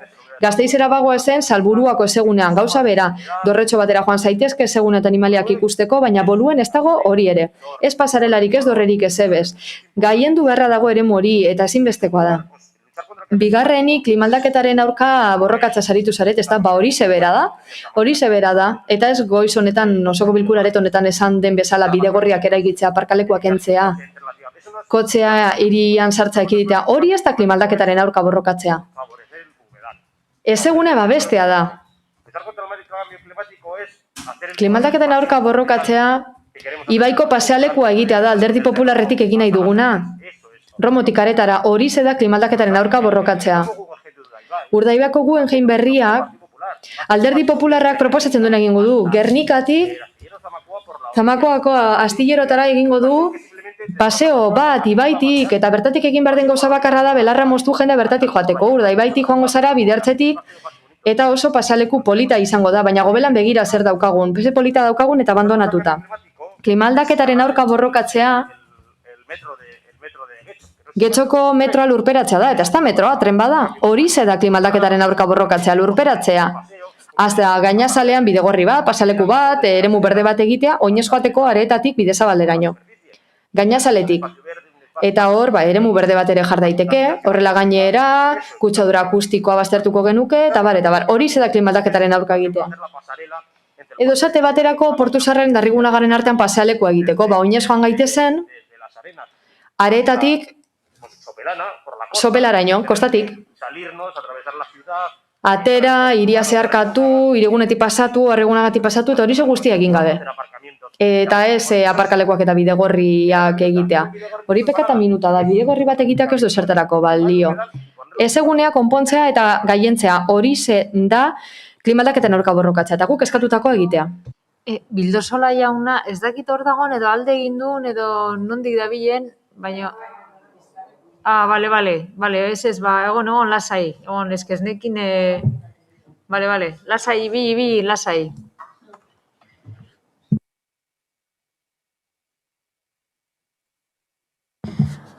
Bale. Bueno, arregi jauna, zeure txanda.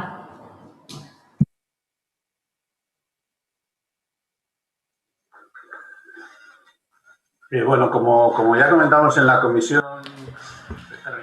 Lurralde batzordean esan bezala, hilabete honetan bertan, eta gainera Karolinak ondo azaldu du, Elkarrekin Podemosetik, ondo azaldu du, azken 3 urtetan zer gertatu den. Udalak berriro ekin dio gai honi, eta bilera bat deitu du irailerako 3 erakundeen artean, 3 erakunde eskudunen artean. Ura, Foru Aldundiko Ingurumen Saila, eta udala. Bileraren helburua da, behin betiko zehaztea zer egin behar den eta nork egin behar duen. Horrela, baimenak izapidetuko dira bermeekin. EH Bilduri esan nahi diot, konpromiso honetan zera esaten dugula. Beharrezko kudeaketa lanak egingo ditugula lehentasunezko jarduketa gisa kontsideratzeko ezegunean egin beharrekoa. Oso zehatza da eskatuko duguna. Eta hori islatu dugu gure zeharkako emendakinean. Uste dugu bideri seguruena dela, helburu partekatu hau lortzeko. Eta lehenengo baltza gaztetzeko.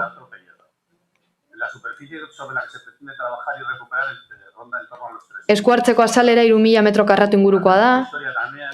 Eta, testu ingurua izateko horrela jarduketa honek beste batzuk osatuko lituzke. Ponpa kasetan inguruan egindakoa, behatokien inguruan egindakoa, eta gaina landaredia berreskuratuko genuke Larraina Zubi, Errekaren eta Bigarren baltzaren inguruan. Izan ere, horrek paisaiari mesede handia egin zion eta faunari baita ere.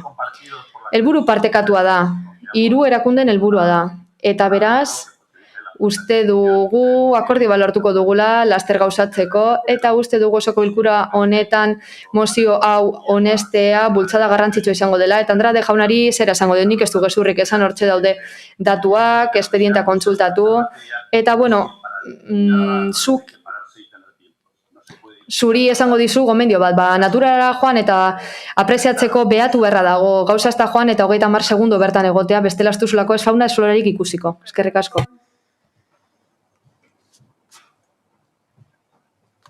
Uribe de la Espriella. Bueno, gracias. Lo que hemos visto es que estábamos... Eskerrik asko.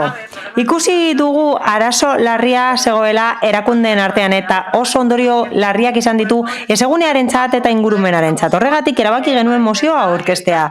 Hain zuzen ere saiatzeko hau berriro ere gertatzea. Gure asmoa momentu honetan hori da, ez da errudunak bilatzea, zehazki ez, gure helburua aurkakoa da zerbait egitea, errudunak bilatzeko denbora egongo da, horregatik sakonki aztertzen jarraituko dugu. Gai hau aurkeztuko dugu Bizkaiko batzar nagusietan eta nola ez Eusko Legebiltzarrean azalduko dugu urak oso ondo azaltzeko zer gertatu den, horrela argazkia izango dugu eta jakingo dugu zer gertatu den azkenengo 3 urteotan. Horregatik eskertzen dugu konpromiso hau hartzea eta zain egongo gara ikusteko ea betetzen den eta azkartzeko prozesua. Hala, gustatuko litzaidake 2 gauza zehaztea. Batetik, hitzarmen protokolo bat sinatu da urarekin, eta indarraldiaren 5 urteak bete dira apirilean eta luzatu da de facto, baina uste dugu hala ere aukera izango genukeela orain hori eguneratzeko edo gauza batzuk zehazteko.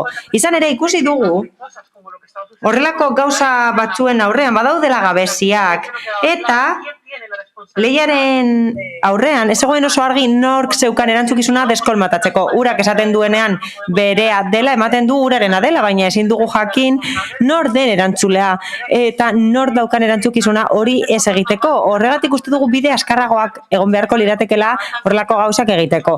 Jakin badakigu denbora EPSH-etan lehenengo oinarria deskolmatatu behar dela, hobe litzateke hori protokoletan jasotzea horrelako gauzarik espairatzeko berrirore eta ez atzeratzeko. Hala, aurreko legegintzaldian defendatu genuen bezala eta EH Bildu esan bezala berariazko plan bat behar da boluerako, noski baietz, ez soilik lehen goratzeko baizik eta mantentzeko ere bai. Eta, azkenik, ez egunea mantentzeak ez du esan nahi zubiak egin behar ez direnik edo eraikinak egin behar ez direnik. Ez dago pentsatuta pertsonek osatzeko, ez da museo bat edo zoologiko bat, bertan mantendu behar duguna da ekosistema bizia, habitat bat da eta zaindu behar da, Getxoko ondarea da eta oso gutxi daude kostatik hurbil horrelako ezaugarriekin, eta hemen kezkagarriena hori da, badaude txostenak ez eguneen egoeraren inguruan, urak igorritakoak, Eusko Jaurlaritzarentzat, eta azkenengoa 2018koa da, eta horrek esaten du ez egune honetako egoera ekologikoa txarra dela, eta hori idatzita dago uraren webgunean, eta ikusiko duzue, bilatzen baduzu, eta horrek eskatu behar gaitu. Hala gure ingurumen ondarea arriskuan dago, eta adierazle txarrak ditu, eta datu finkatuak dira, errealitate hori hor dago, zientifikoa da, eta urak adierazten du. Podemos llevar este tema. Creo que debemos llevar este tema también. Uste dut, aurkeztu behar ditugula gai hauek espazio egokietan eta bolueko ezegunea aztertu behar da ingurumen foroan, eta aurrera pauso gehiago eman behar ditugu plan horretan, baina beno, urratsak eman behar ditugu banan-banan, premiazkoa jardungo dugu orain, eta ezin dugu ahaztu garrantzitsuena. Mila esker.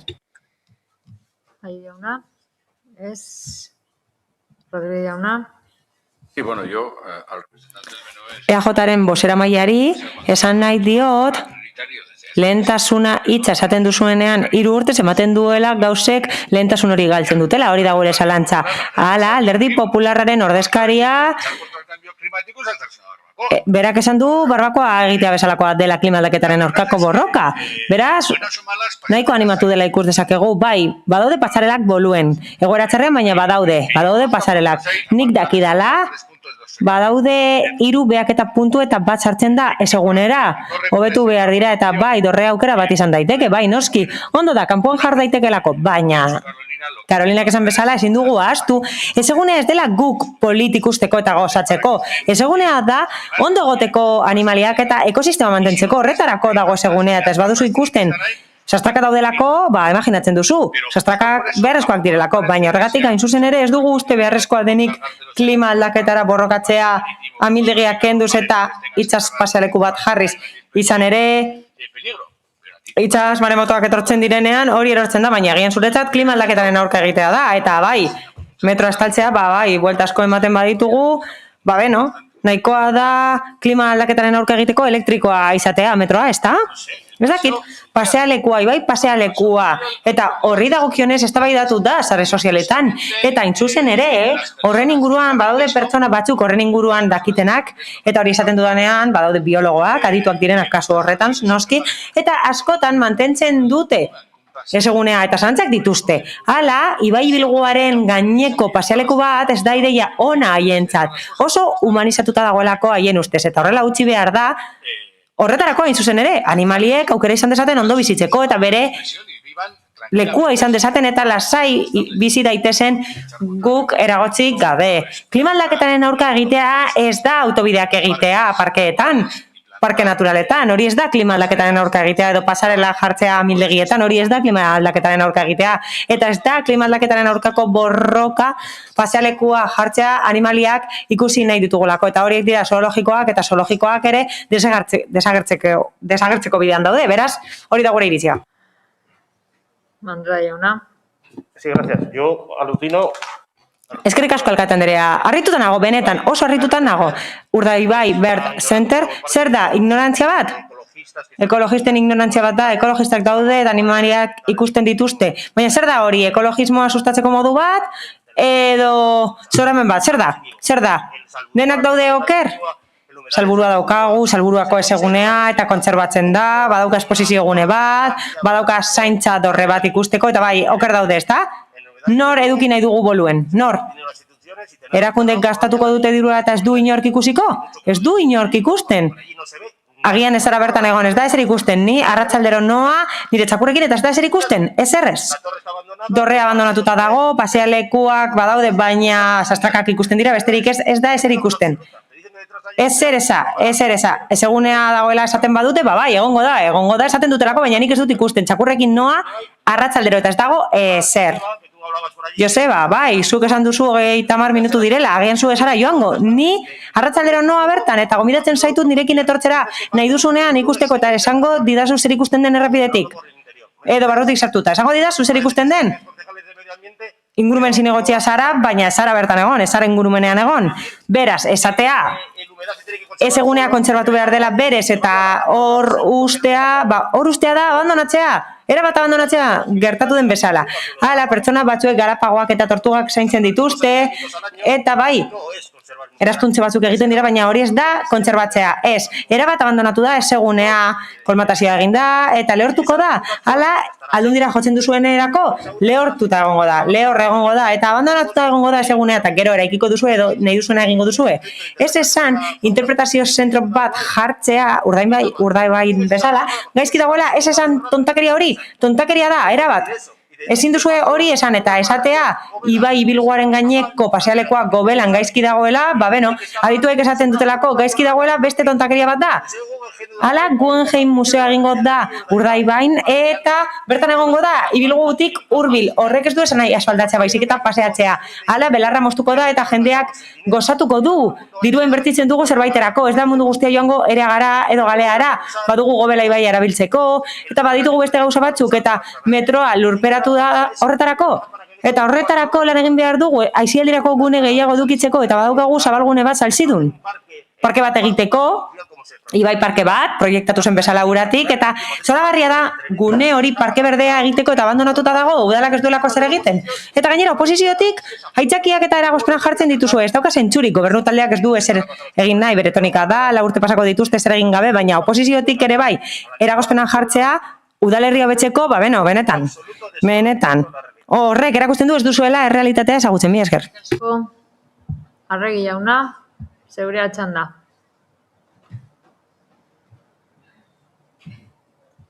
Sí, por aclarar. Argitzearren, ematen du, ez dagoela argi.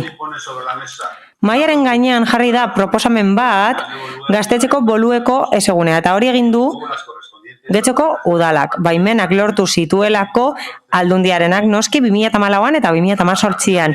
Beraz, hortik aurrera, Karolinak esan bezala, Elkarrekin Podemosetik, 2020an, urak pentsatu zuen, hobezela zuzenean eskuartzea bertan. Berak eskuartzea horregatik, udalak basuen proiektu bat, urak bereganatu du, eta horregatik ez zuen udalak egin. Horregatik, urak josuelako hobezela berak egitea, urak egitea. Eta Eduardo, ez azarratu? Esango dizut noiz nondik ikus daitekeen ondo. Ez dakit nondik zoazen, baina badaude behaketa puntu batzuk, eta bertatik oso ondo ikusten da ezegune horren barrualdean. Mila esker. Eskerrik asko. Bozketara pasatuko gara.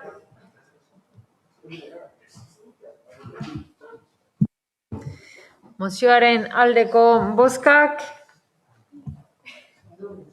Duk ere ez? Bai.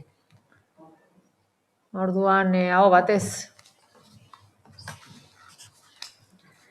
Eta azkeneko mozioan sartzen gara, 111. Puntuan, Elkarrekin Podemos udal taldeak aurkeztutako mozioa, hilekoaren pobrezia eta sexu hezkuntza. Amio Anderea. Bai, eskerrik asko alkate Andrea.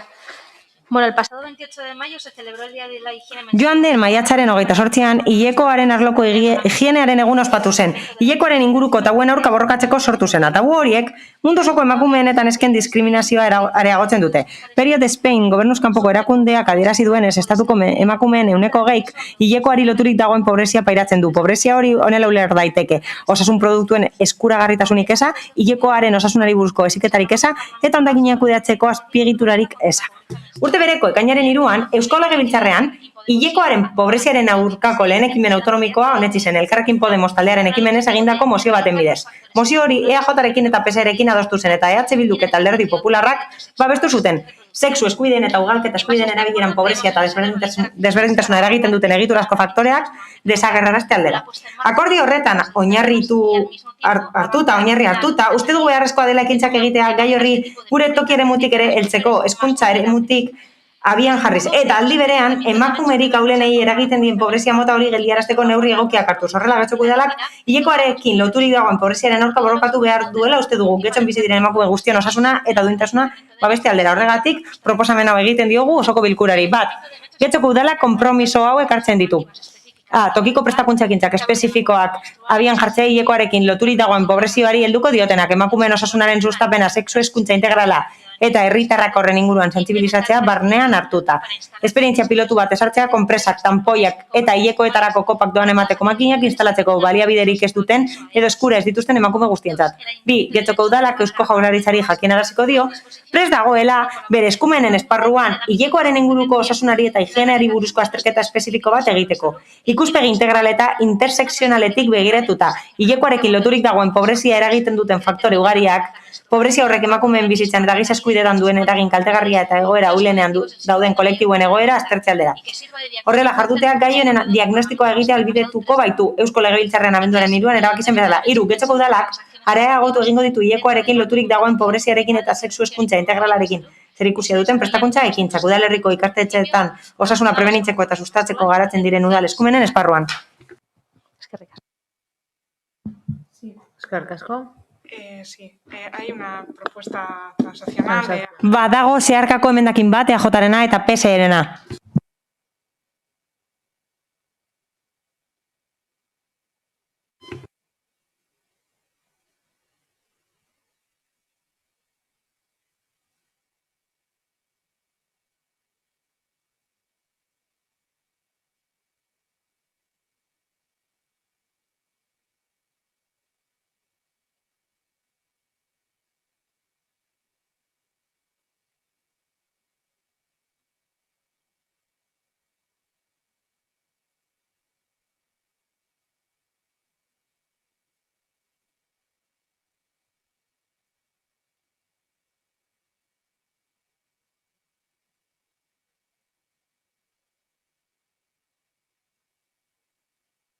Irakurriko duzue?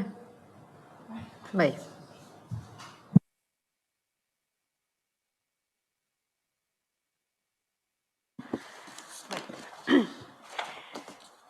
La propuesta de acuerdo sería la siguiente. Hauxe izango litzateke, erabaki proposamena. Colaboración con Emakunde, expertas en la materia y demás agentes sociales realicen un estudio específico a la mayor brevedad posible a nivel de Euskadi sobre la salud e higiene menstrual desde una perspectiva integral e interseccional que aborde los múltiples factores que determinan la pobreza menstrual, el impacto de la misma en la vida y derechos humanos de las mujeres y los colectivos en situación de mayor vulnerabilidad, que sirva de diagnóstico y que contenga recomendaciones u orientaciones de políticas públicas a desarrollar.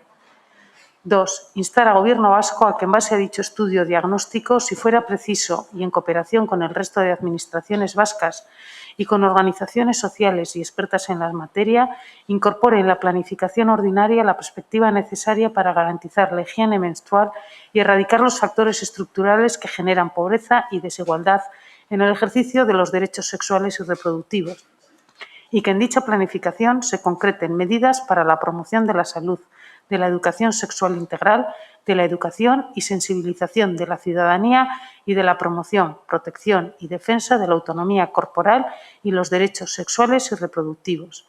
Como es habitual, en la definición de la planificación institucional se definirá los recursos necesarios y la gobernanza necesaria para su desarrollo e implementación, así como la inclusión de mecanismos de participación ciudadana en la misma. Y 3. Instar al Gobierno vasco a, desde su ámbito competencial, impulsar iniciativas y apoyar todas las iniciativas estatales que impliquen la reducción a gratuidad en el coste de los productos de higiene menstrual, apoyando tanto la aplicación del IVA superreducido a estos productos como su gratuidad completa, así como en la realización de un informe sobre el alcance e incidencia de la llamada tasa rosa en el mercado vasco y español por parte de este último, de los organismos públicos del Gobierno del Estado, y en su caso se realice un informe de las actuaciones o acciones, tanto políticas como institucionales, en los diferentes ámbitos competenciales que pudieran implementarse para la supresión de la misma, dando traslado del mismo al Parlamento vasco.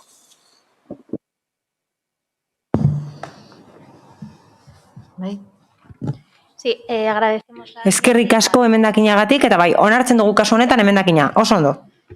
Defentsara pasatzen duzu? Sí.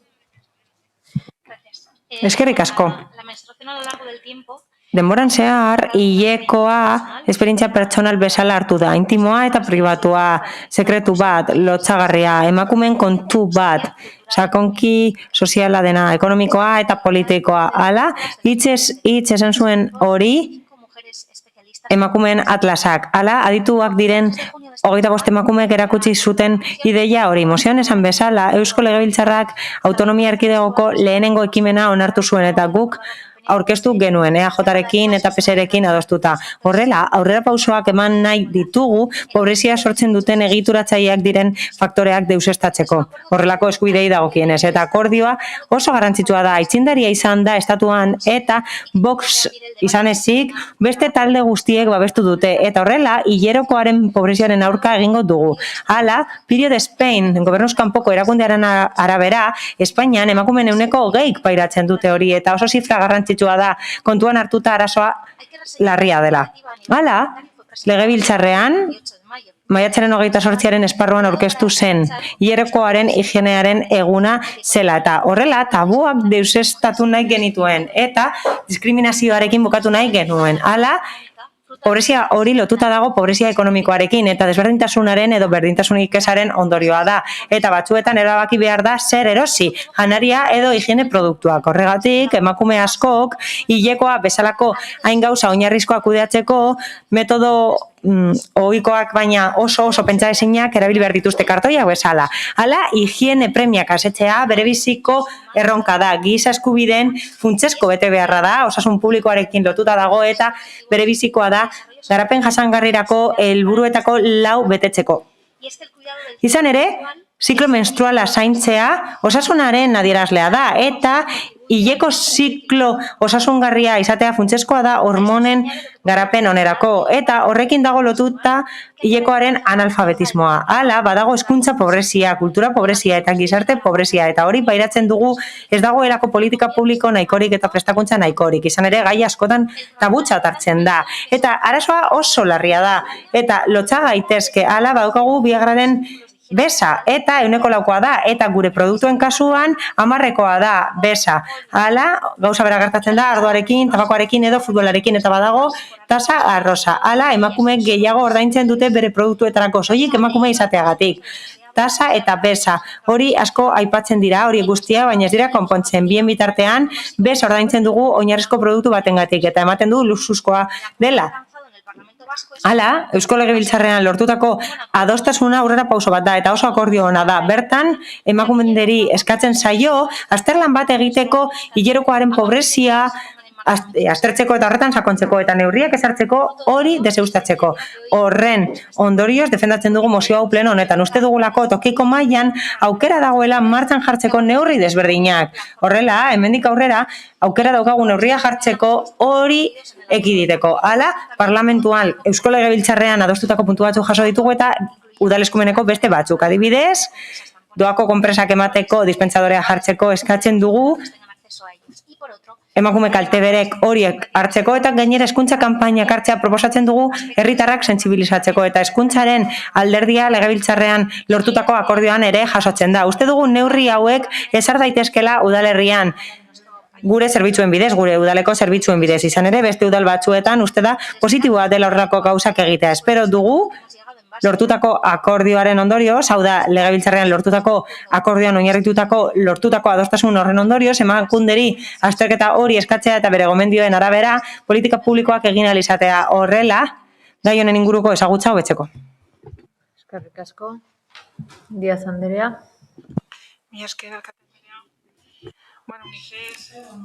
UNICEFek zehaztu du hilekoaren higienearen ezarpen ona. Horretarako, material garbia behar da, hilekoaren materiala biltzeko eta behar bezala aldatzeko modu pribatuan. Hala, saboia eta ura behar da horretarako, gorputza garbitzeko, eta gainera beharrezkoa da material horiek botatzeko edukiontziak izatea. Genero ikuspegitik, pobreziak baditu ondorioak emakumeen bizitzan modu globalean. Horregatik, garrantzitsua da horiek nabarmentzea, ikusarazteko eta horiei aurre egiteko. Hala, hilekoari dagokionez, kontua ez da bakarrik ezin dituztela erosi higiene femininoko produktuak. Horrez gain, zaila da batzuentzat instalazioak erabiltzea behar bezala higienizatzeko hilekoan zehar. Hala, horren inguruan, munduan zehar badaude sinesmen kulturalak, mitoak edo tradizioak. Eta horien ondorioz, emakume guztiak, haurrak, neskak, zikin sentiaraz daitezke. Sentidezakete ez direla duinak eta gainera bazter ditzakete eta irainak paira ditzakete eta horretarako ez gara oso urrun joan behar. Ez denboran, ez espazioan. Hala, uste dugu eztabaida interesgarria dela ondorio horiek ikusarazteko, pobreziaren ondorioak ikusarazteko emakumeengan. Pobrezia modu integralean jorratu behar da, ez partzelen arabera. Hala, pobrezia kontu orokorra da eta pertsonek badute moneta pobrezia eta horrek ondorio desberdinak ditu. Eta diru nahikorik ez edukitzeak noski ondorioak ditu horrelako produktuak eskuratzeko eta bizitza baldintzetan eragina dauka eta ezin dituzte baliabide materialak eskuratu bizi kalitate duina lortzeko. Hala, ezin da kategorizatu pobrezia ondasun batzuei dagokionez edo horien arabera. Horregatik ondasun batzuekiko sarbidea bakarrik kontuan hartzea ez da nahikoa, horrek ez du ebasten egiturazko arazoa. Naiz eta kontu batzuetan, krisialdietan, neurri gehigarriak esarri behar diren, premiazkoak direnak, elikadura, hornidurak edo osasun produktuak bermatzeko noski. Hala, emakumeentzako higiene produktuak oso garestiak dira eta horregatik pobrezia pairatzen duten emakumeek arazoak dituzte eta hautatu behar dute arroza erosi edo konpresak erosi, berokuntza sistema ordaindu edo bestelako gauza batzuk egin ez dituztelako premia guztiak asetzeko baliabideak. Hala, guk uste dugu diru-sarrera duinak bermatu behar dira pertsona guztientzat eta ikuspegi horretatik gobernu talde honek alde egiten du pentsioak osatzearen alde kasu honetan eta AES eta AMNPs laguntzak osatu nahi ditu gobernu horrek eta udal aurrekontuarekin osatu nahi ditu laguntzak eta egungo krisialdi egoeran injektatzen dira diru-sarrerak zaurgarrienak diren ekonomietara. COVID laguntzen bidez. Hala, prestakuntzari dagokionez jarraituko dugu apustu berbera egiten. Eskola zentroetan lantegi afektibo sexualak egingo ditugu eta alduntze eskolan ikastaroak eta tailerrak programatuko ditugu eta mintegiak egingo ditugu gai hauen inguruan. Identitate eta subjektibitate hildoaren bidez eta osasuna zaintzeko hildoaren bidez. Hala, gizarte zerbitzuetatik lan egingo dugu emakumei laguntzeko eta zaintza eskaintzeko emakume horiei. Bazterkeria arriskuan dauden emakumei bereziki oso zaurgarriak direlako gai honetan eta beste gai askotan. Horrez gain, baukagu lankidetzaren esparrua, garapenerako lankidetzaren esparrua eta saiatuko gara emakumeen alduntza bultzatzen. Gustatuko litzaiguke hemendik aldarrikatzea estatu mailan tasa arrosa den kontua, uste dugu lehenetzi behar dela. Hori lotuta dago higiene femininoko produktuekin eta esan den bezala garestiagoak izaten dira. Eta horretan sartzen dira hilekorako baliabideak. Eta horiei murriztu behar zaie beza. Horregatik guztiagatik eskertzen diogu Elkarrekin Podemosi, onartu izana gure zeharkako emendakina. Hala, PSek eta EAJak proposatu dugu emendakin hori. Eta horrela aukera daukagu udalerrietatik lan egiteko premia horretan. Horrela, hobeto ezagutuko ditugu zeintzuk diren pobreziaren ondorioak genero ikuspegitik. Horrela, azterlan gehiago izango ditugu emakundek egindakoak, desberdintasunean sakontzeko eta gainera aukera daukagu aldarrikatzeko bezaren tasa murrizteko horrelako produktuentzat. Mila esker. Eskerrik asko, Jarrubi Andrea. Bai, eskerrik asko. Bueno, oro har bat egiten dugu mozioaren filosofiarekin. Hala ere, gustatuko litzaiguke hainbat hausnarketa plazaratzea. Alde batetik, uste dugu emakume guztiok, doan eskuratu beharko genituzkela gure hilerokorako baliabideak.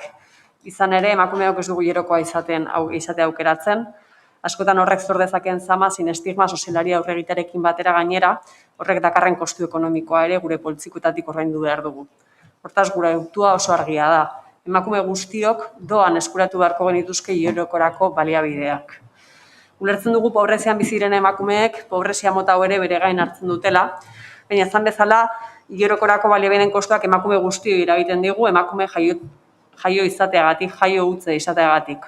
Hortaz, jendarteak bere gain hartu beharko lituzke kostu horiek guztiak, beste baliabide batzuekin egiten duen bezala.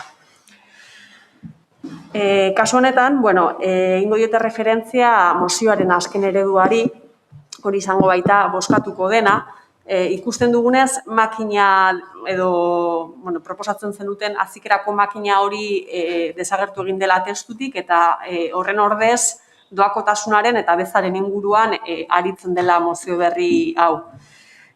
Gure ustez, esan bezala, ondo ikusten dugu doakotasunerako urratsak ematea. Ulergaitza da, gaur egun, 21. mendea, 2021. urtean, oraindik ere, horrelako zergak ordaindu behar izatea emakumeok, gure egunerokotasunean erabili behar ditugun baliabide horiek eskuratzeko. Benetan, ulergaitza da. Beste alde batetik ere, gustatuko litzaiguke beste hausnarketa bat plazaratzea. Izan ere, baliabide horien artean uste dugu lehentasunez sustatu behar direla jasangarriak direnak. Bai gure gorputzetarako, emakumeen gorputzetarako jasangarriak direnak, bai eta ingurumenerako ere bai. Eta horien artean uste dugu badagoela lehentasunezko material batzuk, baliabide batzuk, ez? Kopak dira alderdi horietan egokienak.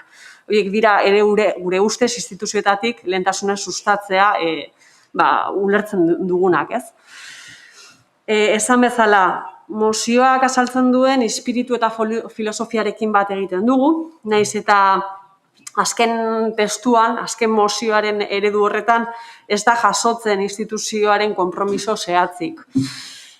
Hala eta guztiz ere, filosofiarekin bat egiten dugunez, baiezkoa bozkatuko dugu. Eskerrik asko, Eguren Anderea. Eskerrik asko, alkate Andrea.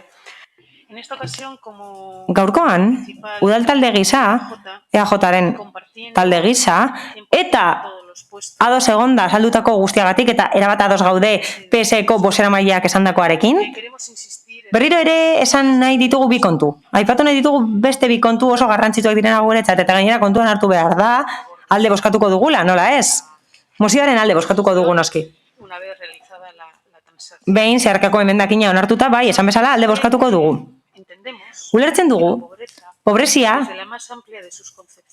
bere kontzepturik zabalenetik, atzean dagoena dela, hau da, pobrezia dela oinarria. Horrez gain, uste dugu, pobrezia jorratu behar dela ikuspegi global batetik, politika sektorialekin, eta politika horiek alderdi guztiak hartu behar dituzte kontuan, eta gainera zeharkakoak izan behar dira erabat.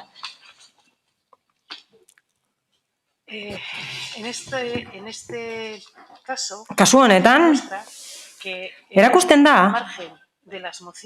mozioak gora bera, eta bai, mozioak aurkez daitezke, eta eztabaida ditzakegu, eta onar ditzakegu, baina hala ere uste dugu Eusko Jaurlaritzak eta guk udal gobernu gisa, eta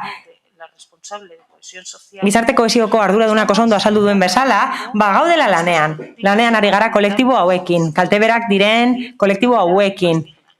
Bizitza duinagoa lor desaten, eta horregatik hain zuzen ere uste dugu onartezina dela tasa arrosa aplikatzea. Hala, labur esan da, tasa hori aplikatzen zaie emakumeen higienerako produktuei. Eta ulertzen dugu erakunde eskudun guztiek lankidetzan egin beharko luketela txosten bat. Hala, oso garrantzitsua da tasa arrosa horren irizmena eta ondorioak aztertzea. Hala, horrela, hori kendu edo murriztu beharko litzateke, eta orain tasa horrek jasotzen dituen produktuak oinarrizko produktu hartu beharko lirateke. Horregatik guztiagatik, y así lo hemos hecho, el instar al gobierno vasco... ados gaude, Eusko Jaurlaritzari eskatzearekin txosten hori egiteko. Horrela, aukera izango dugu ezagutzeko egoera, baina horrez gain estatuko gobernuari eskatzen diogu estatu mailan egiteko gauza bera.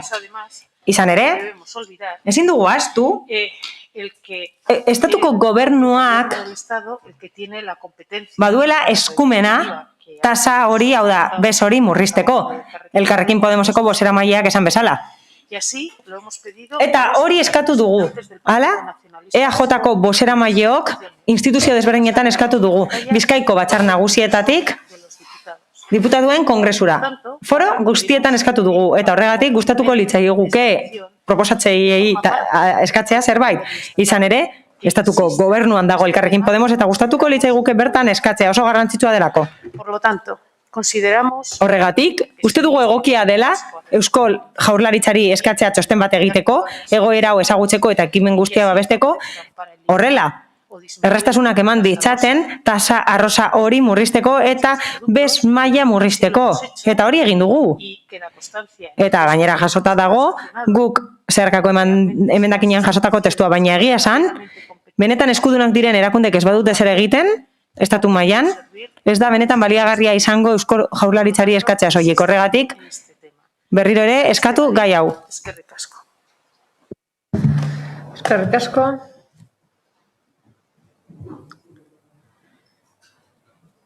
Amia Anderea. Bai, eskerrik asko. Lo primero, agradecer... Lehenik eta behin eskerrak eman nahi dut, esandako guztiagatik, tonuagatik, eta emandako iritziagatik. Alderdi Popularrak zer uste duen jakitea falta zait, baina bigarren txanda honetan lortu dugun akordioa sarituko naiz, legebiltzarrean lortutako akordioa da esan bezala, eta gure hasierako proposamenaren inguruan ere arituko naiz, dispentsadoren inguruan etorkizuneko eztabaidetan, neurri konkretuak eztabaidatzen ari garenean, kontutan hartzeko. Hala horrez gain, esan nahi dizuet benetan ulertzen dugula EH Bilduk egindako hausnarketa, pena ematen digu baita ere, de las propuestas sobre el ámbito local, pero también entendemos que... Toki esparruan proposamenetako bat ere landu ezin izatea, baina badakigu Emakunderen azterlanaren emaitzak ikusi beharko ditugula. Esan bestala, ekimen hau ez da berria, Eskoziako parlamentuak duela hilabete onartsi baizuen lege proiektu bat dispentsadorea jartzeko eta produktu hauek doan emateko. Hala munduko lehenengo herrialdea izan zen hori egiten. Un buen ejemplo a tener en cuenta. Kontuan hartu beharreko adibide ona da. Bestalde, Bigoko Unibertsitatea Espainiako lehena izan da dohain banatzen langile zein ikasleentzat. Ikusten dugun bezala badaude adibideak, baina badakigu neurri hau ez dela erraza. Beraz, legebiltzarren hartutako akordioarekin koherenteak izateko itxaron egingo dugu Emakunderen azterlana aztertu arte, ikusko dugu zer gomendatzen duen eta ea neurri horiek emakume zaurgarrientzako aplikatzeaz gain beste guztientzat ere aplika daitezken ikusteko. Gure helburua da kontu honetan aurrera egitea eta zuzeneko laguntza hauek bermatzea. Uste dugu guztiz bateragarriak direla, gehien behar duten familien diru-sarrerak bermatzen jarraitzarekin. Egoera zaurgarrien dauden emakumei arreta berezi eskaini. Hau bezalako akordioak positiboak dira guretzat, lagundu egiten dutelako pobreziaren feminizazioa murrizten gure udalerrian eta ziur gaude guri guztioi gustatuko litzaigukela Getxo justizia menstrualen abanguardian dagoen hiria izatea. Ikusiko dugu Emakunderen azterlanean zer esaten den eta politika publikoen inguruko erabakiak hartu behar ditugunean. Eskerrik asko. Ez. Eta EH Bilduk bigarren txanda ez. Orduan bozketara pasatuko gara. Mozioaren aldeko bozkak. Hau batez, onartua geratzen da. Eta PP-ko taldeak Zorrilla Lekerika jauna zeurea da txanda. Sí, muchas gracias, señora alcaldesa. Eskerrik asko, alkate Andrea. Azalpen labur bat, azaltzeko zergatik eman dugun aldeko botoa. Eztabaidan azaldu dugu bai, baina berriro esan nahi dugu pobrezia menstruala pobrezia dela, azken finean, eta beraz, pobrezia hori ekiditeko zer egin beharra dago. Pobreza bere horretan ekiditea. Horretarako enplegu gehiago eta hobea behar dugu, lan aukera gehiago, hemen, gure kasuan, emakumentzako alarguntasun pentsioak areagotzea, eta beraz, zentzu nahi iruditzen zaigu proposamena. Hasierako testuaren asmoa ere ona zen, baina behar bada prezipitatu egia zen guretzat. Legebiltzarrearen testuan bertan, azken fin hori da honetsi duguna, bertan azterlan aipatzen delako eta esaten delako gomendio batzuk emango direla azterlan horretan. Hemen jada baten zen, nik ez dio txarra edo egokia denik, baina horregatik uste dugu prezipitatua zela.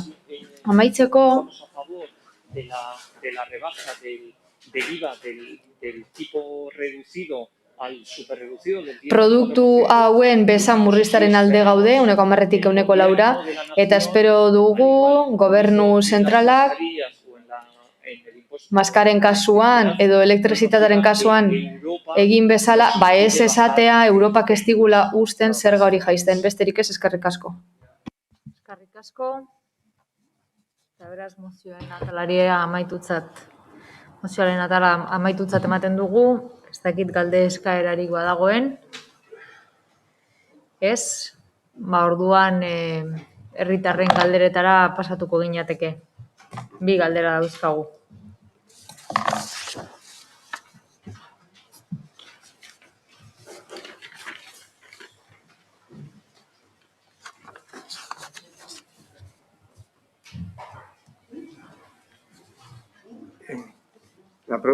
Galdera bidagoz, lehenengoa irakurriko duguna da, Jesus Urrutia Oleaga, Andramari gure lurra. Nuestra asociación pretende seguir colaborando como hasta ahora para que la revisión del PGU sea cuando... Islaria idatzizko dokumento bat irakurtzen ari denez eta kabinara ekarri ez digutenez, ezin dugu interpretazioa eskaini, markatu eragozpenak. Entre los cuales evidentemente están los de todos los vecinos de Andramari. Desde 2006, año en que se fundó nuestra asociación, hemos mantenido y seguimos manteniendo las reuniones necesarias con todos los partidos políticos para alcanzar los fines aludidos en el párrafo anterior. Igualmente hemos colaborado y participado en diversas charlas participativas y en los foros que se nos ha permitido asistir, como ha sido el Lantalde y el Consejo Asesor. Nuestra declaración institucional aprobada por el Pleno de este Ayuntamiento el 23 de septiembre de 2010 recoge y contiene, así lo creemos en sus 4 apartados, los compromisos necesarios y suficientes para que al final de la revisión del PGU los legítimos derechos e intereses de todos los vecinos de Andramari queden amparados y salvaguardados.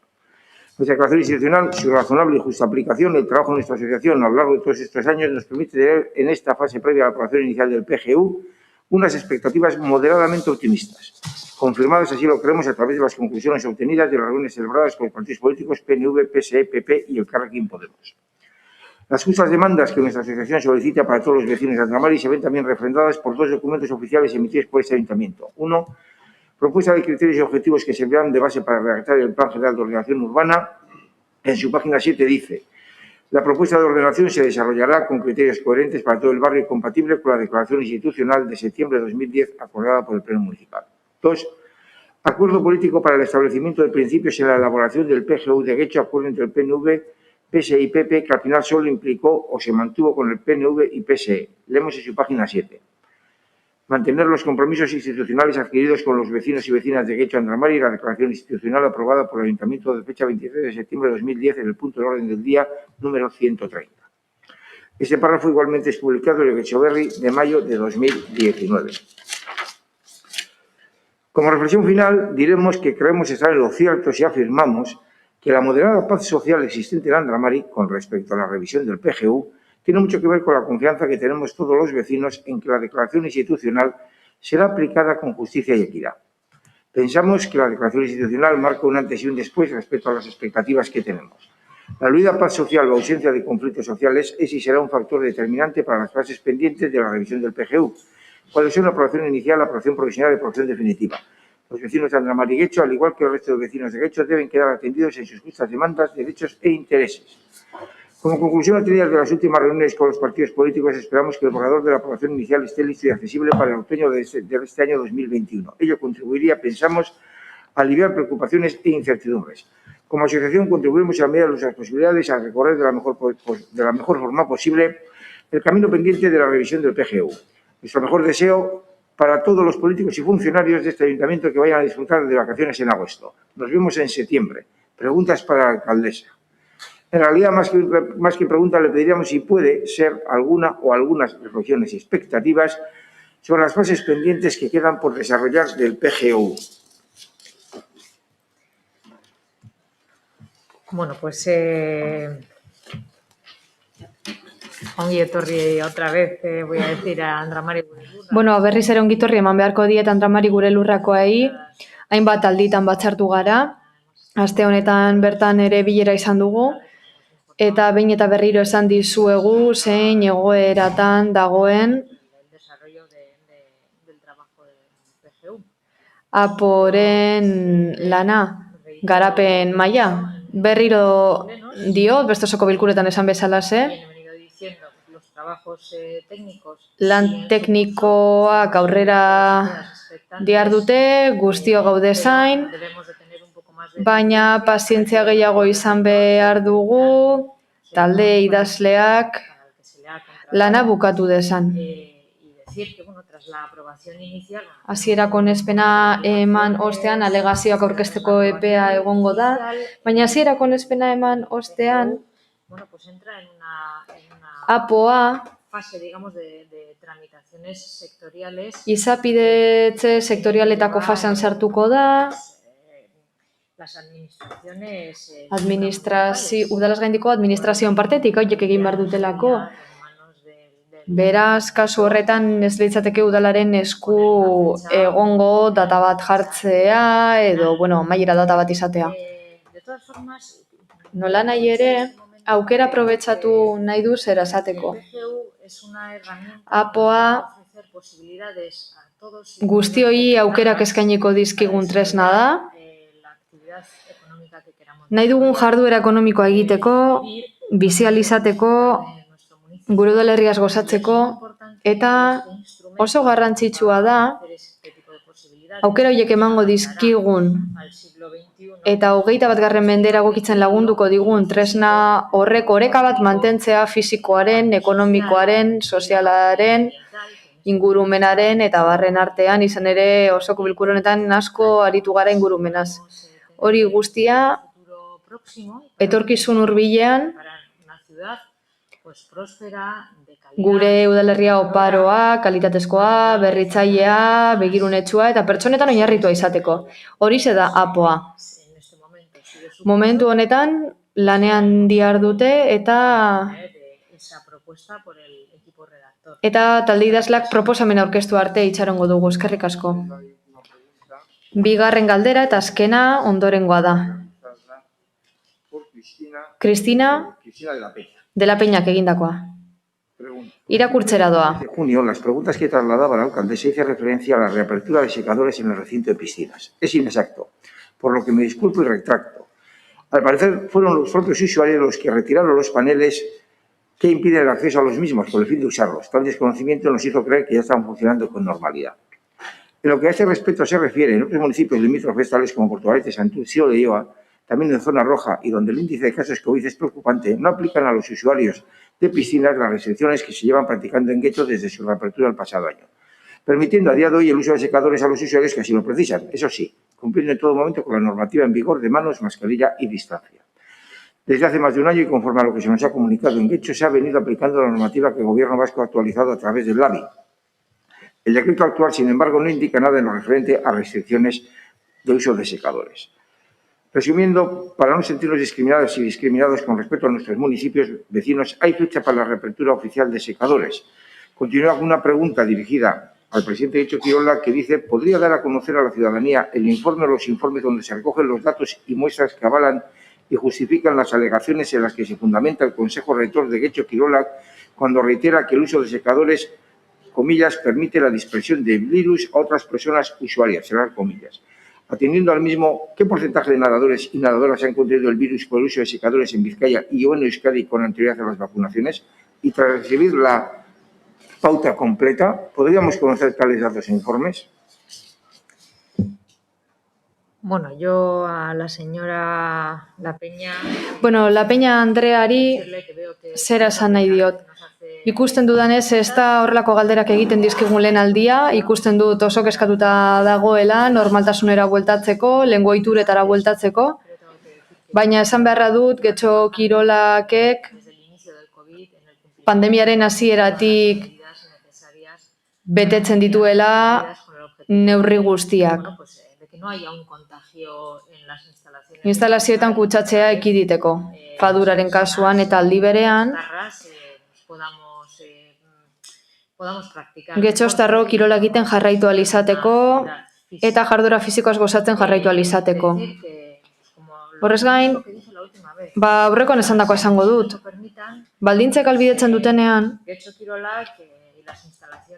getxo kirolak eta instalazioak funtzionatuko dute berosotasunean, baina momentuz pandemiak egoera larrian jarri gaitu berriro, 5. olatuan gaude, datuak ez dira oso onak eta beraz pazientzia izan, guztia iritsiko zaigulako, baina momentuz hori ze baino ezin dezakegu esan. Eta oinitza emango diot González zinegotziari, Getxo Kirolakeko presidentea delako, hain zuzen ere zuk zuzenean bera aipatu duzunez, berak erantzun halko dizu hobeto.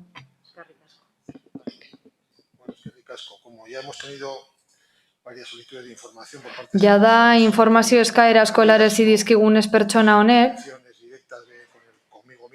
eta nirekin eta teknikariekin zuzenean egon denez, erantzungo diot eta espero dut bere zalantzak argitzea. relativas a las prohibiciones y recomendaciones del uso de instalaciones públicas. Instalazio publikoak erabiltzeko gomendio eta debekuen artean ez dago lehorgailuen erabilera debekatzen duen batkarra ere. Bai gomendatzen da espazio komunak ekiditea ventilazioa ona estenean. Kirol instalazioak berriro irekitzeko Getxo Kirolakeko teknikariek azterlan bat egin zuten, Así como las ventilaciones eta ventilazioa aztertu zen. Ondorioztatu zuten, ile lehorgailuak dauden espazioak ez zituztela betetzen para el uso seguro de las mismas. Por erabilera segurua bermatzeko neurriak, espazio falta zegoelako eta bertan ez dagoelako ventilazio sistema eraginkorrik. Ez genekien zer geneukan aurretik.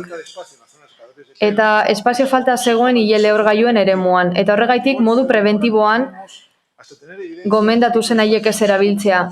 Baina gero ikusi genuen Getxo Kirolaken erabiltzaientzako segurua zirela. Gaur egun oraindik ez dakigu ziur-ziurala den, eta nik aipatutako txostena kontingentzia planetik ateratakoa da. Instalaziorako eskatu zitzaigun, para realizar la reapertura. berriro ireki ahal izateko. Eta gainera, La gerencia accidental, los gerentzia akzidentala ere bertan izan zen, instalazioetako arduradunak ere bai, eta lan arriskuen prebentziorako ordezkaria ere bai. Gainera, kanpoko aholkularitza enpresoa bat hartu genuen, medikuntza prebentiboan aditua dena, nahi duena jakin dezala eskuragarri duela dokumentua, eta Getxo Kirolaken bulegoatan ere badagoela. Kontingentzia plan honi esker, hainbat pertsona kirola egin ahal izan dute, mugapen asko egon diren denboraldietan. garanticen las condiciones sanitarias requeridas por las autoridades porque los criterios de Eta agintaritzek eskatutako neurriak bete beharko dira, berria direnak. Gainera kontutan hartu behar dugu, eskabide guzti erantzun diegula, lehorgailuen inguruan egindako eskabide guztiei, arartekoaren bitartez ere bai, eta momentuz ez dugu kontrako ezer jaso erakunde honetan, erakunde honen aurkako reprotxerik ez ezer jaso. Bukatzeko, nik ez daki zein ventilazio baldintza, zein bestelako baldintza hauek zeintzu diren, baina ziur beste instalazioetakoak ere gurea bezain dokumentatu da gaudela. Baina baldintzek usten dutenean eta langile teknikoak usten dutenean, gainerako instalazioak ere irekiko dira. Eskerrik asko. Bueno, eta honekin batera amaitutzat emango ginuke osoko bilkura, bitz udako oporrak hartzera goaz, eta azkeneko osoko bilkura dugu, beraz uda ondo pasa, disfrutatu, deskantsatu, eta gutxi gaztau, bai, eta irailean ikusten gara. Eta hor, pantailan zaudeten hori bebai, ondo segi eta irailera arte. Eskerrik asko. Agur.